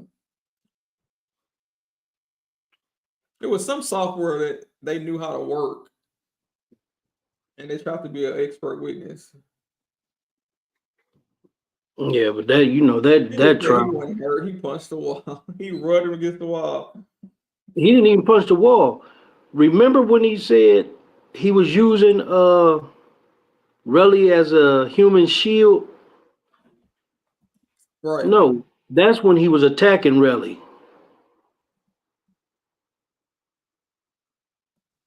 Right. Because if you see, I think Relli went down and he went down on top of Relli. I mean, Ills. And that's where his knuckles probably got scuffed up at. Could be. Yeah. In the middle of the fight, they fall him and, Yeah.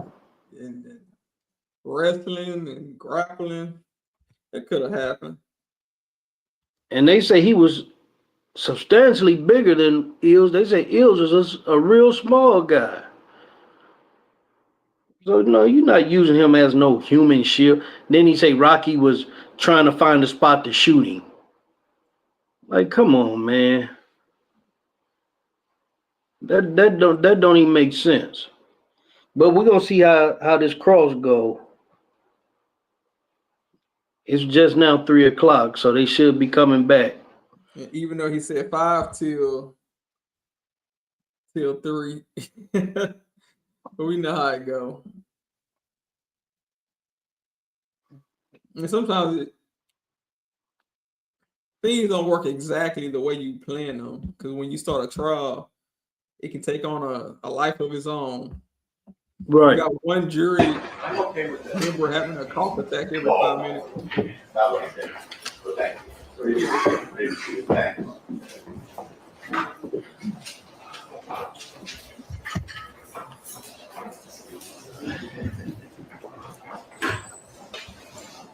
All right, before we go on the record, someone involved. Oh man. Why they kill the sound? Because he said before we go on the record. Oh, so I mean, we're not on the so record that- yet. so they're not allowed to record the audio. Right.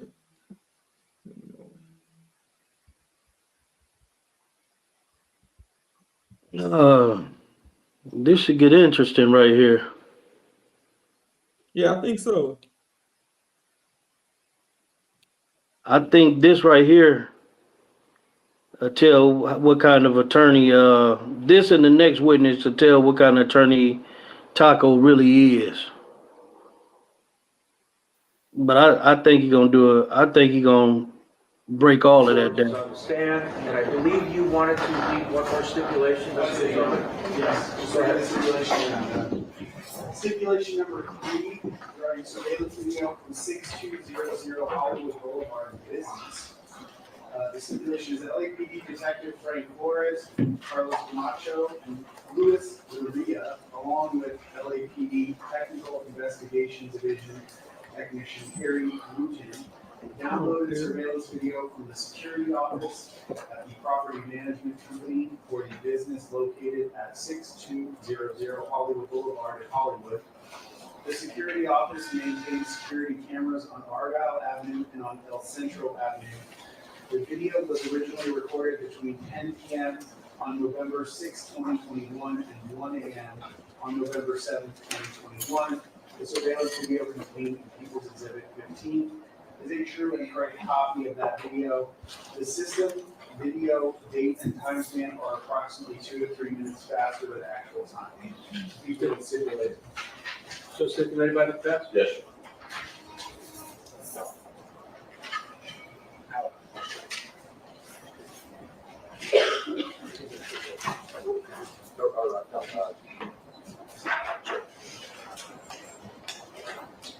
Yeah, I've spoken before. Yes, we have. You know, the witness stand, that we'll never hear in November 2023, right? Correct. By the way, let me just start out where you finished off. You had some questions about when you personally were made aware of one of the issues raised by the defense of Mr. Mayor's being in possession of a prop gun. And you said it was fairly recently before the trial started, right? Yes, sir. Okay. Obviously, you never spoke to Mr. Mayor's from the day of the incident until today. Correct. All right. You never spoke to 12B from the day of the incident until today. Correct. All right. You never spoke to Lou Levin from the day of the incident, correct? Correct. All right.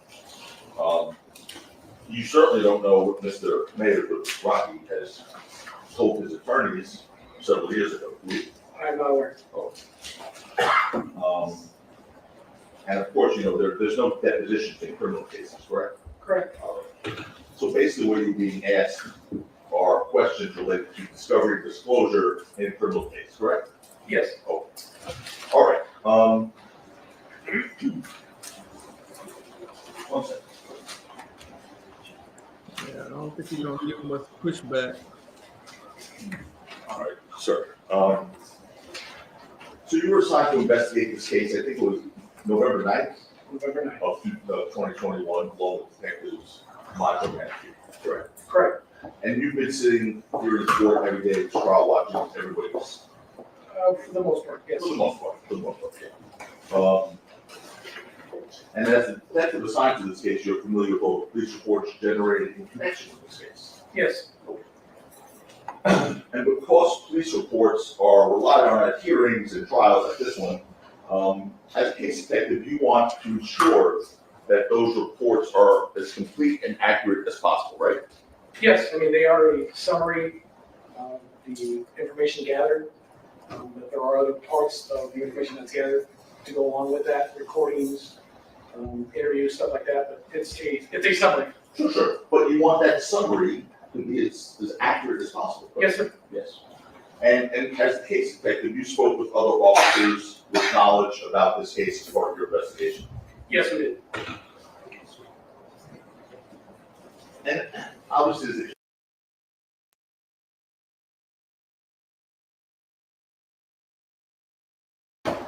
for example, you reviewed and retrieved the video recordings pertaining to this incident. Correct. Some of which we talked about and just seen, correct? Yes, sir. All right. 1616 East Belmar is one, right? Yes. 6200 Hollywood is Hollywood Boulevard? Yes. Hollywood Boulevard is another? Yes, sir. Correct. All right. And you retrieved the East Belmar video on November 9th, 2021? That's correct. Okay, and the Hollywood Boulevard video, I think it was a few weeks later, November 18th? I believe that is correct. Now, on November 8th, 2021, law enforcement received 2 9mm Luger shell casings from Mr. Ephron. Correct, for the initial crime report, yes. Yes. And those shell casings were submitted to the fingerprint analysis lab about 2 weeks later on November 21st, 2020. I believe that's when they were tested, yes. And you're familiar that the fingerprints can typically be left behind on bullets when they're touched and loaded in a firearm, right? There is always a possibility anything that's touched can leave a fingerprint trace behind.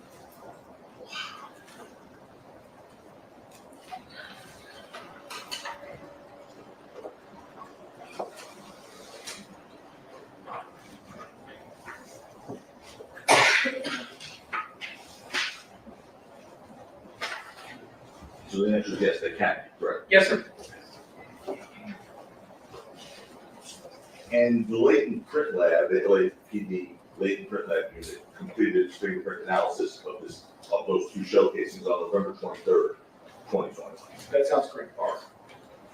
And after examining the casings provided by Mr. Ephron, law enforcement lifted exactly 0 fingerprints off them, correct? That's right. 0 prints for the. So there were no fingerprints of anyone on those shell casings. That's correct.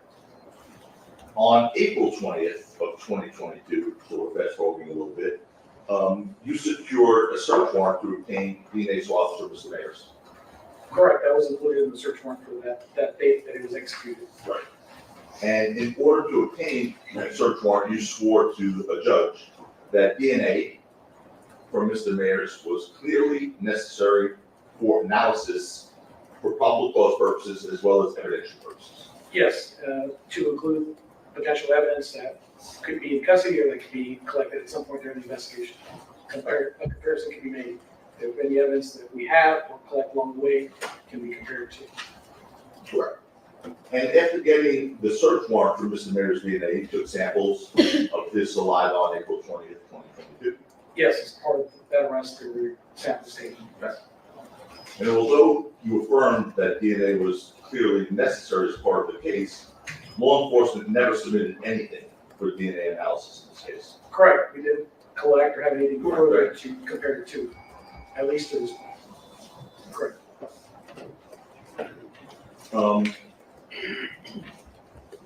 The alleged altercation between Mr. Ephron and Mr. Mayer took place on November 6, 2021, around 10:17 p.m.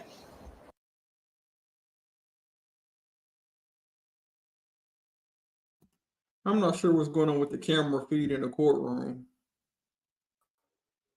but it's also frozen on my other monitor, Law and Crime. So it's something going on with them. This little altercation lasted about 25 seconds. That whole thing. Roughly.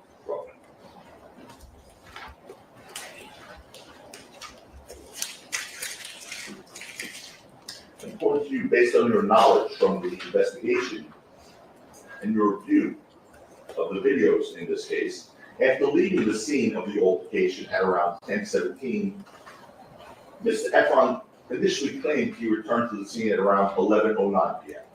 We object as to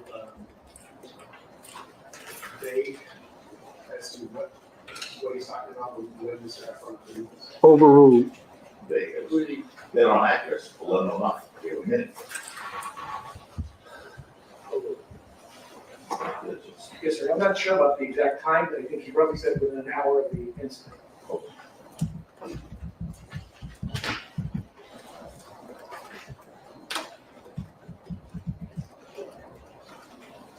Would you agree it's somewhere around the events of that time, 11:09? Okay, go to the plenary hearing on just read the question and answer.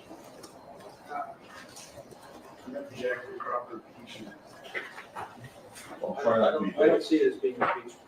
Why don't you tell him, just clarify what it was that. Mr. Ephron told you 52 minutes more later, he came back to the scene, correct? I don't recall him saying the exact time, but I do recall him saying roughly within an hour after the initial incident. And you got that from watching the videos, correct? On first review, yes, that's what I believe was consistent. And I understand your testimony is now changed to say you don't think it's in, but initially, you certainly thought that person you saw was in. Yes. At 11:09, right? Yes, that was my belief. Okay. And to you, at least, that was Mr. Ephron in the videos. That was my belief because it was consistent with the time frame that he provided. Right, it was consistent with what Mr. Ephron told law enforcement. Correct, within the hour estimate. Okay. And that person, whoever that person was, Mr. Ephron initially said it was in, you believe it was in initially, leaves the scene at 11:11 p.m., 2 minutes later. Roughly. The first part of this question is super facts, not evidence. No, it's fact and evidence. All right, stop, read the question back to you.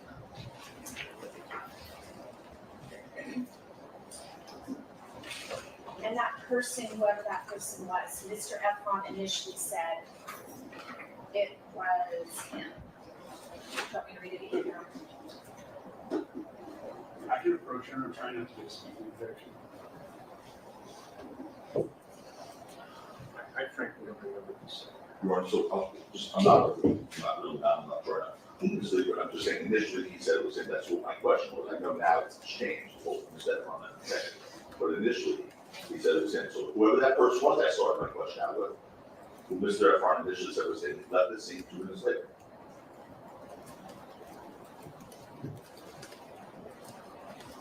I don't know if it's evidence or not. I can't remember every single. You just said it. I would change the objection to being argumentative. If he wants to ask, did that person leave within 2 minutes? I have no problem with that. But we don't need the argumentative part getting to that question. You know, I'm not. Hold on a second. I can do this easy. Did Mr. Ephron initially say that that was him? I don't recall if he used those words exactly. I believe he made a comment that may have indicated that, but. Well, for instance, you were here when he testified at this trial. Correct. Do you remember when he said at this trial from the jury that he was sure that that was him? Yes. Okay. So, just a week ago, or a few days ago, Mr. Ephron said that was him, correct? Correct. So whoever that person was, that person that Mr. Ephron swore it was him to this jury initially, left 2 minutes later. Roughly within 2 minutes, that person left. Objection to front, as phrased? Yes. And to be clear, you observed all the video footage that was recovered in this case. Yes. So if that is not, the new position is not Mr. Ephron, at least you don't think it's Mr. Ephron. Based on your testimony today, you have absolutely no video showing Mr. Ephron ever returning to the scene, correct? Correct. So who planted the shell casings? Maybe the skateboarder.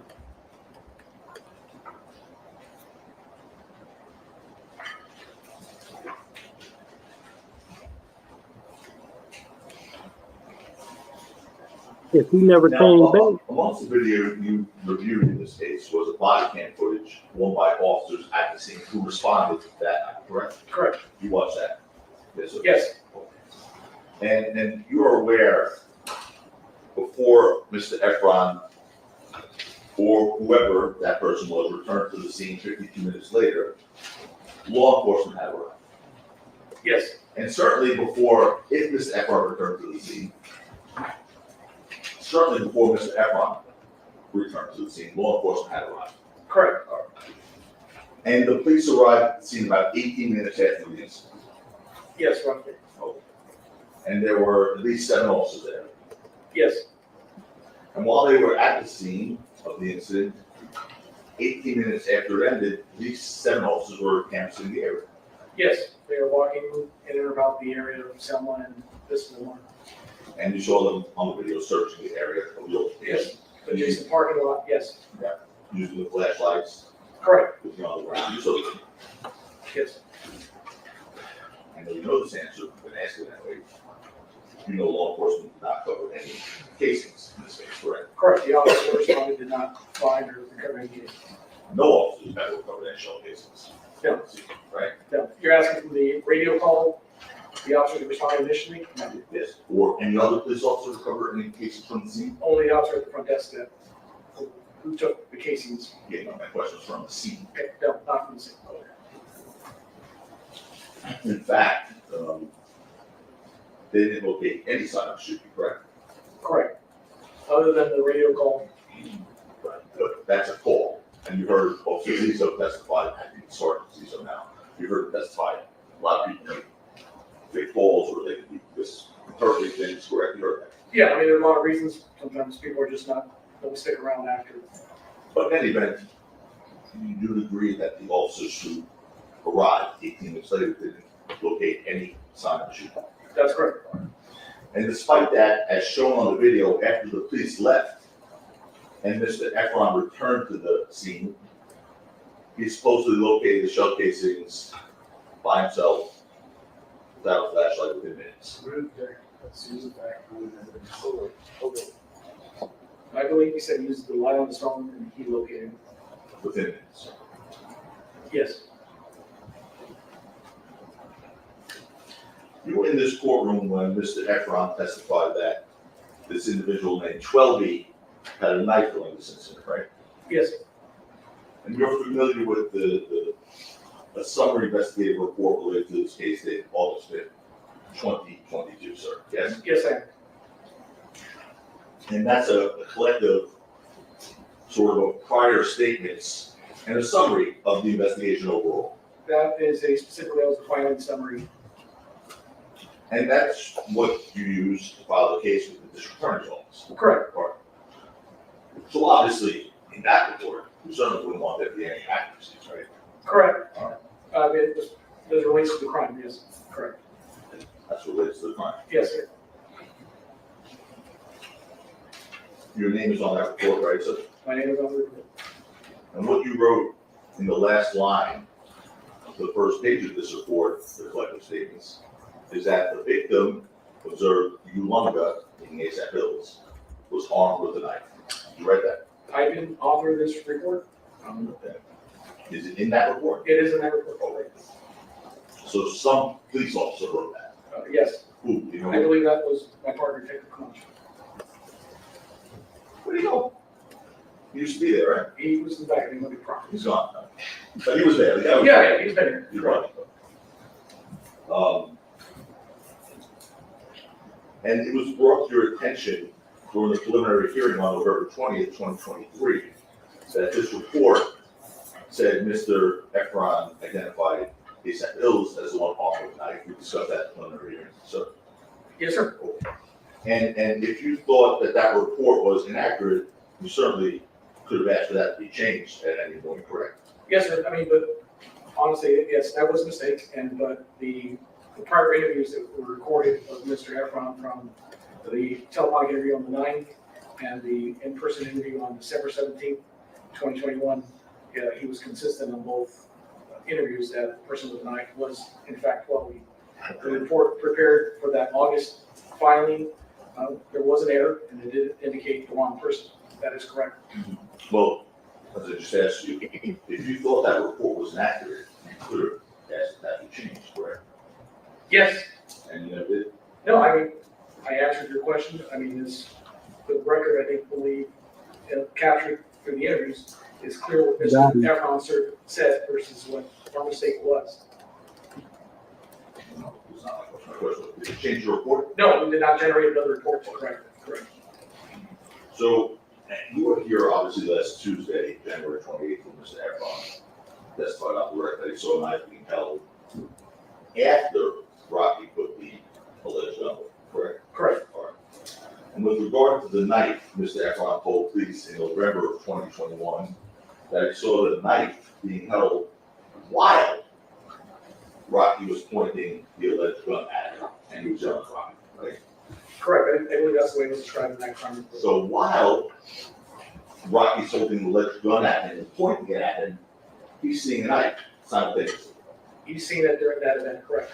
Not during that event, while the gun is being pointed at him, correct? That's the way it's described in the report, yes, sir. You also heard Mr. Ephron's testimony last Tuesday, January 28th, that he saw the knife being put away, and he then said, "What the F you got a knife for?" You remember that testimony? That's true. Yes, sir. And in November of 2021, Mr. Ephron told the police that only after he said, "Why you got a knife," did that knife get put away. Recall that? I don't recall that specifically, sir. I'll show you a report. Okay. It's 77 in our database. It's a, please follow the investigation report from November 9th, 2020.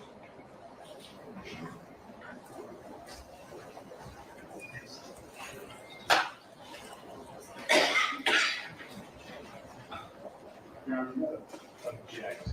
Sustained. The objection is sustained. What was the grounds for? Improper. This is not the proper person to either refute or confirm what Relli, Ephron told some other officer. So the objection is sustained. Go on, sir.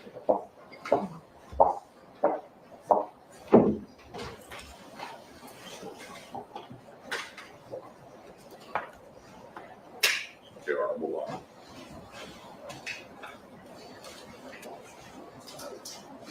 In any event, you saw an arrest warrant on Mr. Mayor's on April 13th, 2022. Correct, that's the date it was signed. And to be clear, law enforcement received Mr. Ephron's complaint 5 months earlier, November 8th, 2021. When we received it, it would have been the 9th, it was, the initial report was taken on the 8th, correct? 8th or the 9th, whatever, 9th of November 2021, you guys, PD, like the station house guy, November 8th, right? Correct. On that same day, law enforcement received November 8th, 2 9mm Ruger casings from Mr. Ephron. Correct. The next day, you along with Detectives Camacho and we spoke to Mr. Ephron again at length. Yes, telephonic interview. By the way, that same day, November 9th, Mr. Ephron told you he decided not to become involved in Rocky's music business any longer. You understand that? I believe the same as last time. And also on November 9th, 2021, law enforcement received surveillance video pertaining to the incident from 1616 East Del Mar Correct. and Hollywood Boulevard on November 18th, Yes. 6200. Correct. And on November 10th, 2021, law enforcement obtained authorization to search T-Mobile information for Elijah Luongo or ASAP Bill's phone number. Correct. For search warrant. Sorry. Yes. And specifically, the T-Mobile information law enforcement obtained authorized to search Elijah Luongo, ASAP Bill's, his call detail records and his GPS location. Correct. And the GPS location data, I should say. Yes. And those records, the GPS location data that you all were able to obtain, show that Elijah Luongo, ASAP Bill's cell phone, was near Selma Avenue in Vista Del Mar, approximately 10:12 p.m. on November 6th. I believe that's correct. And those records also show that Bill's, I'm just going to refer to Bill's so it's a little bit. ASAP Bill's cell phone was near Mr. Mayor's residence at 11:11 p.m. later that night. Yes, so it's going after this. In addition to law enforcement gaining access, by the way, you also gained access to Mr. Ephron's cell phone, correct? Subsequent to his arrest, the physical phone, yes. Yes. No. No, Mr. Ephron. Oh, I'm sorry. Correct. He did, voluntarily. Right. That was in November of 2020. Yes. Correct. So you had access to his phone. Yes, we did. By the way, did he mention that he had deleted any messages before you had that phone? I don't remember asking him specifically if he had. Could be volunteer. I don't recall that it was volunteer. Particularly with the guy who was making this complaint about this guy, ASAP Rocky, didn't mention they had deleted messages between him. Correct. Nothing was volunteered as far as that. And you wouldn't know to ask that, obviously, right? He was cooperative and provided his phone. Yeah, You wouldn't know to ask that, I said. I wouldn't know. Right. And the information on that phone contained Mr. Ephron's communications, as far as you knew, with Mr. Mayers, with Bills, and 12. Correct. And as of November 2021, law enforcement had Mr. Ephron's statement, 1, correct? Correct. Cell phone records, 2, yes. I believe so, by that. Video of the incident. Some of it is correct. Well, which video did you not have by the end of November 2021? At the end of November, correct. I've actually November 17th. No. So, because the last video you got on November 8th, right? Correct. So let's again. In the month of November 2021, you the collective police officers and law enforcement, correct, had Mr. Ephron statement. Yes. Yes, sir. You had cell phone records in this case. Yes. You had video of the incident. Correct. And you had 2 shell cases provided by Mr. Ephron. Correct. But you still waited another 5 months until April 2022 to arrest Mr. Mayers. Yes, I mean, there were other factors involved. Yes or yes? Yes.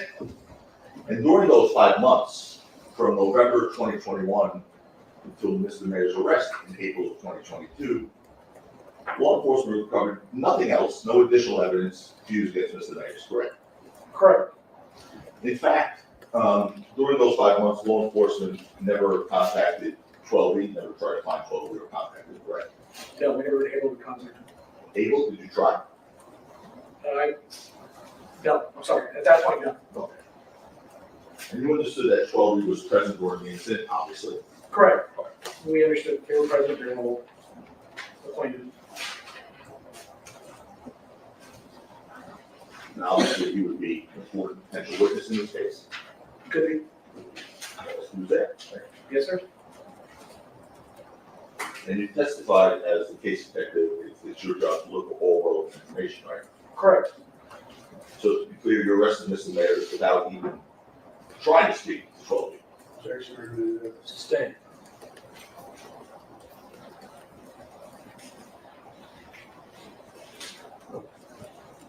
Let's now move over to the house search that you conducted, okay? So this was on April 21st, you conducted the extensive search of Mr. Mayor's residence, correct? Yes, April 2020. And during the search, aside from what we all saw, we'll get into that when we ask you about those things. You also saw boxes in his residence, right? I'm sorry? Boxes, like corporate boxes. Yes. All right, I'm gonna just show you a picture of these things. Nora, I guess we'll identify them as we go through the new exhibit to each one. Oh, these have not been marked. Correct. All right, your next exhibit is W is in Woody.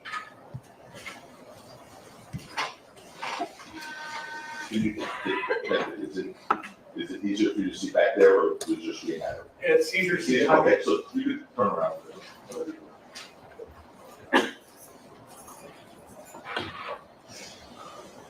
This is W form? Yes, W. Okay. That's one of the photos you see, things packed in cardboard boxes there. Correct. Did you learn whether or not Mr. Mayor was in the process of a move this morning? I was not aware that he was in the process. How about the next one is?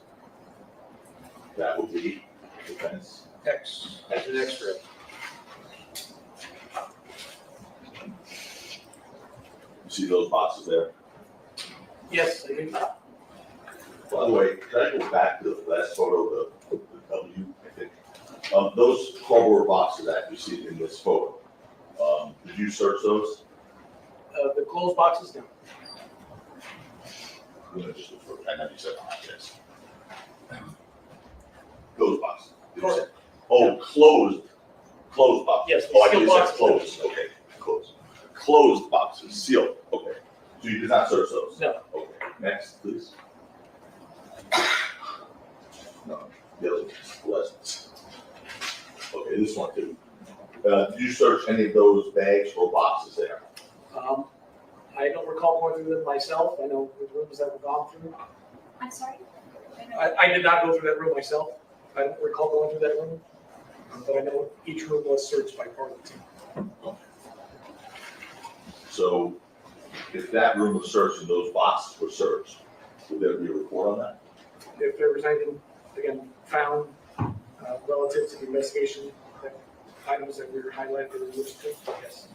Well, you agree that those sealed boxes obviously weren't searched, correct? Correct. The next one, please, which will be defense. Y as in John. Wise and young.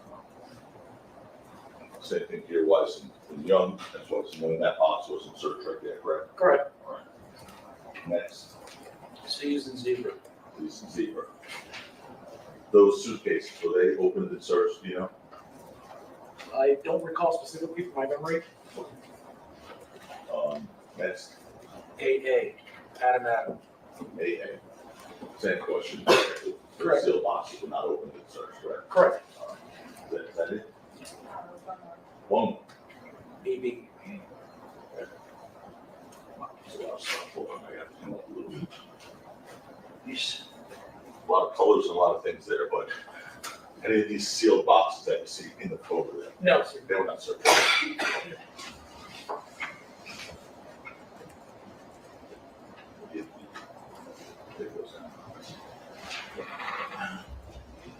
And during the search, law enforcement did not recover a 9mm firearm, correct? That's correct. You did recover a 9mm, Glock 9mm magazine, That's correct. and it was full, correct? Yes, it was to capacity, 6 rounds. Did you ever take the print off of that magazine? No. You never printed that magazine? No. You were capable of doing that, correct? Yes, sir, but since it came from his bedroom, I didn't have it processed. Okay. And there were 6, Sig Luger 9mm cartridges, right? In the magazine? Yeah, in Yes. the magazine, right? The 9mm cartridges were not loose or anything, they're inside that magazine. And, that 9mm magazine, those 6 cartridges in the box, they were found in the box containing other magazines and other cartridges that were not 9mm. That's correct.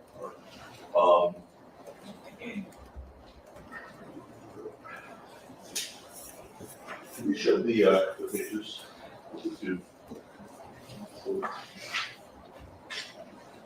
Yeah.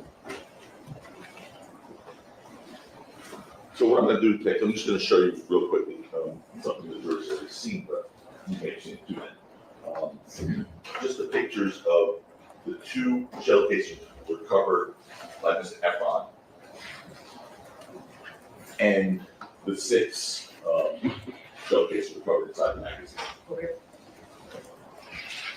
So the ones on the left there are 6C. You see those? This is the sensitivity? It is, right? Okay, this is gonna be CC, Charlie Charlie. Okay, CC, right? So the ones on the left, right there, so yes, those are the Sig Luger 9mm cartridges. Yes, these are the live rounds that were recovered from the magazine and contained within the magazine. Okay. And those are different cartridges, obviously. The brand of the one on the right is what's called FC, or Federal. Yeah, FC Luger. Right. On the right are the spent casings. Right. And Sig is the other one. And the live rounds are Sig, Sig. 6 hour? 6 hour Luger. Okay, thanks. Okay. Okay. You also recovered, was it 2 rifle magazines as well? Correct.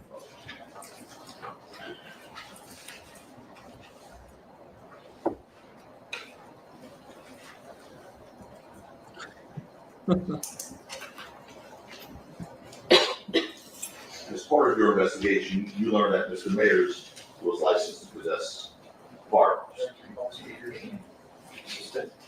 As part of your investigation, did you learn whether or not Mr. Mayers was licensed to carry firearms? Objection, Bolster, yes or no? Nothing I can confirm, but I heard he did. You did, okay. And, those 2, Anything after nothing I could confirm as being non-responsive. Sustained, the answer's true. and the 2, the one gun, what was it called? You know the name of that 44 Magnum? Desert Eagle. That was Mr. Mayers, that was registered to Mr. Mayers. Correct. Right, registered to Mr. Mayers. Yes. Objection is again, Bolster here, so. Overruled. And the rifle was also registered to Mr. Mayers. Second objection. Overruled. That's correct. Okay. Meaning legally registered to him, correct? Yes, both those weapons are registered. And the other weapon, gun, whatever you call it, that was recovered was the shotgun. It's a shotgun. And that was registered to an individual named Lou Levin. I don't remember who specifically was registered to, but it was a legal. It was a legal weapon. Correct. Also, all 3 were legal weapons. Yes. And as a matter of fact, that shotgun was given back to its rightful owner before he left the scene, correct? I don't recall if it was that Mr. Levin took it. That's just my recollection. Okay, it's okay. Well, what would refresh your recollection? I don't know if there's anything, obviously, Mr. Levin took possession of the house when we left. He took charge of the house, so what he removed after that, I'm not aware of. Okay. I'm talking about what you removed, I'm talking about what you removed. You removed the 2 guns registered to Mr. Mayers, correct? No. You're saying you left them in the house? Yes, You sure about that?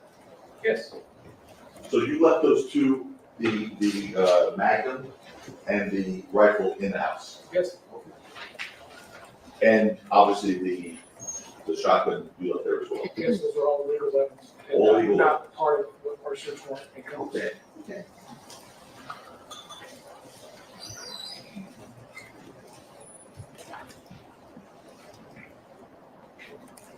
Get him, Joe. By the way, you never asked Mr. Ephron if he had firearms back in November of 2021, did you? I don't recall asking them, I do recall making inquiries as far as runs or checks. And I don't recall finding any guns registered to him during that period of time.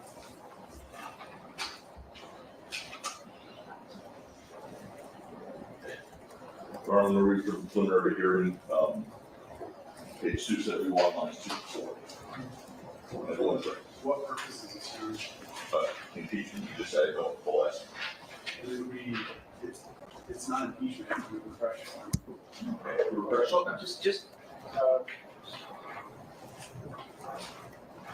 Just volume one or volume two? What's the page? Page 271, your arm, lines 2 through 4. Yeah, that camera system is really blurry. Sorry, yes, of course. What lines? 2 to 4. Fair game. I'm gonna, Fair game. Karen, can I? No. You were asked, by We the, follow it up if you want. did you ever ask Mr. Ephron if he had firearms back in 2021? Answer, not specifically. Now, you were here the other day when it was revealed that Mr. Ephron was at a firing range in Los Angeles in October, late October 2021, correct? Correct.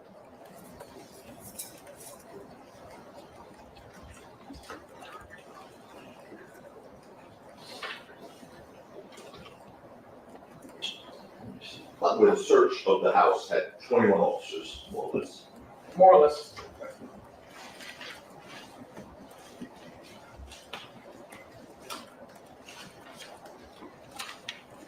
When you spoke to Mr. Ephron on November 9th, 2021, Mr. Ephron told you that he believed he was grazed on his left hand knuckle area. Object to use facts and non evidence. I talked to him. I'm sorry? He did not lie? You have to inquire whether he said that. You're saying when the detective spoke to him, it assumes that that's what Ephron said. So ask him if Ephron said that. Okay, this is short. I know. Okay. So on November 9th, 2021, did Mr. Ephron tell you that he believed he was grazed on his left knuckle area? Yes. And despite supposedly being grazed by a bullet on November 6, 2021, Mr. Ephron did not seek medical attention until returning to New York. That's my understanding, yes. And even though Mr. Ephron waited to fly across country to receive medical treatment, obviously there are hospitals in Los Angeles that could have treated him, this injury, whatever it was.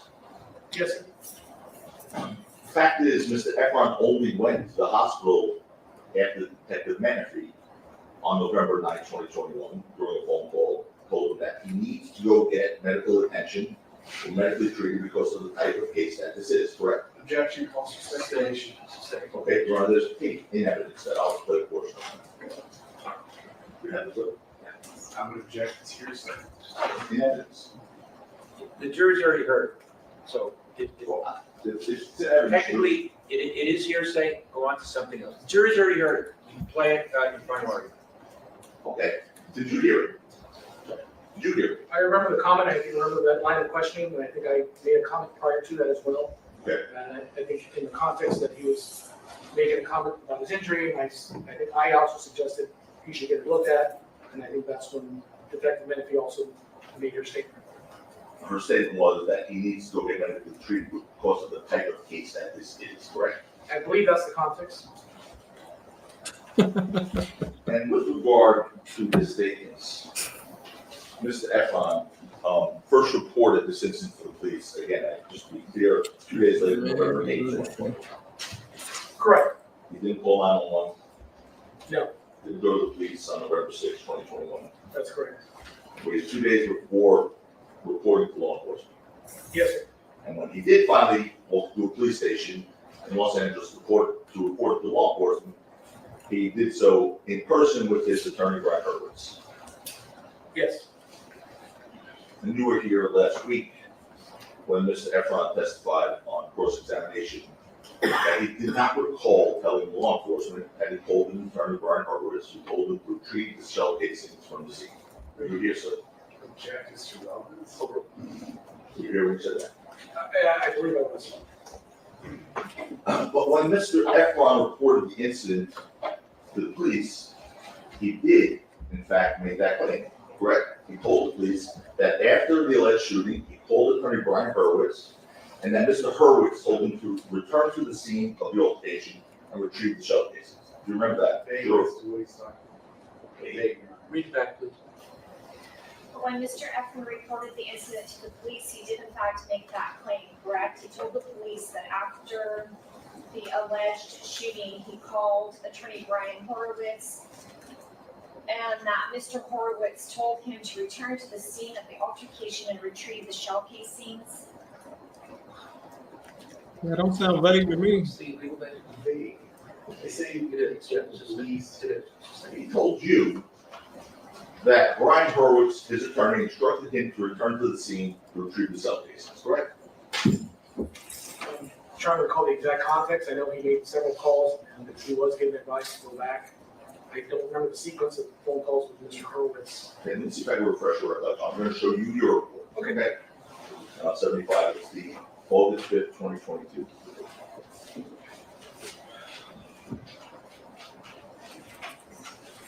You kept the file. The first page. Second page. So weird, but. Yeah.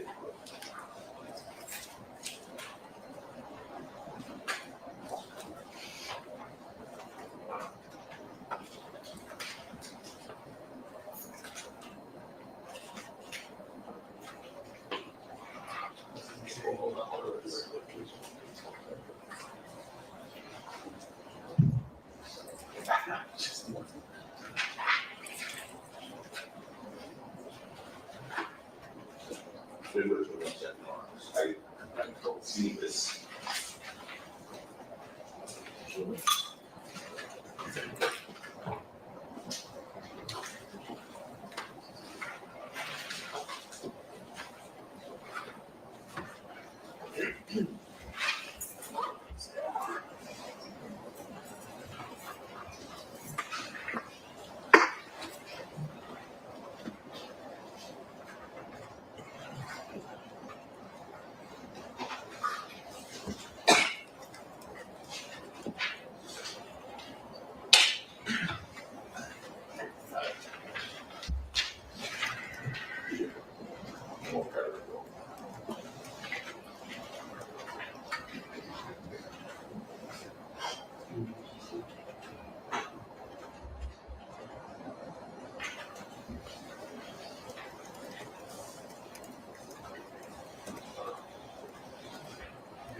I'm gonna object as to who we approach. Anything can be used to refresh recollection. Your Honor, you already ruled, so that's my issue. I don't want to do a speaking section. You don't mind if we just briefly approach? Yes.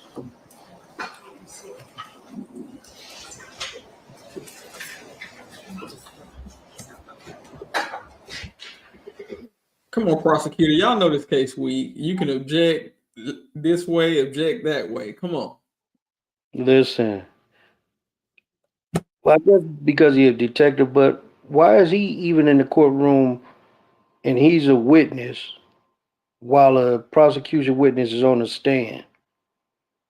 A lot of times I have seen courts give the lead detective permission to be in the courtroom throughout the entire trial, since they worked the case from the beginning, but it really can influence their testimony.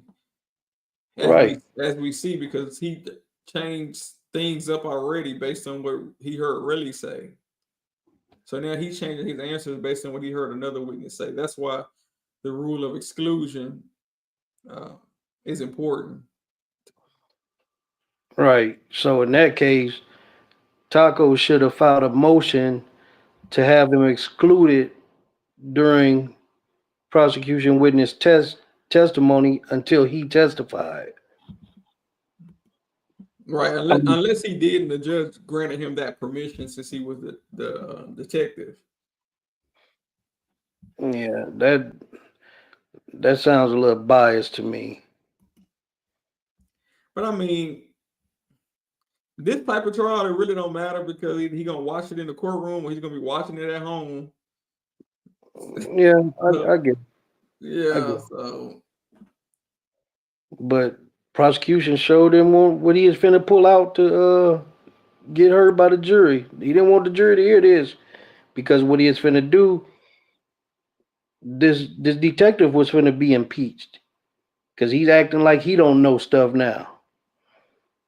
They watched Lil Woody testify. They don't recall nothing now. Right. And somebody said in the chat, and I seen it when it came up, like he believed this happened. I believe. You know. Yeah, that's what I think Bernicia had put. Yeah. Yeah. They I don't know. Got about 10 more minutes before it's over for the day. This is what to show you. Maybe. Know what it is. Okay. Just read this part here. Read processes.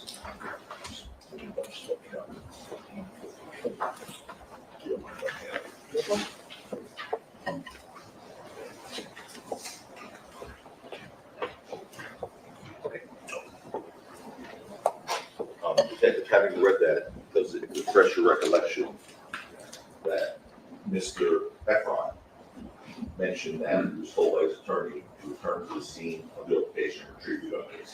Yes, sir. That's not what that even says, Your Honor. And the court read it. You want to read verbatim? You just said yes, first of all. That's Is the answer yes? The answer is yes. Go on, so the objection's overruled.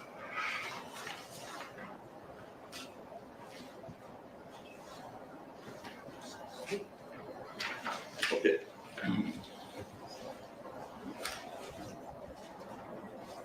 You and Detective Manfrey eventually interviewed Mr. Ephron's attorney, Brian Hurwitz, on March 22nd.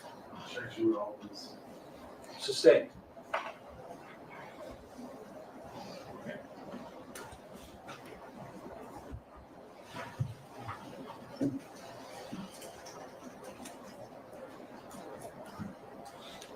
In any event, law enforcement secured Mr. Ephron's phone records from the night of the incident, November 6, 2021.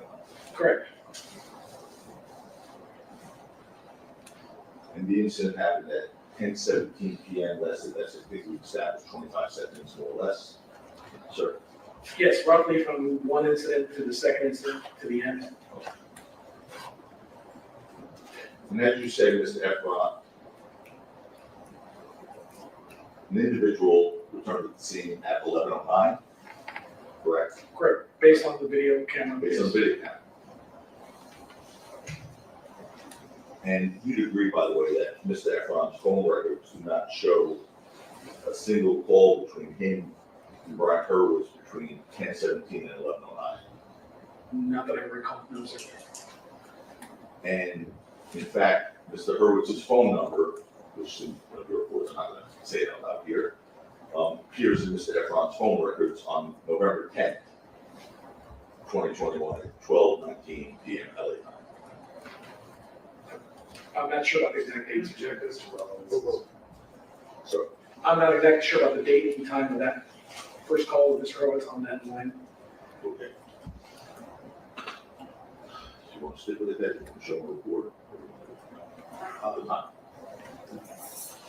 I was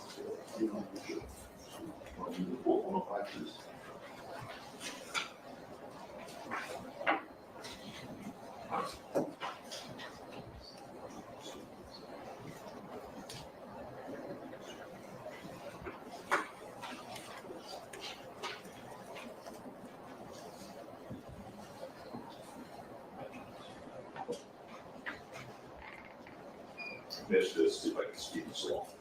Do you remember, in search of Mr. Ephron's phone records, there not being a call to Mr. Hurwitz until a few days later? I recall some point after, yes. Correct. All right, that's, you know what, that's fine. At least directly, that show up directly. Right. But certainly not on November 6th, going into the morning, November 7th. Again, nothing directly. Directly as opposed to indirect. Like a three-way call, somebody three-way call, anything like that. Did you see any indication of three-way call on the phone records? I don't know that it would necessarily reflect three-way calls, just a direct call to somebody. But again, not that I'm aware of. Until after. Well, did you see any calls between the time of 10:17 and 11:09, for example? Was that wrong? I don't recall seeing any calls between that time.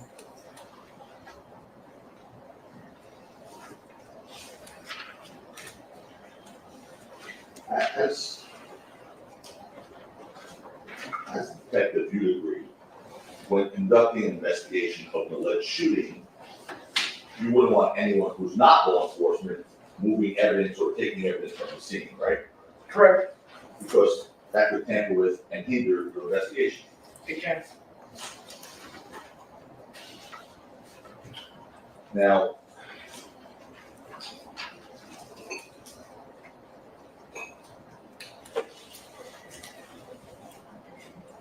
you interviewed Mr. Ephron's girlfriend, correct? Correct. Ms. Parker? Yes. You never took Ms. Parker's phone? No. Okay. So therefore, obviously, you never examined it to see what texts or calls have been made from it. Not from her phone, physically, no. You said you saw the videos in this case, Yes. all of them. Yes. You never saw a video with Ms. Parker returning to the scene, None that were collected. and I want to ask a question, but I'm not, well, we're out of the court's ruling, and it's a question that would be prejudicial to them if I asked it, and you. All right, why don't you, off the record, let me know what it is. Yeah.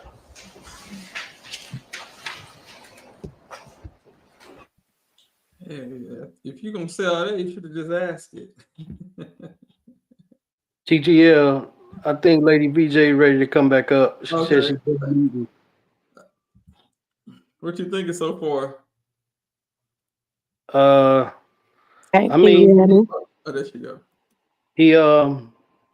he doing what he's supposed to do.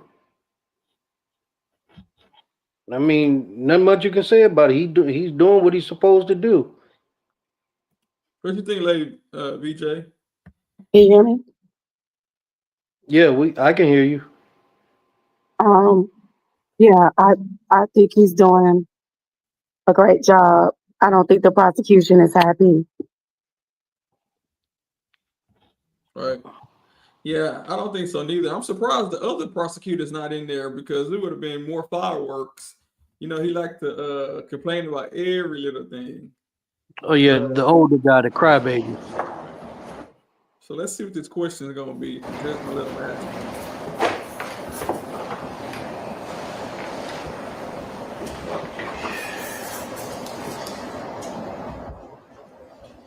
You saw that, I think we discussed, I don't know if Mr. Rizzo played for you, but the in-person interview you did with Mr. Ephron in December of 2021, where you showed the video of what was initially him returning to the scene. You saw that here? Correct. Okay. And when he was watching the video, he said initially that was him, correct? Yes, that's what, I mean, he indicated by the form of the question. You're talking about the interview on December 17th? The interview on December 17th regarding the person returning at 11:09. Correct. Yes, that was him, right? That was, again, what he was indicating in the form of his questioning.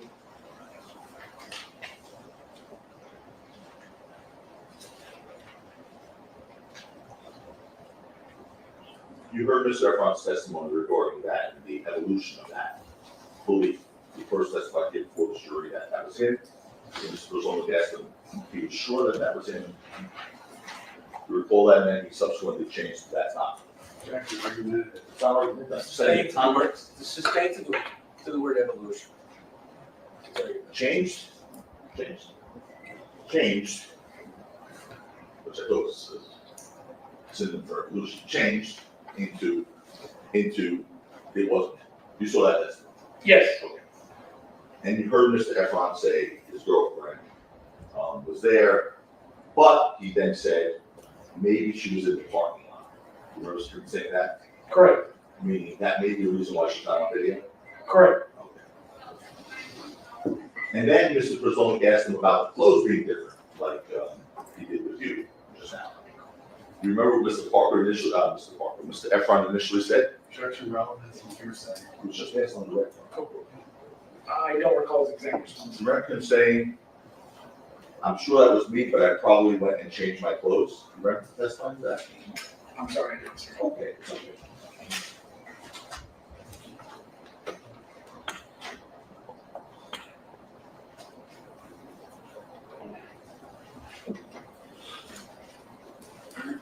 During your in-person interview with Mr. Ephron on December 2021, you asked him why he continued to follow Mr. Mayor's if he knew he had a gun, right? Yes. Because according to you, you told him that would seem to be an odd thing to do. Yes. Okay. And when you asked him that, why did he continue to follow Mr. Mayers after seeing a gun? Mr. Ephron couldn't give you a clear answer. What he said was, I don't know why. Objection, argumentative, and hearsay. The first part of the question is argumentative. Excuse me, the first part of the question is argumentative, the second part is not. Read the question back. What was just on that one? I'm not arguing. When you asked him that, why did he continue to follow Mr. Mayers after seeing a gun? Mr. Ephron couldn't give you a clear answer. What he Yeah, all said, That part. That part about Ephron couldn't give You a. get what I understand. Ask the question again. I'm going to ask it again. When you asked Mr. Ephron, why did he continue to follow Mr. Mayers after seeing a gun, what he said was he didn't know why. Correct. With respect to the video recovered in this case, which you've seen the image of Mr. Mayers holding an object, which according to you appears to be a gun, you agree, without having that object, you cannot help that it's not a gun, correct? On the first incident, Yes, sir. yes. On the video where you see Mr. Mayers holding what appears to be a gun. Correct. On the parking structure of the first video camera, yes. I mean, without it, anything else appearing on that video other than him holding what I believe to be a handgun, I cannot determine whether or not that's an operational gun or firearm gun. Correct. And with regard to the video incident, after reviewing the footage captured from 16 Vista Del Mar, that law enforcement prepared a document entitled Video Download Information Summary. Remember that? Yes. And in that document, law enforcement described what it could observe in the footage. Objection, hearsay. Relevance, and hearsay. Which one? Here's their own. Here's. You prepared a document describing what you could observe in the video footage, correct? Correct. Notes that kind of detail what specifically can timestamp at certain points of different angles, angle per angle, and then obviously looking at everything collectively from all the angles together. And for example, what you saw appeared to be a struggle on the street at 2217. Correct. Specifically, what that video shows is Mr. Ephron apparently struggling with bills, ASAP bills. Yes. And you also detailed approximate distances observed within the video, right? Roughly. And you listed various times of various events seen on the video. Correct. You described that as a subject, I'm sorry, you described that a subject was in a dark colored jacket or sweater. Correct.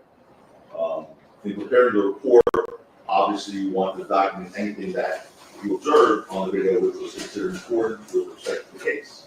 Yeah, just give a rough timestamp of what the events took place and give it a holistic view at the end of which we look at all the pieces together and tell the story. But in the report, you didn't want to leave anything important out. Well, again, these are just notes to mark timestamps. So yes, what I thought was important relative to that frame.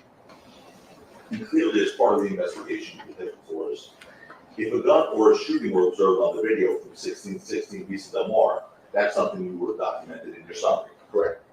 Again, sir, it's collectively, I mean, that's part of A, where the incident began, where we observed a gun, B, where the struggle took place, and you can see various individuals running in different directions. And then as we move up, collectively, we see the next video with sound, where we can hear the gunshots. I mean, it's collectively not just one piece. Okay, so let me just make sure you understood my question. Okay. Again. Sorry. No, it's okay. We don't start running. Clearly, as part of the investigation, if a gun or a shooting were observed on the video from 1616 Vista Del Mar, that's something you would have documented in a summary. Yes? Yes. That's it. But that summary that you have, by the way, certainly does not document that a shooting was observed, right? I mean, not from that angle, it's documented what can actually be observed from that angle, which is, I mean, the view is fuzzy, it gives you an overview of the motion that's going on, but again, pieced together with everything else, it's. But that document, that summary does not document that a shooting was observed, right? Correct. It does not.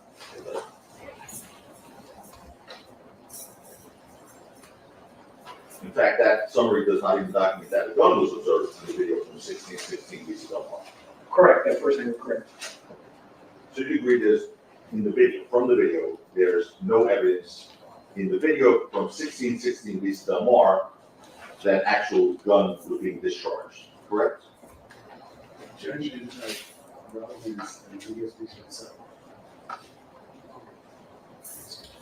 Nothing that I could observe in detail that I can see as a gun. Again, it's in frame with everything else, maybe. Well, here's my question. Correct. Okay. Laser, my question. All right. All right? Almost done. You agree from the 1616 Vista Del Mar video, that's that video, the one that shows the whole struggle and all the fuzzy stuff, right? You agree that there is no evidence from that video of an actual gun being discharged, correct? Correct, from that view by itself, no. The sequence surveillance video that you put together overlaps video from the 1616 Vista Del Mar video with the audio from the 6200 Hollywood Boulevard video. Correct. All right. And that's the People's Exhibit 15, is that right? It is 15, okay. And you did that, right? You basically overlapped the video from 1616 Vista Del Mar that had no audio, right? Correct. Okay. And the audio from 6200 Hollywood Boulevard. Correct. And you put it together. And you agree that the 1616 Vista Del Mar video, you just said this doesn't have any sound, but the video from 6200 Hollywood Boulevard does. That's correct. So you overlapped the videos from each location, trying to show when the shot would have occurred during the 1616 Vista Del Mar video. Correct. Okay. Of course, if the overlap detected is off, even by a fraction of a second, the shot would not have occurred during the precise moment shown on the overlap 1616 Vista Del Mar video, correct? Correct. And with regard to the 6200 Hollywood Boulevard video, you extracted 3 sets of videos from 3 different cameras maintained by the business at that location. Correct. And it's been stipulated, you heard of that, we agreed Yes. on something. It's been agreed that the date and timestamp on 3 cameras from 6200 Hollywood Boulevard are approximately 2 to 3 minutes faster than actual time. That's correct. And the reason the cameras are approximately 2 to 3 minutes faster than actual time instead of the exact amount is because each camera is off from an actual time by a different amount. Yes, sir, I mean, it's not unusual when we collect video. That's unusual. Okay. So the reason that you're using a range of 2 to 3 minutes as opposed to 2 minutes and 4 seconds is because each of those cameras is off from actual time by a different amount. Yes. For instance, on camera 1, you hear the first shot at 10, 15, 53 seconds. Hold on before we play it. We have to mark this. This is a defense exhibit. I'm gonna check to see this states the stipulation. Objection, Your Honor, he's cheating. He's saying the video from 6200 Hollywood was off by 2 to 3 minutes. He's talking about the business, the parking lot entrance, and the. Why don't you two confirm? If I don't need to get involved, I don't want to get involved.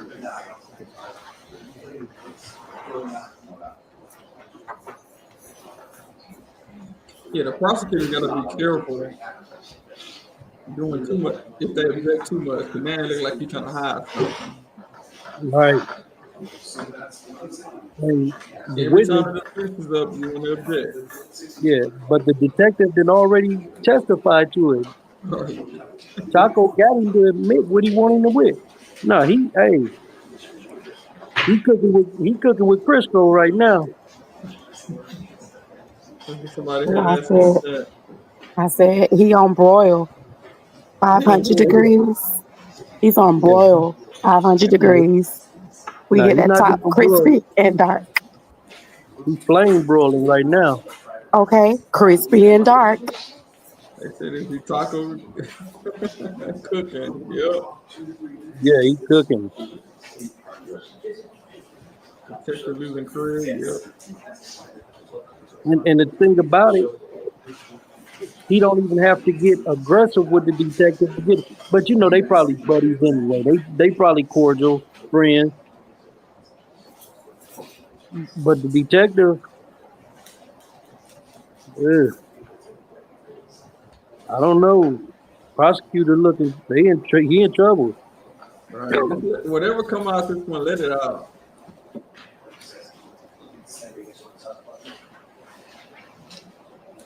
And I mean, we're out of time for today. Yeah, they going 11 minutes over. Right. He went to go ask him.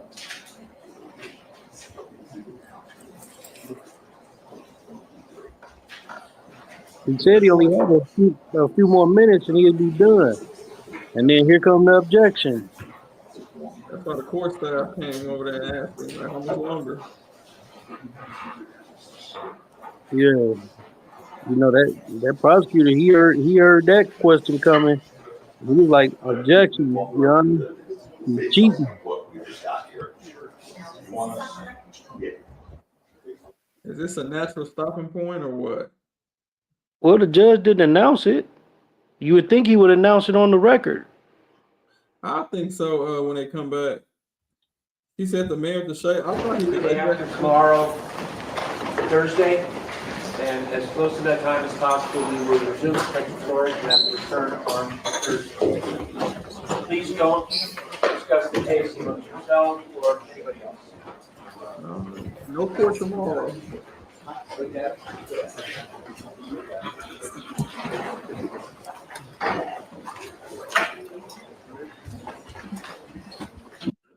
that tells you the prosecutor finna do some trying to clean up something. I think we all could use a break. They're not talking about nothing anyway. Wasting time. Nothing. 403 all day. Oh yeah. All day long. Who is in this detective? Like, man, this is bad. And of course he can't recall. I was the one that said I was talking about his belief system. Oh, it's so great. His faith is really strong. That's what I'm gathering from him. His faith is really strong because what did he do except for sign off on passed on information from some other people in the department? Yeah. Well, he's the lead detective, so he should have all the knowledge and all the evidence, which we Coulda, know that coulda, he woulda. don't have to do. Yes, but he didn't lead anything. Well, He didn't yeah, lead well, anything. He may I don't have know. been some leaders delegate and that's all they do. And that's all they do. And then they just sign off or okay, whatever. Yeah, he Right. didn't he barely touched whatever. Unless he just lost his memory. Cause, he doesn't recall anything. Ain't too Right. much for him to recall at this point. Joe got him. He said Joe got him. Joe got him. Get him, Joe. Get him. Yeah, they I don't know. Well, can't say I don't know what the prosecutor's doing because he's the lead detective. They have to call him, But when the investigation is non-existent, what can you ask him on the stand? Right. And I But was is gonna he say that earlier too, and Taco brought that up. Taco asked him, because I didn't see in the video where the gun was fired, and I think he was asking those questions about not being seen.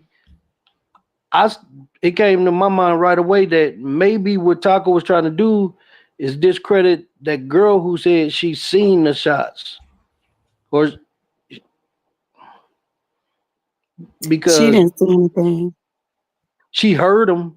I mean, everybody heard them, but where did they come from?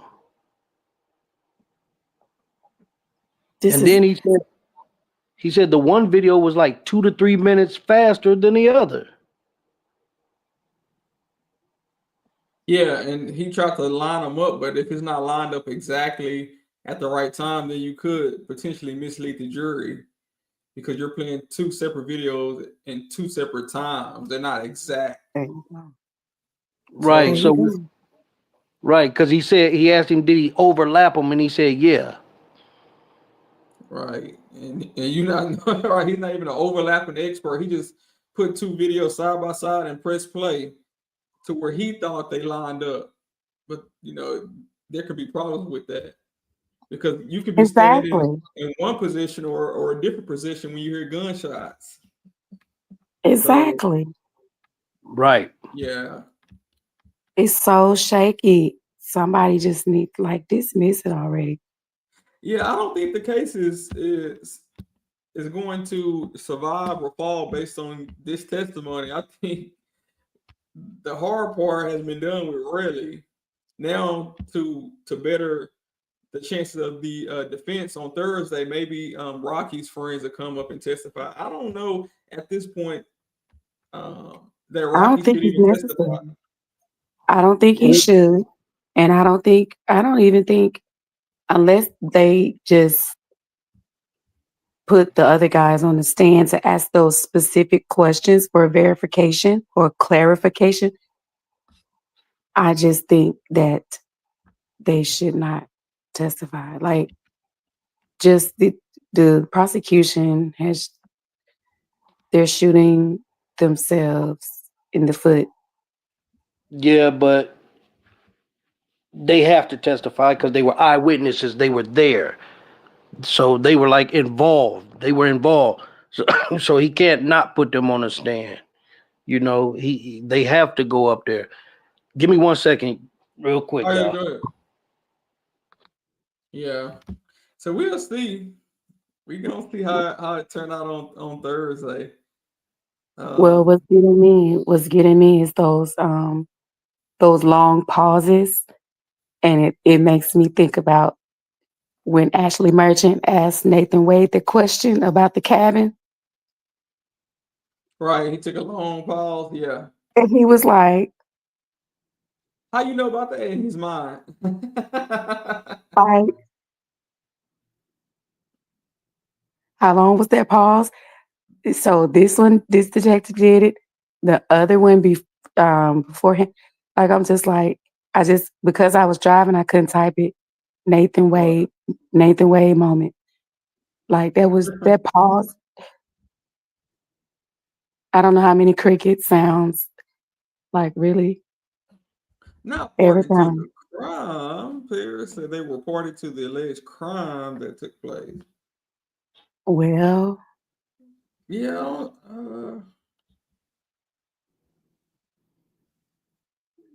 I don't know. I feel like they just want to get right. I feel like it's kind of like a case of kind of similar to the Young Thug case where it's high profile. This person, like they just kind of want to take him down. Like they want him to go down. They're trying really hard, but they're looking absolute fool. Like it's not looking good, you know. yeah, So and anyway, I agree. And to touch on Paris point real quick, I don't know if those guys, because normally party to a crime is someone who helps help someone commit a crime, help carry it out. Maybe you have a bank robber in a bank, and then the party to the crime is the getaway driver waiting in the parking lot. But it seemed like these guys were just breaking up a fight. They didn't pull out any weapons of their own. They didn't beat up Relli. It seemed like all the allegations are being made against Rocky and Rocky only. And obviously, maybe because of Rocky got the money. But exactly. Prentice said um, he's back. I don't think them being with him when something occurs doesn't make them per se party to the crime. What's this say? Oh, he back. I got you. All right, yeah, they I don't know. I think that's the best thing for Rocky that they was there because now you're gonna have. And Right. here's another reason they had to testify, Lady V, because if they don't, that would mean Rocky would have to get on the stand. So by them testifying, they're Rocky's voice because they can testify to everything that occurred right there. Now, remember, he don't have to say nothing. He has the right to remain silent. But we know the juries don't like that, especially if you're not refuting whatever the state is saying. So he has evidence to refute without even getting on the stand himself with Ills and 12E. Though they're his voice. And it seems to be a lot of that going on in the system. I'm just going to call it the system, where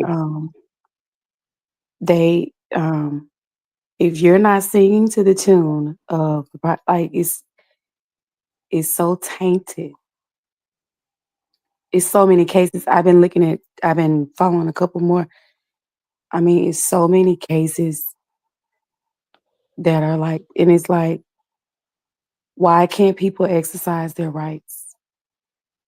Especially, I don't know if y'all you know about the Blaylock, Lil Rod, and whoever Yeah. the girl was in Lil Rod, and whoever played the fifth, she kept pleading. Was it Blaze?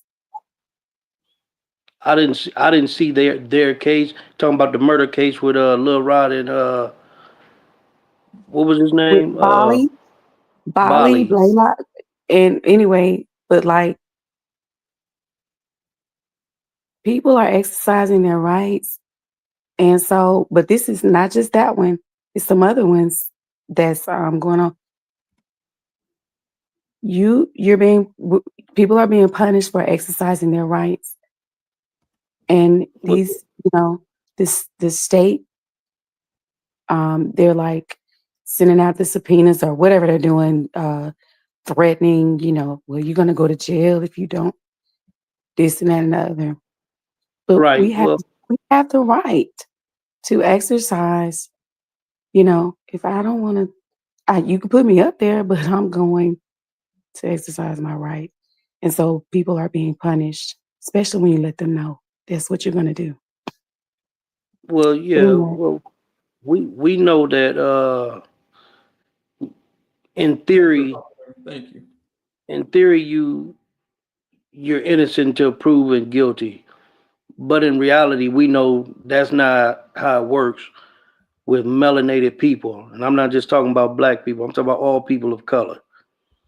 You know, this the system doesn't work for people of color like it worked for non-melanated people. So that's why but I said the system.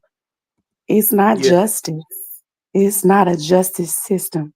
That doesn't exist. It's well, the system. no, it's not a justice system. It's just us system. Ah, You know.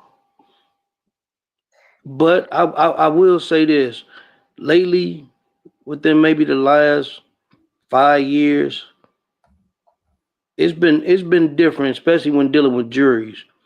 You know, I've seen juries acquit a lot of people of color within last 5 6 years. So and I think what it is that the younger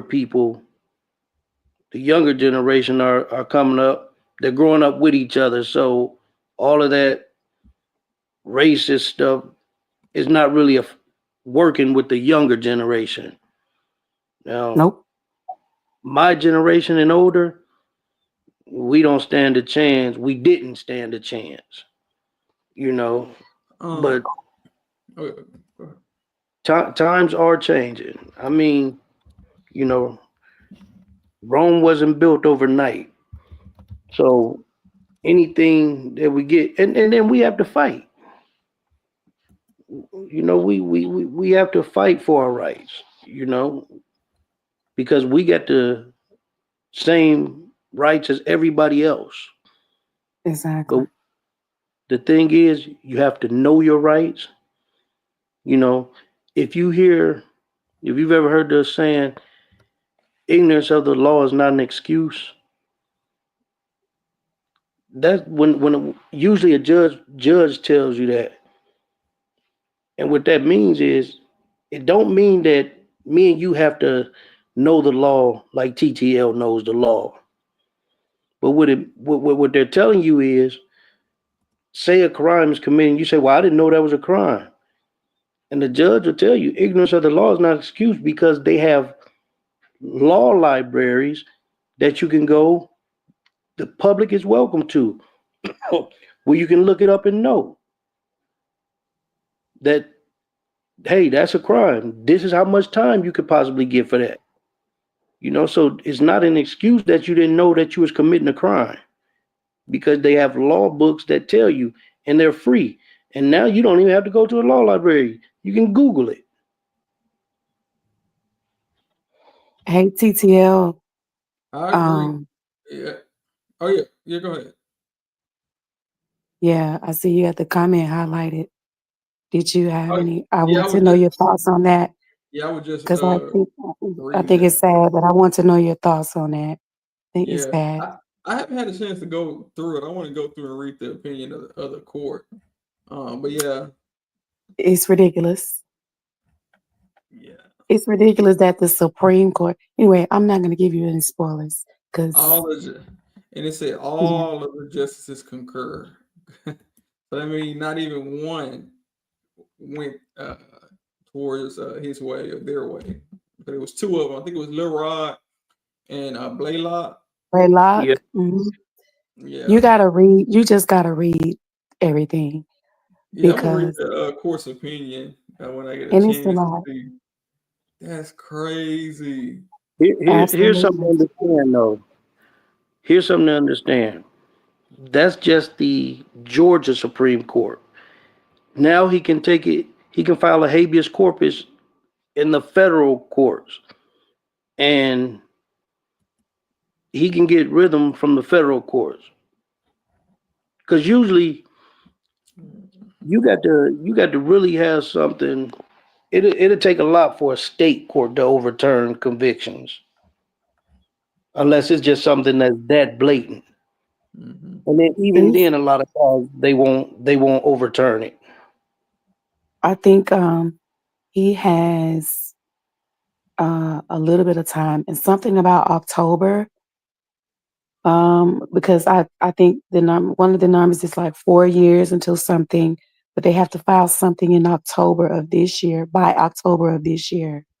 And if they don't, it won't really, if they try to do it in the future, it won't really help them or whatever. But anyway, you read the details.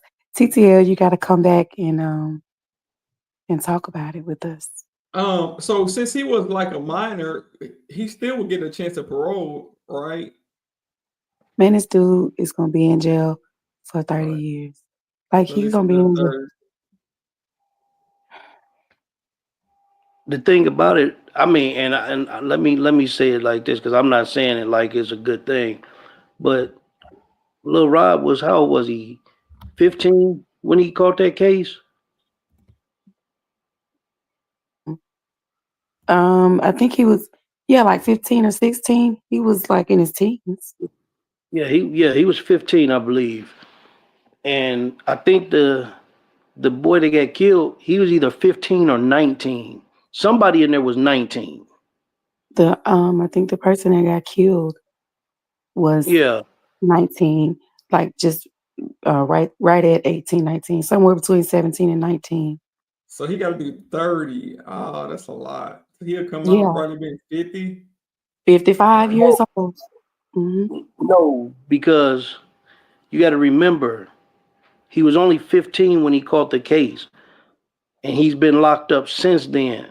So 30 years from 15, yeah, he'll be like 45. But 30 years of your life Well, spent up going in as a kid. You come out here, the world change every day. Right. You know, he'll be lost unless he got a good support system. and Maybe he sure. don't he Maybe the DA will write a letter like she did for love. no, No, for Lucci. Shout out Palucci, to yeah. Lucci. She got him out, but it don't matter what letter. I mean, because the law says the minimum amount you have to serve is 30. Right. So I yeah. don't know. I don't appreciate. I think it's bad. I feel bad for him. But Um, but, because but they didn't listen, consider a lot of things. Well, I don't say a lot, but it was some things that could have been considered. There was some things that I guess, from what I understood, some objections that should have been made or could have been made. I don't know, just a lot. The poor representation, whoever it was. I think that in itself was bad for him. But I'm gonna go back on voice rest. I Okay, enjoyed all the right. call. Yeah. Yeah, thank you. Yeah, I'm gonna get out of here too. Yeah, it's been a long day. So thank you so much for coming up and speaking. We'll see you next time. okay, yep. Take Uh, care, ladies and good gentlemen. night. Yeah. So well, made it through another day. I don't think we really just got nothing that was explosive that decided No, the outcome of the case based on the prosecution witnesses today. right. I want to hear what this gun expert gonna say on Thursday.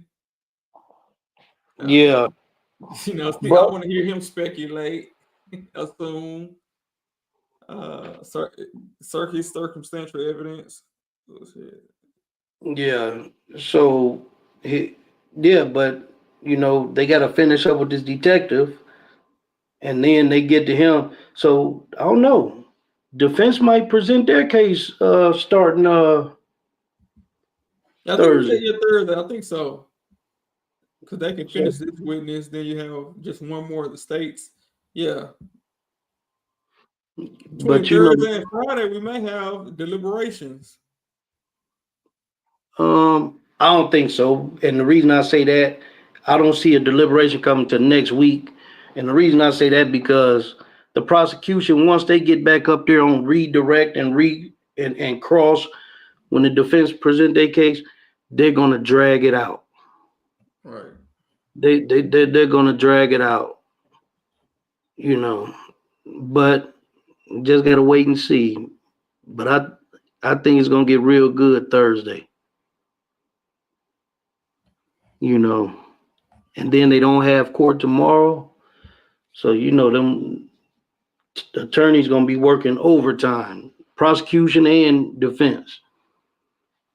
Because they will be. See, with the prosecution, when it starts, they're the plaintiff, but it's so crazy that everything they're doing, they're on defense. They're on defense, and I don't, they trying to recover, and I just don't see them being able to recover from Relli. Right. Well, let's see what they do. I definitely appreciate you coming and spending the day with us. Oh yeah, definitely. And and I don't know for sure on Thursday. We'll just play it by ear and see. But I think it's gonna be good because I do want to catch the defense witnesses for sure. I know they're gonna have some good stuff to say. Oh yeah. Like I said, yeah, that'd be good. Well, I mean, I'll be looking out. I know you won't be on tomorrow because there's no court. So I'm gonna look into that Karen Reed stuff because I've never looked into that. I'm gonna see what's going on with that. Okay, that is interesting. Somebody had said they wanted. I don't know too much about that. When is that retrial supposed to happen? I think coming up. I don't know exactly when. And Keys Mobile, I know she had made this. I was going. She said, "I know for sure who unalive my son. I have an online petition for charges to be picked back up." She talked to the detective in an update, and someone. Who else? Well, no, I thought somebody else had said. Now, who is Keys Mobile? Keys Mobile, she lost her son to a homicide. Recently? It was a while back. I don't know how many years, but she's been trying to seek justice for a long time now.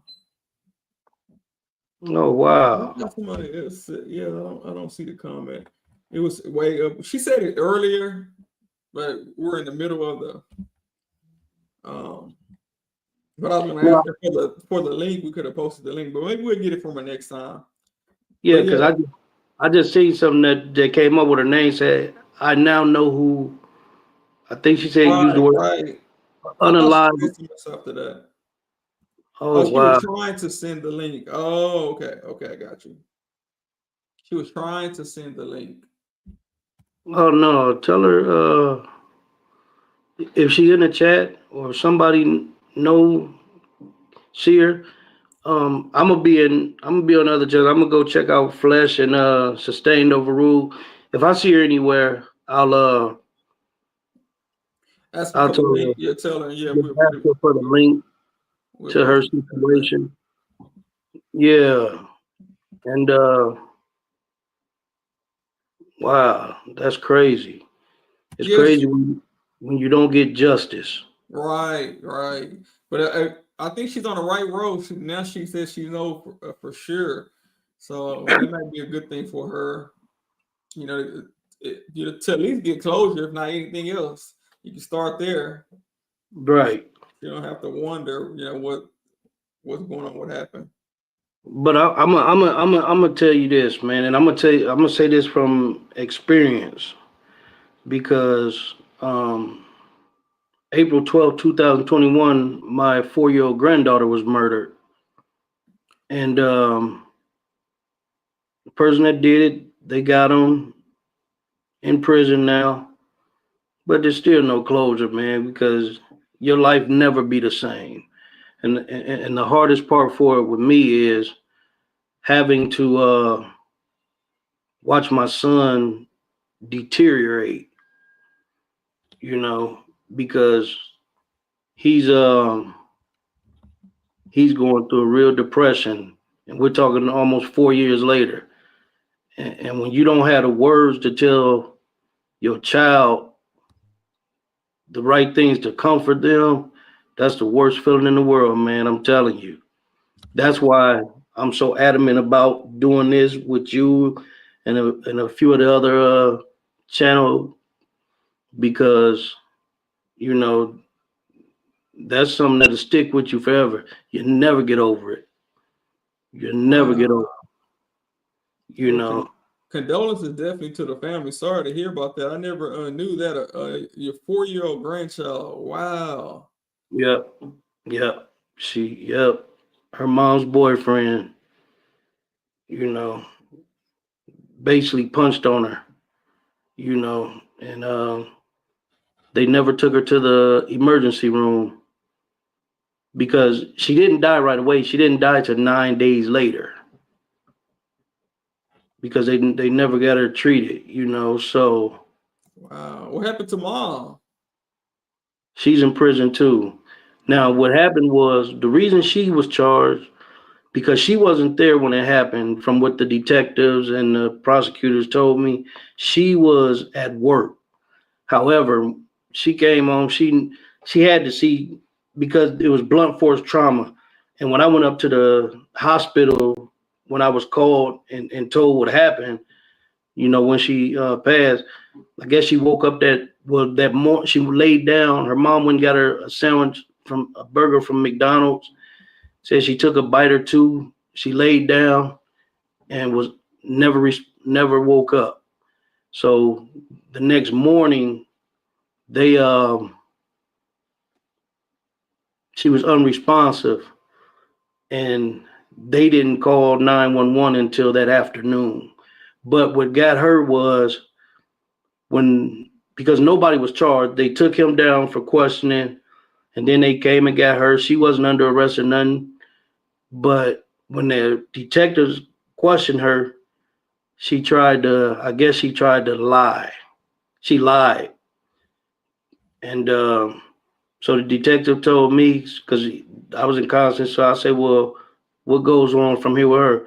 He said, well, don't say nothing, but because she had a second interview coming up that following Wednesday. He said, but when we meet with her on Wednesday, she's gonna be in for the rude awakening. So that's what happened. That's why she's locked up. But telling you, man, that's the worst feeling in the world. Wow. That is something else. Hey. Who would have known the connection as far as you experienced a loss in that manner, and Keys Mobile posting about her own personal experience. Oh yeah, I don't talk about it, too much,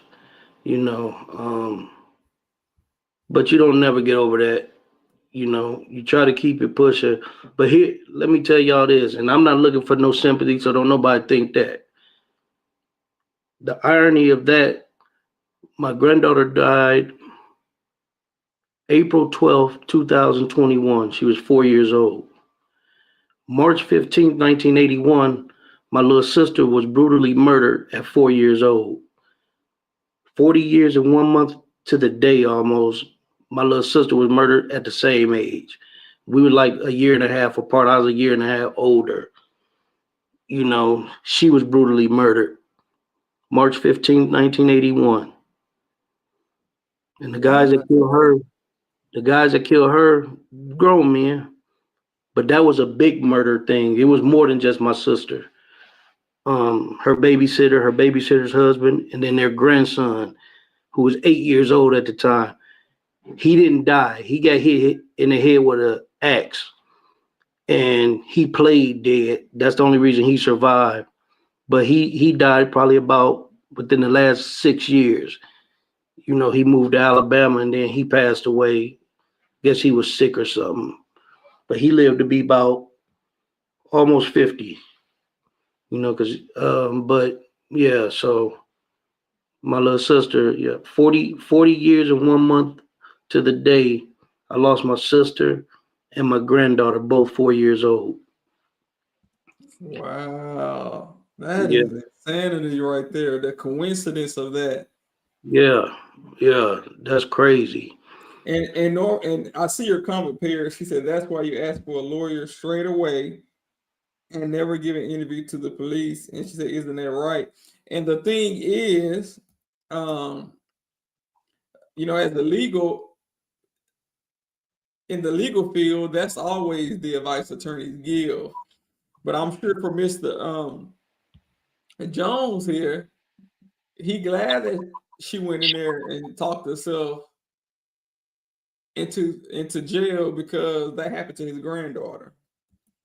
So I mean, without the mom going in there trying to lie, he probably would have never got the closure or at least some type of justice. Well, no, because they had him already. They took him downtown first to the precinct. They took him down first, so they had him down there already, and he never got out.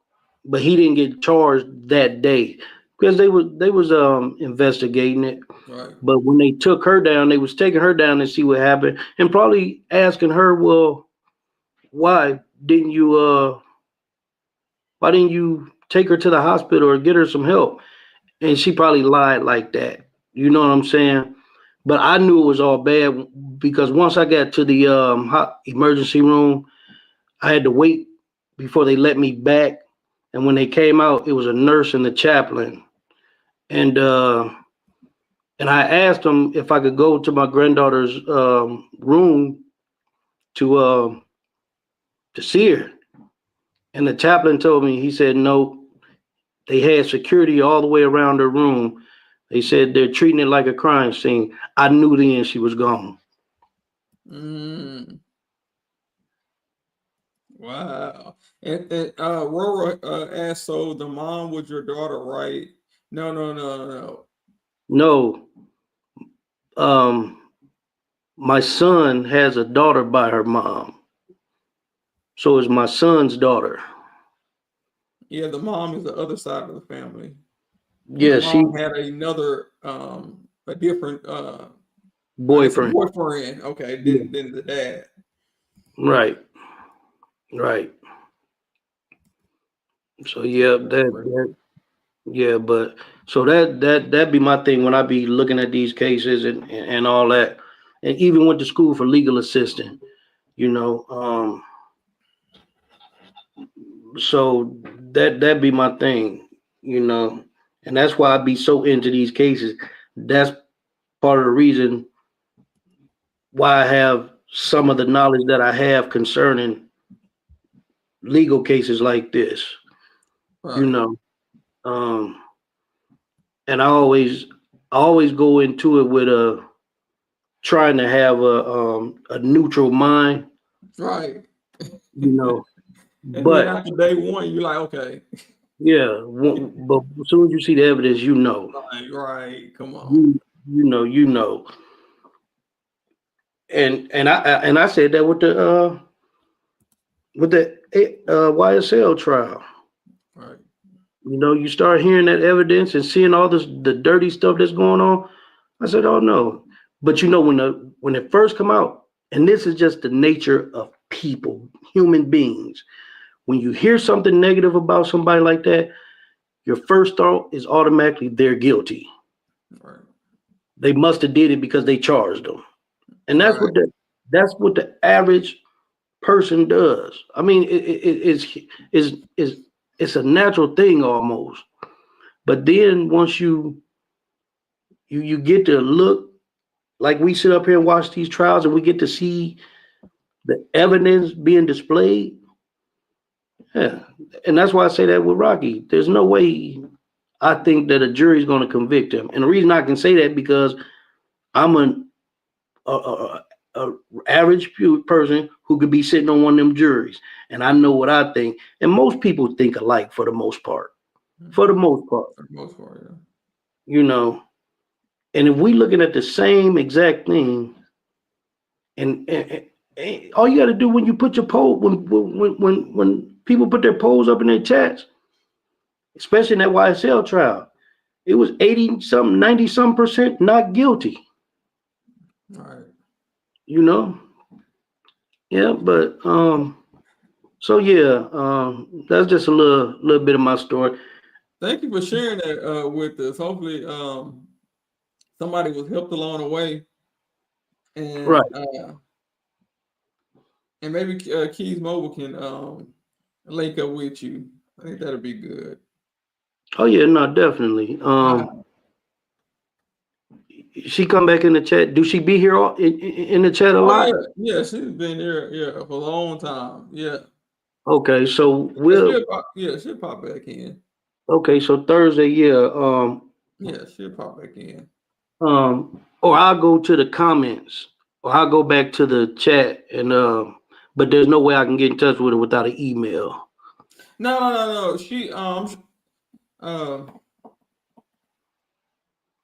She's commented on videos before, so responding to a comment and go right to her YouTube.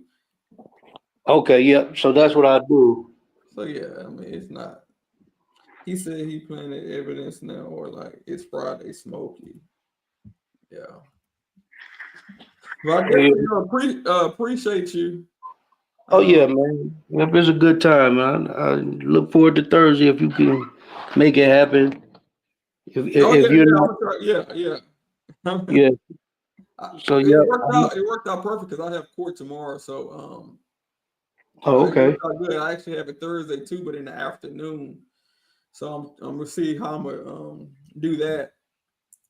But even if you have to go back and we do the replay thing after you come out of court Thursday. Right. Yeah, I'm gonna figure something out. Make some shade. Right. I'll recap it for sure. Okay. Yeah. All right. Well, you have a good one. I'll see you on the next one. Appreciate it. All right. Okay, bro. Have a good luck tomorrow. Oh yeah, thanks a lot. I appreciate it. All right, bro. All right, y'all. Well, thank y'all for tuning in. He said it's Friday. Just tune in, trying to catch up. Well, you got a lot of catching up to do because we've been here for 6 hours. You catching up and we catching out. And shout out to Paris, all the way in Australia, but he's in law school. Y'all have wigs for what? For court? Yeah. Like the old days, they have the robes and the wigs. He said, okay. All the other channels were off already, tuned into a couple of them. Catch me out the chat about that. I didn't know they still wore them. Yeah, oh yeah, it's a time to eat and hydrate, right? Make some shake and bake. All right, y'all, definitely appreciate y'all tuning in. Thank y'all to the people that like the video. Y'all do not like to like a video. I see that. And the new people that subscribe. And I know some of y'all not logged in. I get it. But it helps the video circulate through the algorithm. And also the ones that came up, Lady VJ and Mr. Princess Jones. Mr. Jones also a member of the channel. All the other members, I see y'all.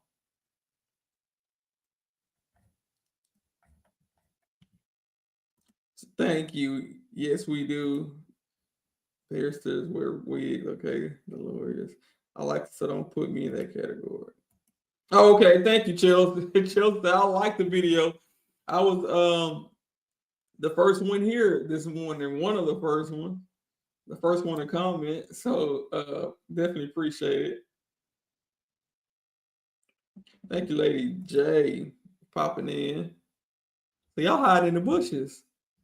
All right, y'all. Let me get out of here. Let me let y'all go. I know it's late. It's late over here. And thank you again to CMAC.